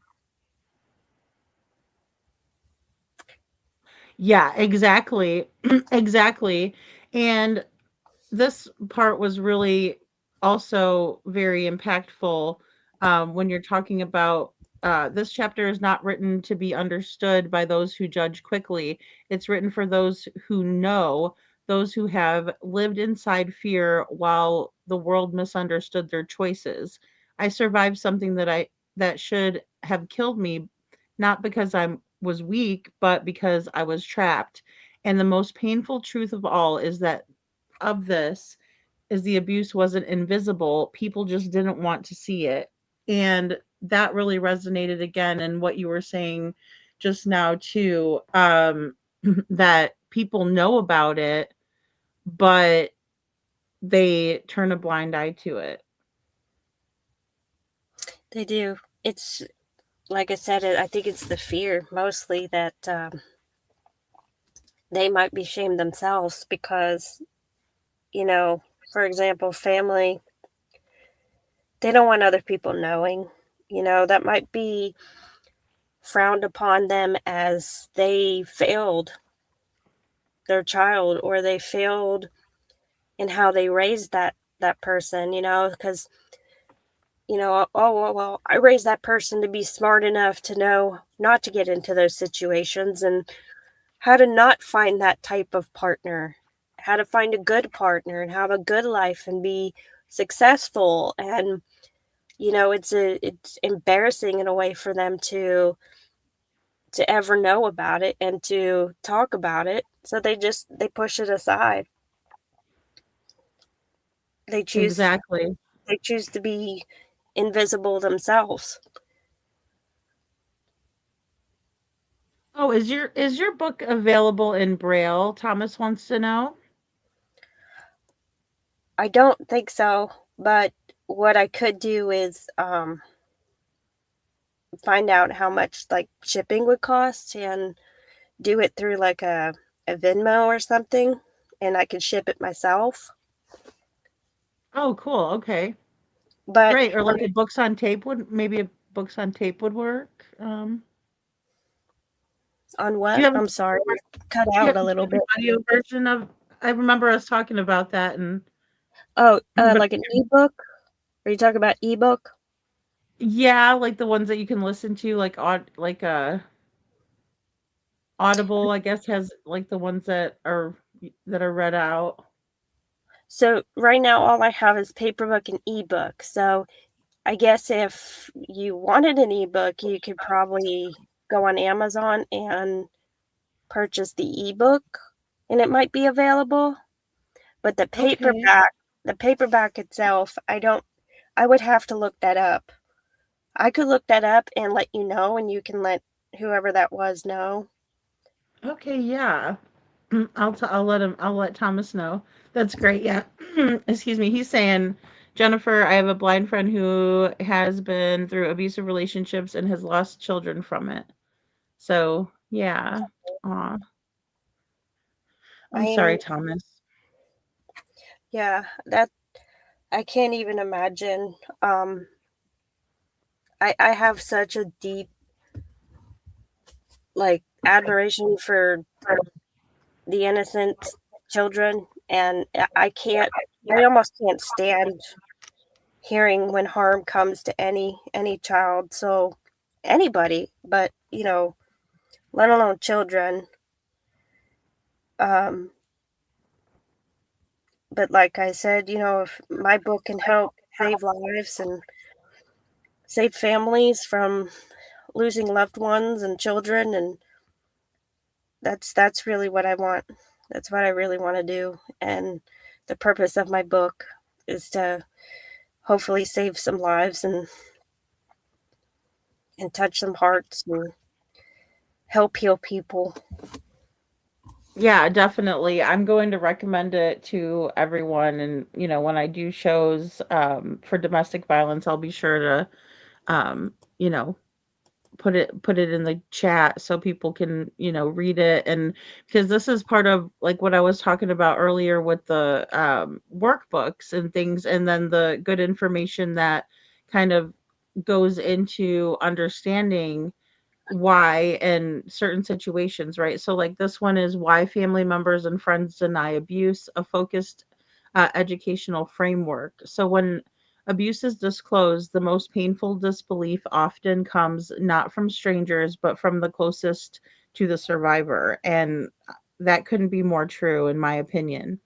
Understanding the dynamics behind this denial is critical for prevention, intervention, and survivor support. Emotional loyalty and attachment bias. So obviously, you probably dealt a lot with this too, especially when you're younger, and you're the high school sweetheart and stuff. So you have mutual friends, you have family members, you have, that have known this person since they were young, their family since they're young. Um, Hmm. I think, yeah, I think that really comes into play, that emotional loyal and attachment bias. And then that core principle is emotional bonds impair objectivity. So family members and close friends have attachment to both the survivor and the accused. That's a big one. Um, if they love the accused, belief feels like betrayal. Boom, right there. The closer the relationship, the harder it becomes to reconcile the possibility of harm. And that can be so devastating if it's your brother or your sister or your mom or your dad, and then loyalty can override logic is huge. Yeah. Yeah, because I mean, it's just happens, and people, and these are the things that people really don't talk about or know about really, or maybe they're going through this and they're like, oh, I didn't realize that this was a thing, right? Because it makes you feel better when you know that others have gone through it, even though it doesn't make you feel great, right? But at least you're not alone. Educational insight: attachment creates blind spots. Love does not eliminate the possibility of abuse, but it can distort perception of it and, minimize it, normalize it. Um, Threat to family identity and narrative: the core principle: abuse challenges the family's shared story. This is huge, Jennifer. This part is huge because, while I'll just go with the same gusto that you're going with, you know, because I have my daughter with my abuser, there are times that I have to deal with them. And hello, Justice Jane. And it's challenging because, again, you know, I still have to be the pleaser in that situation, which is extremely hard and goes against everything that I stand for, but it challenges the family's shared story. And that is the most difficult thing, because if I say that I don't want to be around that person, then automatically I'm the bad guy, if that makes sense. Yeah, that makes complete sense. And yeah, it's just like I said, family and friends, those are the two main, you know, identifiers that are not really knowledgeable of how to handle caring for their loved ones who are going through this. And they, Right, and they also, like, I mean, I didn't think about this part, but like you're saying here, families will also maintain a collective identity. So we're good people, we are strong, we are close. Disclosure disrupts that narrative, and then accepting abuse may mean accepting generational dysfunction or systematic failure. Some members defend the family image at all costs, and that's so dangerous and hurtful towards the person who went through this, you know? yeah, and that's, why I put this in here is, so maybe families out there, friends can read that and kind of be like, hey, maybe I need to do some things differently and Exactly. help heal some wounds here that my loved one needs. Yeah, definitely. Because it shouldn't be the family's reputation over, protecting that, preserving that over how someone feels, and also not taking it seriously, again, because like we were saying, it's a matter of life or death. It really is. Um, yeah, and then like you're saying here, protecting the family's reputation can unconsciously become more important than protecting the individual. So fear of loss and disruption, the core principle there would be believing abuse requires change. It may require cutting ties with the accused, right? Which is a huge one, and it's hard when you have kids. It may divide siblings, parents, or friend groups big time. Um, Financial support, shared housing, childcare, and community standing may be at risk. That is always a big one. People often fear the ripple effects of the truth. And obviously we talked about that too. It's hard, but you have no choice but to stand up, especially when you go through the healing process. Yeah, it, for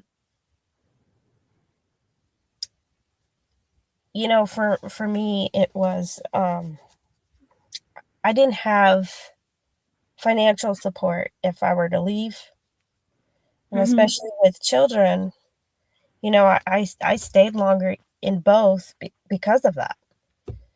And the judicial system is just as harsh.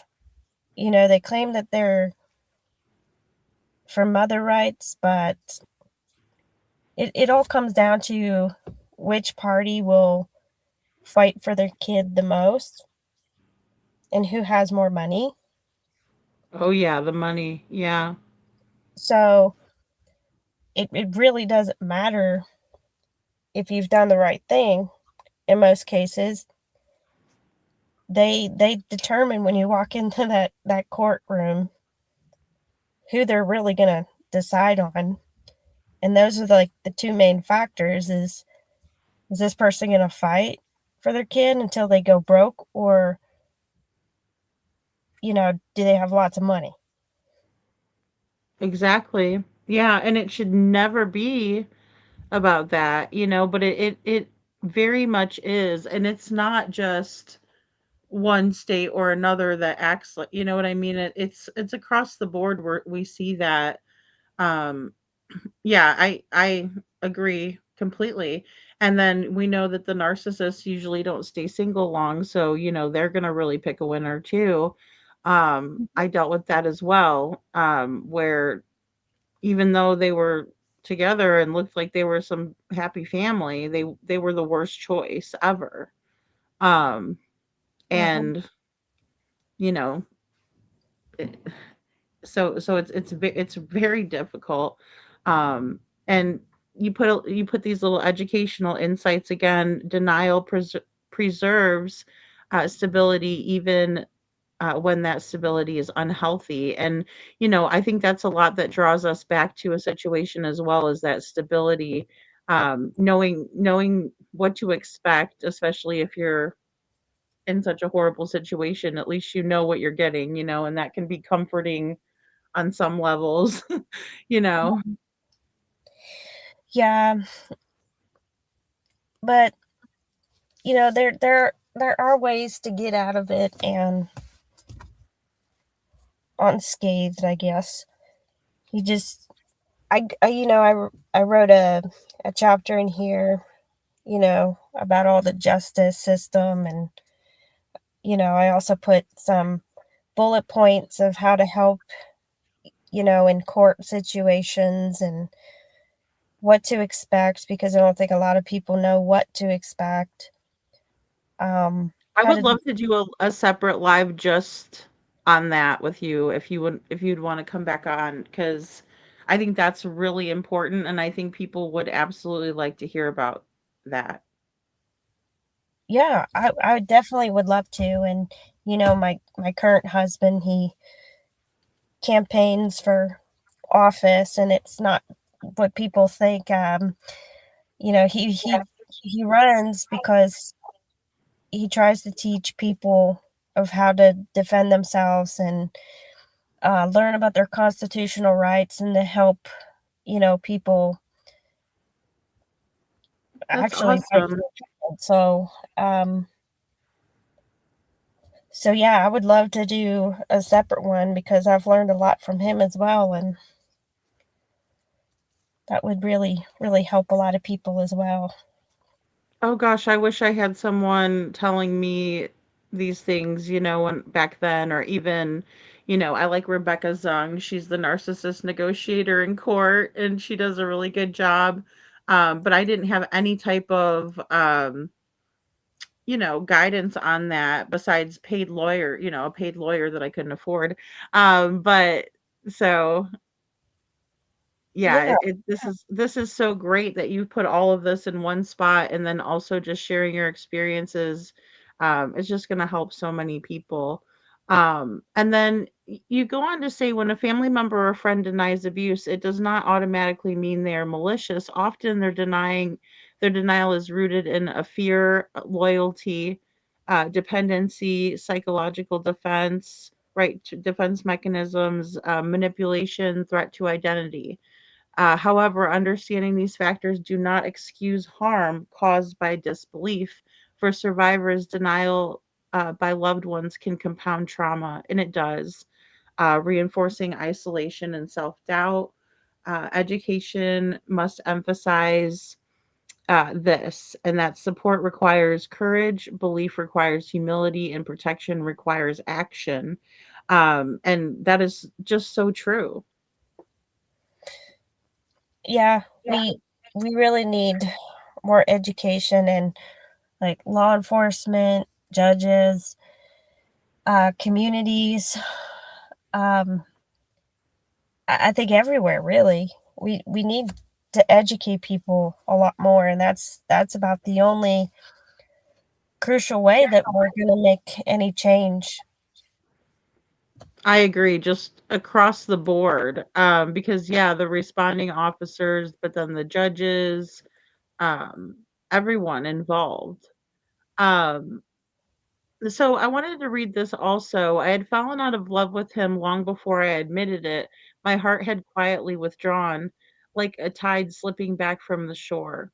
But my mind was still standing in the water, insisting it was safe. I didn't understand how you could stop loving someone and still feel owned by them. Wow, that's powerful.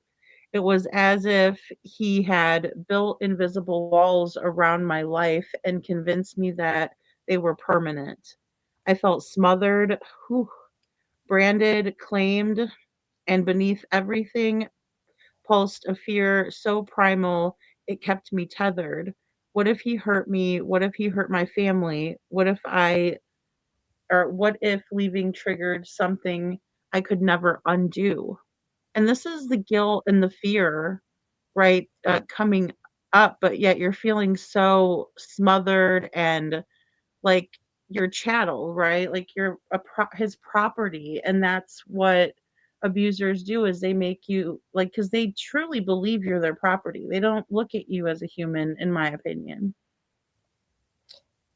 Yeah, and that's really what I'd go through with Joe.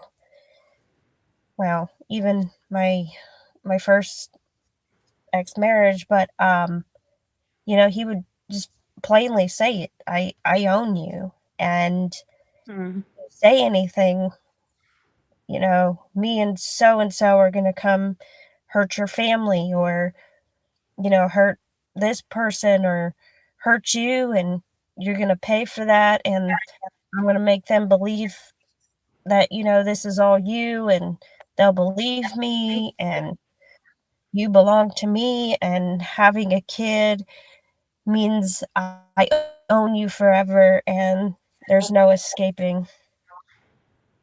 So, yeah. yeah. Yeah, and they do it, ever so subtly, and then, it just builds up as well, over time, and I yeah, I think it's so important for people to be able to see that and recognize it. Um, and then we're getting into when after you had left Joe, and there was a couple of excerpts that I thought was really again profound and a lot of people could relate to. So you say Joe stalked me constantly. If I dated, he found out. Once his sister spotted me at a festival with someone new, and Joe showed up and caused a public scene that turned into a physical altercation with police involved. I ended that relationship because I couldn't handle the chaos.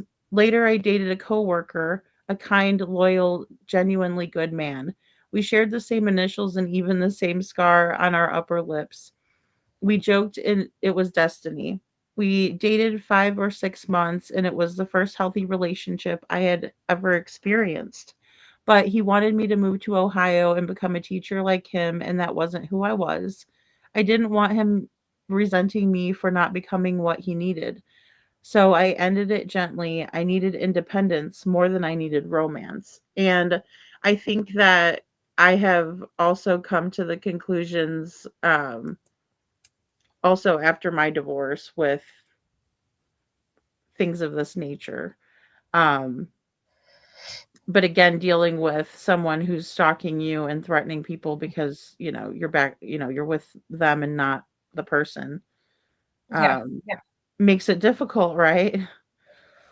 Yeah, it does. But I eventually learned, like, when I came out of that, I like kind of immediately drew into, people telling me maybe now that you've let go of that whole thing, you need to experience other people, and how there are good guys out there, and, you know, just kind of learn and play around with that. But, it was just too soon for me because I figured out, I needed time to heal. I needed time to find myself again, and it just wasn't it, you know? Um, and also, it was very fresh for him to lose control of me. And so it Right. probably was it probably wasn't the best idea because for the both of those situations, and it just he didn't let go of that control yet, and I needed time to figure out how to deal with that, get some therapy, heal, find myself again, find my strength, find my voice, find a way to be able to cope with him still trying to control me, and how to, like, kind of put an end to that and put my foot down and say, "You don't own me, and Right. you're not gonna do this to me anymore." So, I needed to grow out of all of that before I thought about romance again. Right. Yeah. Well, and too with the vulnerability factor, um, Detroit wants to know if you have a support page. Like a support page as in, like, me having a page that, supports all this, or I'm not. That's what I was thinking, yeah. Well, and then I was like a Facebook page, but I don't think I'm right with the Facebook page. Um, I mean, yeah, I have a Facebook, page. It's just under, Jennifer Erin.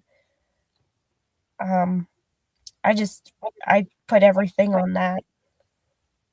oh, cool. Yeah, I'll make sure I friend you on there. Um, okay, and I wanted to read this also. I had such a hard time picking out excerpts, and I'm like, I need to stop so I don't have like a billion of them. But um, you talk about, and through all of it, I have always believed this. The the miracle that interrupted my hell didn't arrive the way I once imagined salvation would. No one came rushing in to pull me out. No voice from outside told me I was worth saving. Instead, God placed something inside of me that had been buried beneath fear, silence, and survival. It was quiet at first, almost unrecognizable, but it grew stronger with every moment I chose not to break. What saved me wasn't a person, it was awakening of my own independence and the return of my voice. Yeah. I mean, that's the only way you ever get through anything is your voice, your Yeah, testimony, your testimony, your your ability to, um, thrive and learn that through your mistakes and through every hardship and every tear that you've had to go through, that you're the person, you're the one that is essentially going to save yourself. yeah, absolutely. Like, I love hearing the stories where some guy comes along and, like, says, if you ever touch that girl again, I'll get you. And then they fall in love. That is a wonderful story. I love putting a bow on that. But that's not the reality.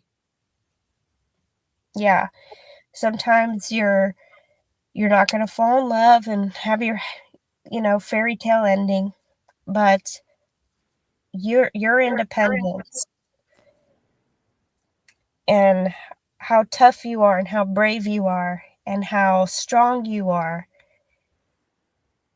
that's what's going to make you a warrior. That's That's where it is. That's your voice. Definitely. Yeah. No, and I just love that because that is something that, I think a lot of people do wait for and they're like, "Oh yeah, because somebody's going to come along and see, that I deserve better." But it really takes you to, make that step and realize that you deserve better and take the necessary steps, and it's so hard. Um it's so very hard. It is, but you can do it. And you That's have to right. tell yourself, I will do it. You can't say, I'm going to do it. You say, I am going to do it. Right, exactly. Yeah, there is, what does Yoda say? Speaking of Sebastian, but there is no try, only do, right? Yeah. So if you're not doing it, you're not trying hard enough, I guess, or Well, it's not that you're not trying hard enough. You need to just push yourself. You need to challenge yourself because nothing is easy. It's never going to be easy, but you have to make it what you're going to make it. You have to make your life, and nobody can do that but you. It really is you, you know? You yeah, can't absolutely. go on in life expecting somebody to save you. You can't. You just can't. You have to be your own challenge. You have to push yourself, and you have to just do it. No excuses. Exactly. Exactly. And you talk about here now, this is really strong as well. And this is something that, again, I don't think people talk a lot about because it's misconstrued so badly. But I love how you were vulnerable enough to put this in there and to really show, what a good heart you have and how much love you had for this person at one time, but then also realizing that you want to protect other people. And I think that that's a really tough place to be, because again, I've been here, so it's definitely important. Throughout the many years that followed, I only had to face Joe a handful of times, yet each encounter felt like stepping back into a room where the air had once been stolen from my lungs. Boom.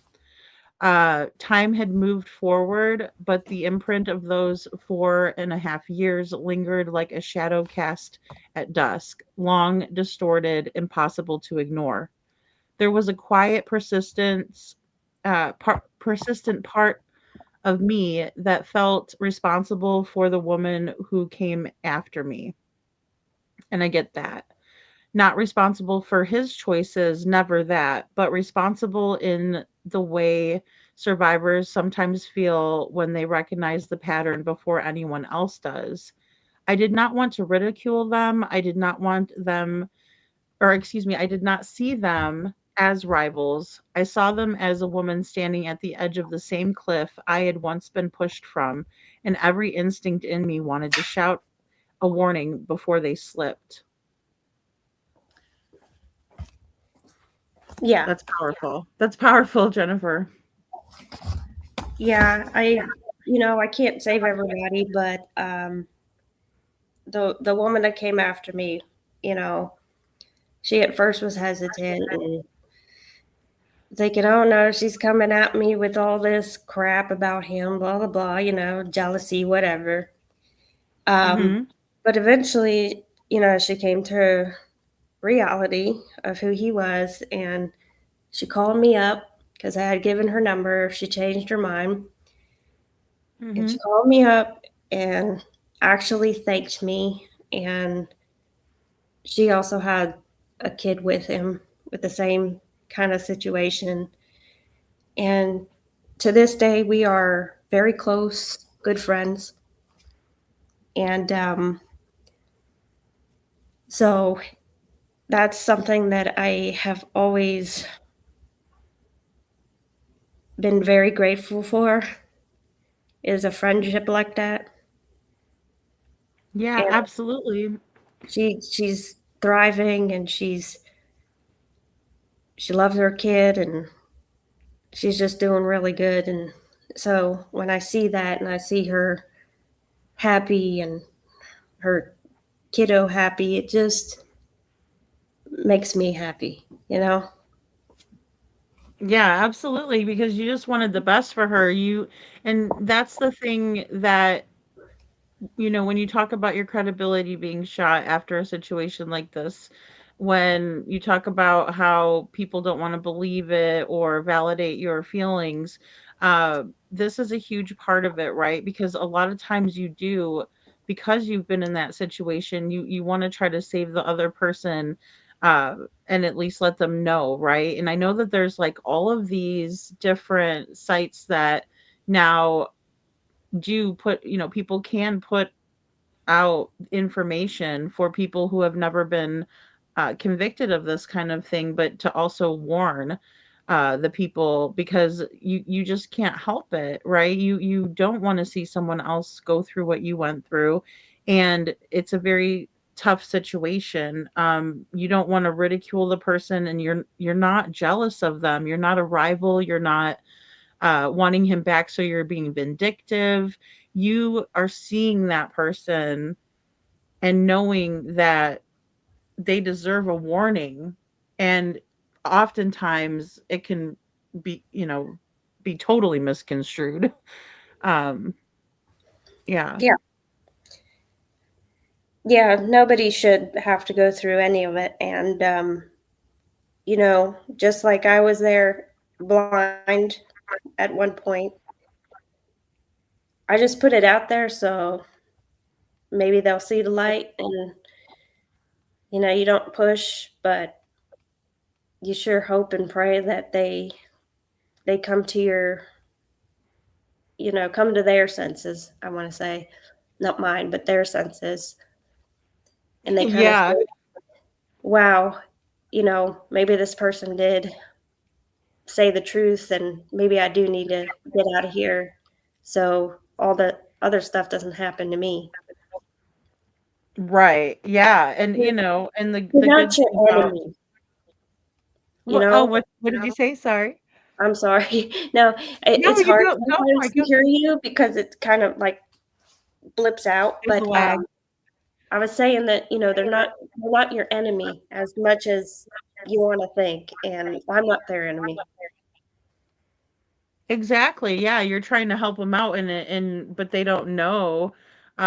Sometimes they're thinking, "Who's this person, and why are they trying to, discredit this wonderful person I've just met? And he's just so great and sweet, and why would she, this lady's crazy and mean, and how could she say it?" But really, you're like, "Girl, I'm trying to help you out, so you don't go through what I went, because it is scary. You just don't know what they're. I mean, you know what they're capable of. You just don't know when it's going to pop off, I guess is probably a better way to say it. Yeah, I think once they may see like certain words that they use with them that, I've brought up that, oh, that person said this with me, then it's kind of like, oh, okay, okay, maybe this person is saying the truth about who this guy is or this woman is because, that's a red flag. That's like, oh, you're saying the same thing to this person. Well, you're saying it to me, so maybe I am going to go down that road if I don't leave.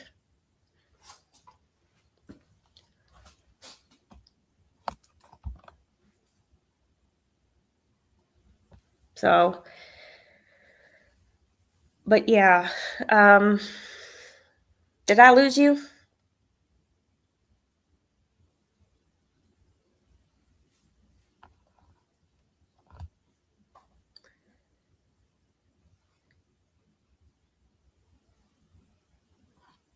Hmm. Think I might have lost you there, lady. Can't hear nothing.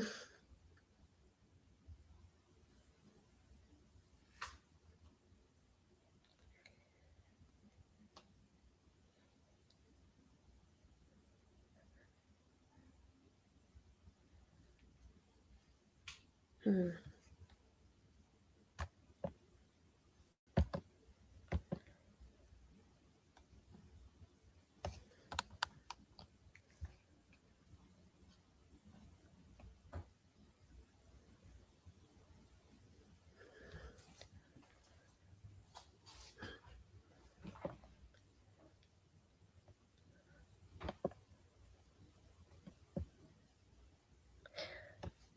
I don't know if I lost her. Something happened. I can't hear nothing.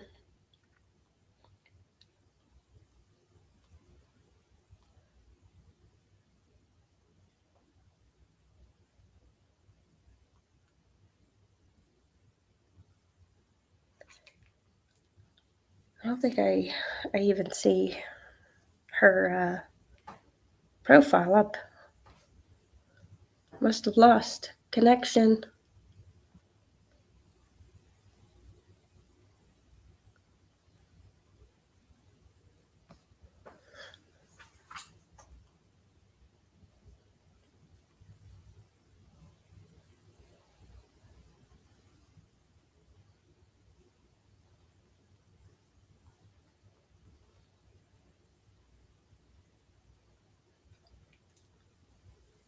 Hmm.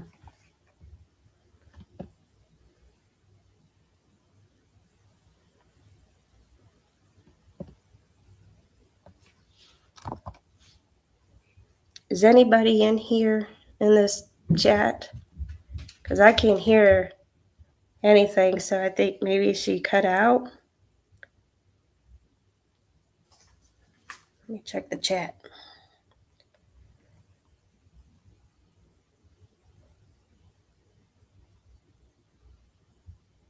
Hmm. Okay, I am so sorry. I don't know why. Trace said she'll come back. I don't know why it kicked me out. I'm so sorry, guys. Hey, you're okay. Can you still hear me though? Yeah, you're. I Oh my gosh, I'm like, why did it just kick me off for no reason? And I couldn't get back in there quick enough, and I'm like, oh, poor Jennifer's gonna think I just left her hanging up there. No, you're all good. I didn't know if it was my end or your end, and then I didn't see your profile up there. I was like, I figured you lost connection. And Yeah, it just dropped me right off. That's what's so funny. Okay, now they're saying, okay, oh, good. Great. They were saying that they couldn't hear us before. I bet you that's why it got kind of like scratchy for a second there. oh no, you're okay. But I do have to say that I probably have to get off here in about 10 minutes, if that's okay. I'm so Of sorry, but course. I, you No, know, that's fine. I think we're pretty much. Oh, we probably won't get through Darvo. Do you want to do like another show this? Will you have time to do another show this week?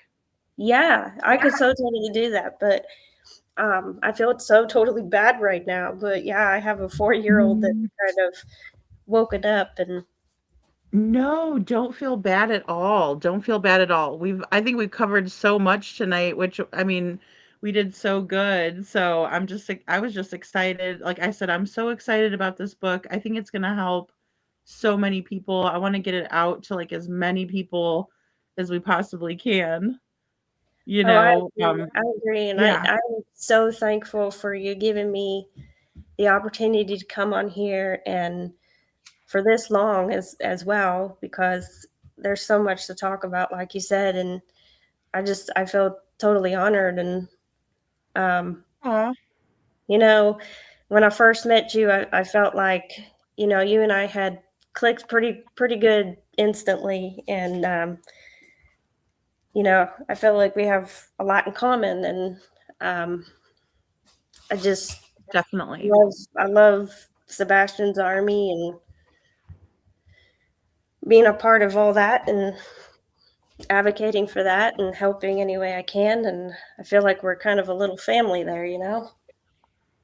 Oh, definitely. Sebastian's Army is the best group of people. Like we were talking about the other night. It's just amazing. Like that. I don't know, just he brought so many people together. I believe it. And I think I have hope. I have a lot of hope and faith. And I'm not giving up ever, as long as it takes.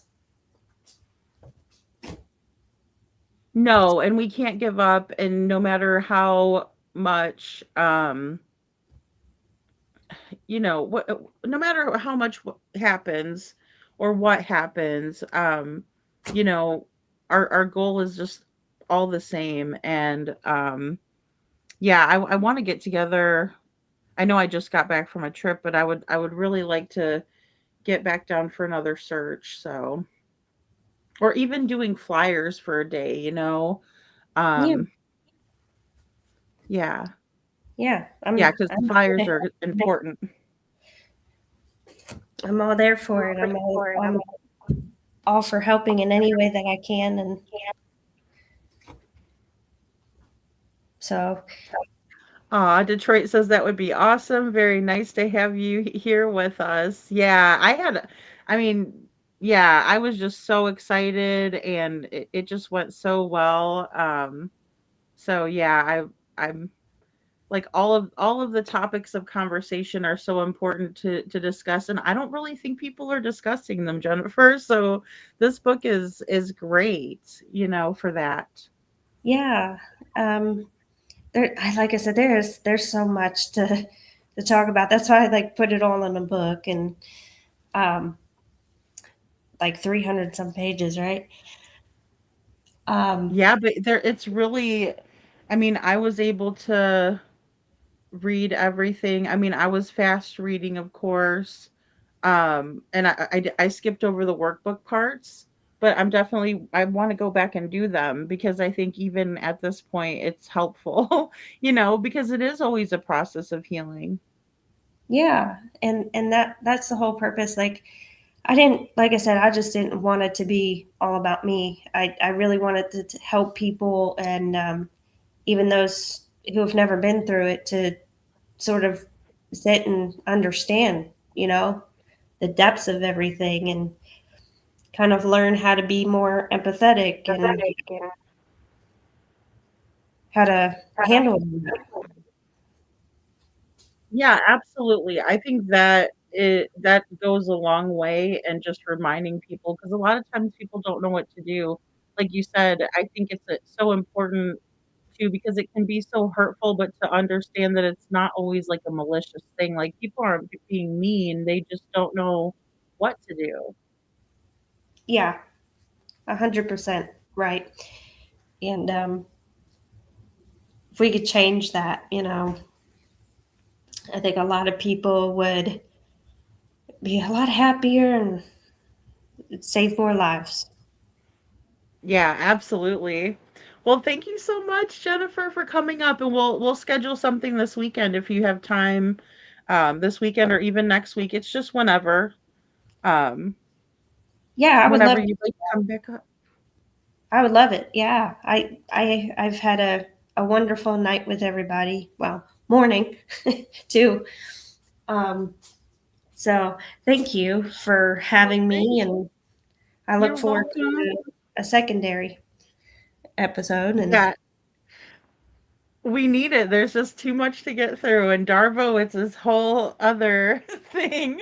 But I just love the conversation back and forth, and I appreciate you because you've been just an awesome guest and just so insightful, and you know, just helping us understand things so much better. So well, I really appreciate it. Like I said, and hopefully I touch a lot of lives tonight. And um, I'm grateful. I'm really thankful. yeah, absolutely. Well, and we'll definitely get together again. But you have a great rest of your night, and again, thank you so much. Thank you, and thank you everybody. And I hope everybody has a wonderful night. Well, morning. Right? Thank you. Thank you so much, Jennifer. Yes, thank you, Trish. Thank you, lady. You're welcome. Bye. All right, guys, and I think I'm going to sign off too. I appreciate so much. Definitely go and check out this book. This book is, in my opinion, groundbreaking. Villain Syndrome. Villain Syndrome. And we know there's different types of ways to get it also. Um, and then if you're someone like me that likes to do the workbook stuff, definitely get the paperback so you can do that as well. Or you know, you could always use an extra piece of paper too, I'm sure. But here's how you do that. And definitely join us for the next live. Thank you, Detroit. Thank you so much, Justice Jane and Groot. Thank you guys so much for being here. Everyone in the bushes and Thomas, thank you so much. I'm so glad that your friend enjoyed the live. You guys are awesome, awesome, awesome people. And, stay safe out there, guys. If you're in this relationship, if you're in this horrible situation, these situations that we're talking about, even if it's like the very beginning when it's the red flag stage, just please, please, please, please value yourself and, get that survivor badge on. And, as Jennifer was saying earlier, it's not going to be easy, but nothing is easy. And you just got to get out there and do it for yourself. And, everything else will fall into place. But your safety and your survival is the most important thing. So again, I love you guys all so very, very much, and I will see you all next time.